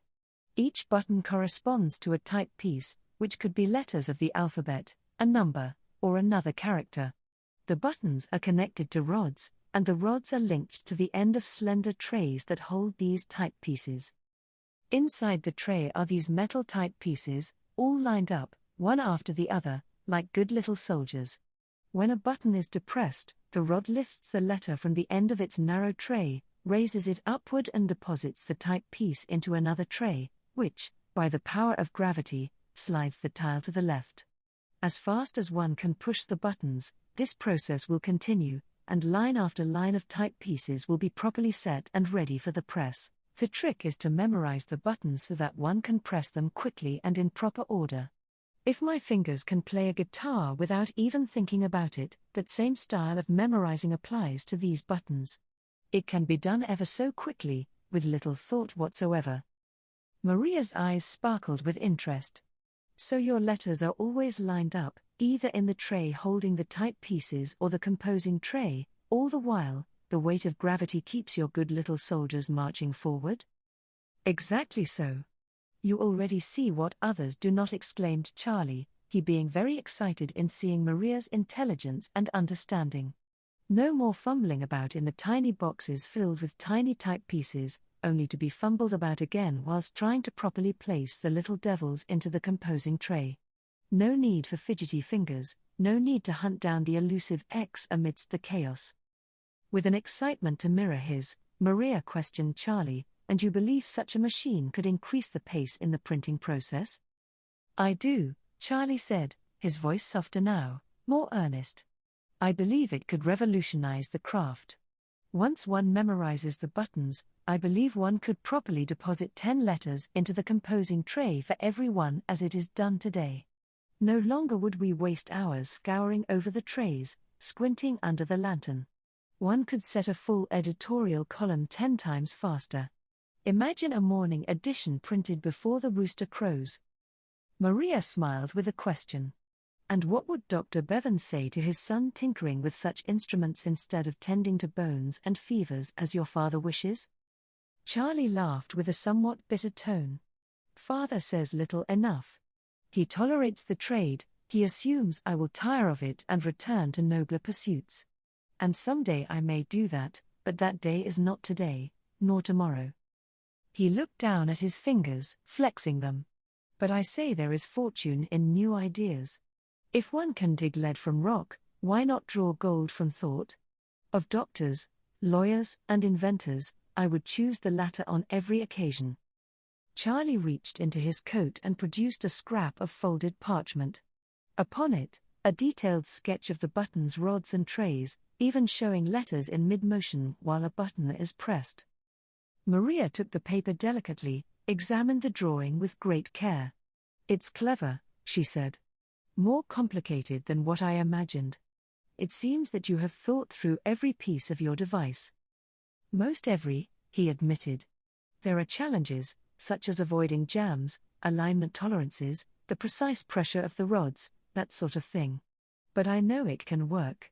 I see it when I close my eyes." She looked up at him. "Then you must build it, Charlie Bevans. You must at least try, elsewise it may be a lifelong regret." His breath caught, not just from her words, but the way she said his name, soft, sure. "I intend to," Charlie said. "And where would you build this machine of yours, Mr. Bevans?" Charlie answered, "I do not have the time or means to build it myself. To be sure, Father would not support such a folly. However, I have a millwright friend who lives on the outskirts of town. I believe he can be persuaded to take on such a task as this. If I may be honest with you, Maria. Some think me foolish, they believe I've squandered the name of Bevans, but I swear, I would rather set 10,000 lines of honest print than inherit a single vein of gold that I did not dig myself." Maria stepped closer, her eyes holding his. "Then you are no fool, Mr. Bevans. And your dreams are not folly. Your name will not be squandered nor forgotten. I shall see to it. My brother's timing is on the mark, here he is now. As for you, Sir Charlie, best of luck to you and your machine." "Good day, Charlie," Edward said as he greeted the two on the boardwalk. "Good day to you as well, my friend," returned Charlie. "Did you manage to rid yourself of your kegs of powder?" Indeed, each party received what was required. Maria joined the conversation. "Charlie has invited us over for Sunday dinner at 2 o'clock, surely you shall say yes." "To be sure, we will be there," said Edward. I would never think of denying myself dinner at the table of the good doctor and Mother Matilda. I have broke bread at your home on many occasions, and each time it has been a tasty and lively experience. Please tell your folks we will be looking forward to seeing them. Chapter 28 Sunday Dinner at the Bevans. The Sabbath arrived with clear autumn skies, and Edward drove Maria by buggy to the Bevans' residence, arriving promptly at 2 o'clock. During their buggy ride, Edward had warned Maria, yet once again, about Charlie's knack for putting names into songs that he sings. He reminded Maria not to be offended as it is all meant in jest. The Bevans house stood as one of Platteville's finest, a 2-story structure of white-painted boards with green shutters and a welcoming front porch that bespoke the family's prosperity. Dr. John Bevans greeted them at the door, a man who took the look of one accustomed to both authority and compassion. His wife Matilda stood beside him, a handsome woman whose warm smile immediately put Maria at ease. "Edward, it is good to see you, welcome." Dr. Bevans clasped Edward's hand firmly. "And this must be the lovely Miss Stoll, one who plans to be a teacher one day. Good for you, young lady." Maria curtsied politely. "Dr. and Mrs. Bevans, I am honored to make your acquaintance." "The honor is ours, my dear," said Mrs. Bevans, taking Maria's hand. "Charlie has spoken highly of you. Now come in, the good doctor is getting ready to cut the roast. If you are as me, you must be famished, therefore we shall not delay any longer." Charlie emerged from the parlor, dressed in his Sunday best, lending him an air of refinement quite different from his ink-stained work attire. His eyes lit upon seeing Maria, though he maintained a proper decorum. "Miss Stoll, Edward, I am glad you could make it," he said, offering a slight bow. The dining room was appointed with considerable taste, a long mahogany table set with fine china, crystal glasses catching the afternoon light. They took their seats while Mrs. Bevans excused herself to the kitchen, to return but a moment later with a magnificent roast that she placed in front of her husband's place setting. Following Mrs. Bevans from the kitchen was a servant girl named Pauline who began shuttling in dishes of potatoes, carrots, gravy, and fresh-baked bread that filled the house with its aroma. Once everyone had taken their seats, Dr. Bevans offered grace. It was a rather long blessing, thoughtfully and ever so slowly delivered. Maria could feel the rumblings within her stomach, so much so, that a thought had occurred to her, where she should begin a prayer of her own. A prayer within a prayer, so to speak. Whereby praying for the sounds that were stirring within her would not emanate to the ears of others. Eventually, to the relief of Maria, amens was said, and it seemed none were the wiser as to her grumblings within. Dr. Bevans sliced up the roast and placed the meat on their plates as they were passed around the table. Mrs. Matilda Bevans was an excellent cook, the roast was tender and flavorful. This being proved by the many compliments being directed her way. As the meal continued, the discussions were wide-ranging, from Edward's powder mill operations, to the Stoll family and their plans for the future, as well as local news. Maria found herself charmed by the Bevans' cultured, yet comfortable manner of discourse. "Charlie tells us you are quite well-read, Miss Stoll," remarked Dr. Bevans, cutting into his meat. "What authors do you favor?" "I have a fondness for Mr. Dickens, sir," Maria replied. "I have read a book of his that was directly handed by Charles Dickens himself to my uncle-in-law William Hyde. As we speak, this very book is in the home of my sister Sarah Ann in Galena. As for poetry, I also enjoy Mr. Longfellow immensely. I dare say many of us know of his poem, A Psalm of Life. It reminds me of the many great men I have known. There are 2 stanzas I love the most. Would you like me to recite them?" "Please, Maria, we would love to hear it," said Mrs. Bevans, with others urging her on as well. Maria responded, "The stanzas are like this. Lives of great men all remind us we can make our lives sublime, and departing leave behind us footprints on the sands of time. Let us then be up and doing, with a heart for any fate, still achieving, still pursuing. Learn to labor, and to wait." Mrs. Bevans spoke, "Wonderful Miss Stoll. It is obvious to all of us that you are well learned. And regarding your schooling, Miss Stoll, Dr. Bevans said, "Where do you stand in that regard?" To which Maria replied, "I will be returning shortly to resume my studies at the Oxford Normal Institute in South Paris. My older sister Adeline has graduated from there and now she is teaching in Boston." "That is wonderful, my dear," returned Mrs. Bevans. "However, you look too young to attend such a teacher's school. What is your age, if I may be so bold?" "I am 16, said Maria. 16, was the surprise response, simultaneously coming from the mouths of Dr. Bevans and his wife.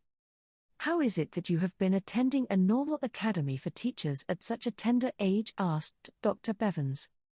Maria explained, "It was through many means that my sister Adeline and I were allowed to attend at such a young age. We each wrote a letter, and our letters seemed to impress the school board. But if it were not for the help of Samuel Freeman Hersey, and our good Reverend and uncle, Robert Walker, as well as another uncle, Esquire Stephen Emery, we would not have been allowed to attend. Perhaps you have heard of Samuel Hersey. He is our brother-in-law and a state representative in Maine. If I may be so bold, I believe he may be one of the wealthiest men in all of Maine." Dr. Bevans chimed in, "Oh yes, I have heard of him. He is making quite a name for himself. I believe he is staking his claim on most of the lumber lands to the north. To do so, he must indeed be a man of means." Edward speaks out, "Samuel Hersey has been to Platteville to visit us several times. He has the Midas touch to be sure, but more than that, he is a very good man, the best I have ever known. Samuel even saved our powder mill from failure as he helped Francis and me procure the loans that funded much-needed equipment for our mill." Mrs. Bevans, not wishing to let the young age of Maria go, turns her attention to her son. "So Charlie, from our conversation, I assumed Miss Stoll was older, closer to your age. You spoke of her in such glowing terms." Charlie answered back, "Dear mother, this is true, I did speak of Miss Stoll in glowing terms. However, I assure you it was in the context of her being Edward's brilliant younger sister. Could it be, by way of hopeful expectations, that you were wishing Maria were older and closer to my age for other reasons of your own making? If so, my apologies for leading you to such expectations." "Well, Charlie, I am perfectly sure I have no idea what you are talking about," said Mrs. Bevans in a joking tone, while looking at the others seated at the table and giving them a wink. Mrs. Bevans continued, "Regardless of your age, Miss Stoll, we are delighted to have you sit at our table and brighten up our lives, albeit for only a few precious hours." "Thank you, Mrs. Bevans, it has been a special experience for me," said Maria with a smile. Edward speaks. "And this roast, Mrs. Bevans, it is also a special experience, 'tis simply wonderful." As the meal drew to a close, the table was cleared and dessert, a fine apple pie was served by Pauline. After the meal was finished, Dr. Bevans announced, "Shall we take leave to the parlour, perhaps play a game or two? Maria, what sort of game suits your fancy?" Maria thinks for a moment and says, "I haven't played animal, vegetable or mineral in some time." All seemed to agree that it was a perfect choice as the five removed themselves to the parlour to take their seats. After several rounds of animal, vegetable and mineral, it came to Charlie's turn. With a moment to think, Charlie said, "I am ready, I am thinking of something, and it is a vegetable." Taking turns in order of how they were sitting in the room, Edward was next and suggested, "Is it something grown in the garden?" "No," said Charlie. "Is it something found in the forest?" Maria said. "No, you would not find what I am thinking about in the forest." "Good guess though." Mrs. Bevans' turn. "Is it something we can eat?" Charlie responding, "No, you certainly should not eat it." Dr. Bevans, "We don't eat it, but do we use it in other ways?" "Yes, there are those who choose to use it in other ways," Charlie answered. Edward's turn. "Is it a tool made from wood?" Charlie answered, "Yes, it is indeed a tool made of wood." Maria thinks for a moment, "I wish to make a guess, is it a guitar?" "Congratulations, Miss Stoll. You did it in 6 guesses, remarkable. See there, I told you she was brilliant, didn't I?" All agreed with Charlie's assessment as many congratulations were sent in Maria's direction for winning the game. Charlie, said his father, since you mentioned your guitar, why don't you bring it out and show us how you play? It would be my pleasure. With that, Charlie wasn't but a moment removed when he fetched back his guitar and showed it to Maria. How do you like it? He asked. Maria responded, 'Tis beautiful. What songs do you play with it? Charlie answered, I have been playing guitar for some time. This one here happens to be my third. It is a guitar made by the Martin Company. But to answer your question, I do know several songs. So, tell me, Maria, what are some of your favorite songs? Perhaps your list will have a song that I can play. Maria thought for a moment. I suppose my favorites are Annie Lowry, Oh Susanna, Barbara Allen, also The Last Rose of Summer is nice. If you are speaking of hymns, it is without question, Nearer My God to Thee. Oh, I see you mentioned Barbara Allen, Charlie said. What is it you like about that particular song? Maria considered the question for a moment before answering. 'Tis one of my favorite ballads, the words of which I know very well. It is a sorrowful tale of a lady, Barbara Allen, who is too proud and full of spite to forgive. Her pettiness brings about great regret and missed chances for love. She turned away a wealthy gentleman who had once slighted her. He then spent the rest of his days praying for her forgiveness and love, only to be denied. Sadly, he perished from a broken heart. To me, it speaks of what might have been. She let a minor transgression stand in the way of their happiness. I suppose that the one bright spot in this song is that it hints of their reunion in the afterlife. Charlie spoke. Would you say the tune is a cautionary tale for all of us to ponder? Maria replied, Oh yes, to be sure. The moral of the song is quite strong. Within it, it holds a message for all of us, at least for me it does. Knowing his trap had been set perfectly, Charlie responded. If that be the case, where minor transgressions will be forgiven, let us have a little fun and do away with Barbara Allen altogether, and replace her with someone else, shall we? Without further delay, Charlie began to strum his guitar, followed by his singing of the tune.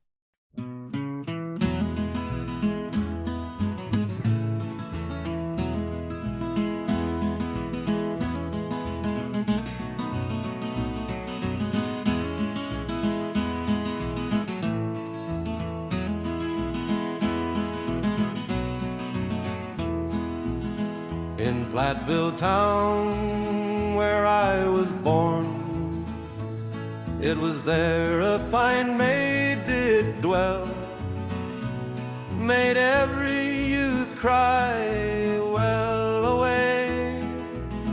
Her name Maria Stowell. All in the merry month of May, when buds bloom and begin to swell, Charlie Bevans lay upon his deathbed, all for the love of Maria Stowell.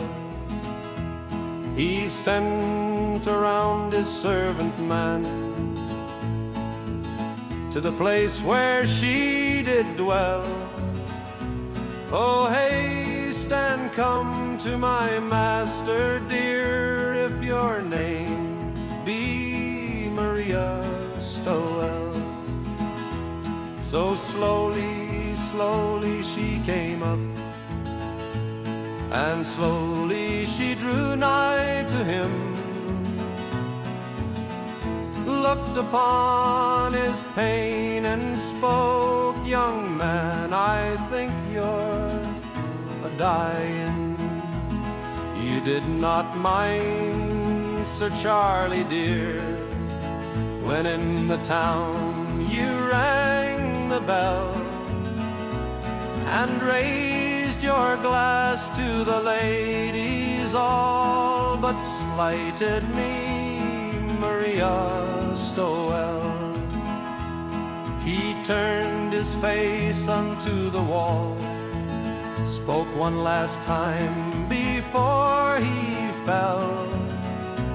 Adieu, adieu, my dear friends all, be kind to Maria Stowell.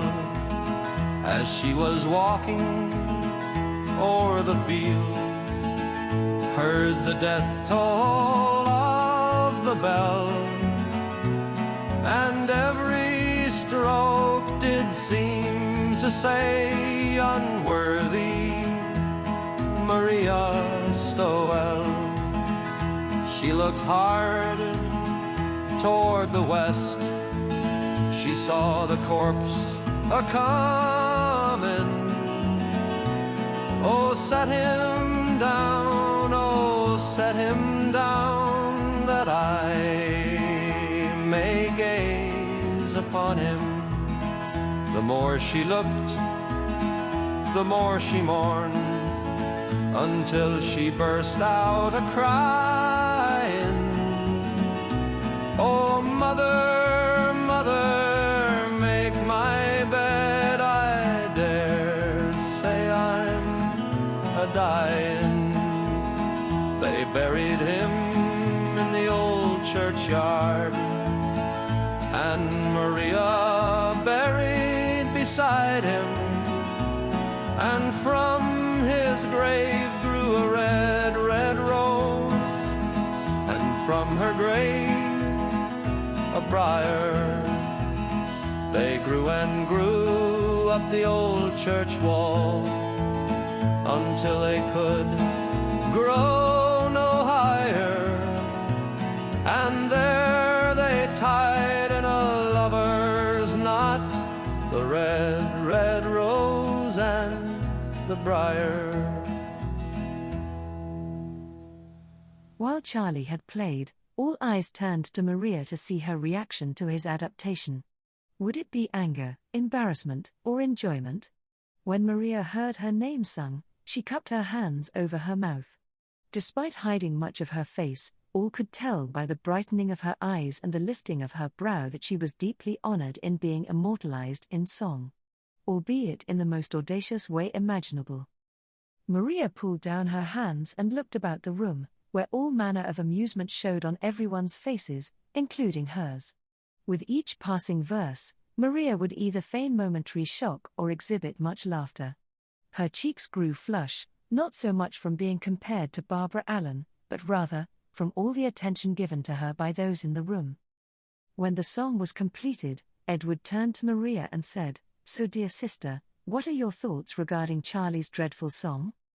A few moments went by as Maria was still trying to compose herself. She finally looked up and spoke. "All I would like to say is this, to compare me to Barbara Allen of this song is a slight against me, just as Barbara Allen was slighted in the song. And as with her, I think I have every right to hold a grudge as well, quite possibly until forever and a day for all I know. So, Sir Charlie, what do you have to say about that?" The room laughed at Maria's clever retort, and Charlie had no choice but to yield to her by saying, "Touché, Maria, I fear you bested me yet again." The room lit up with another round of levity, followed by more singing and lively conversation.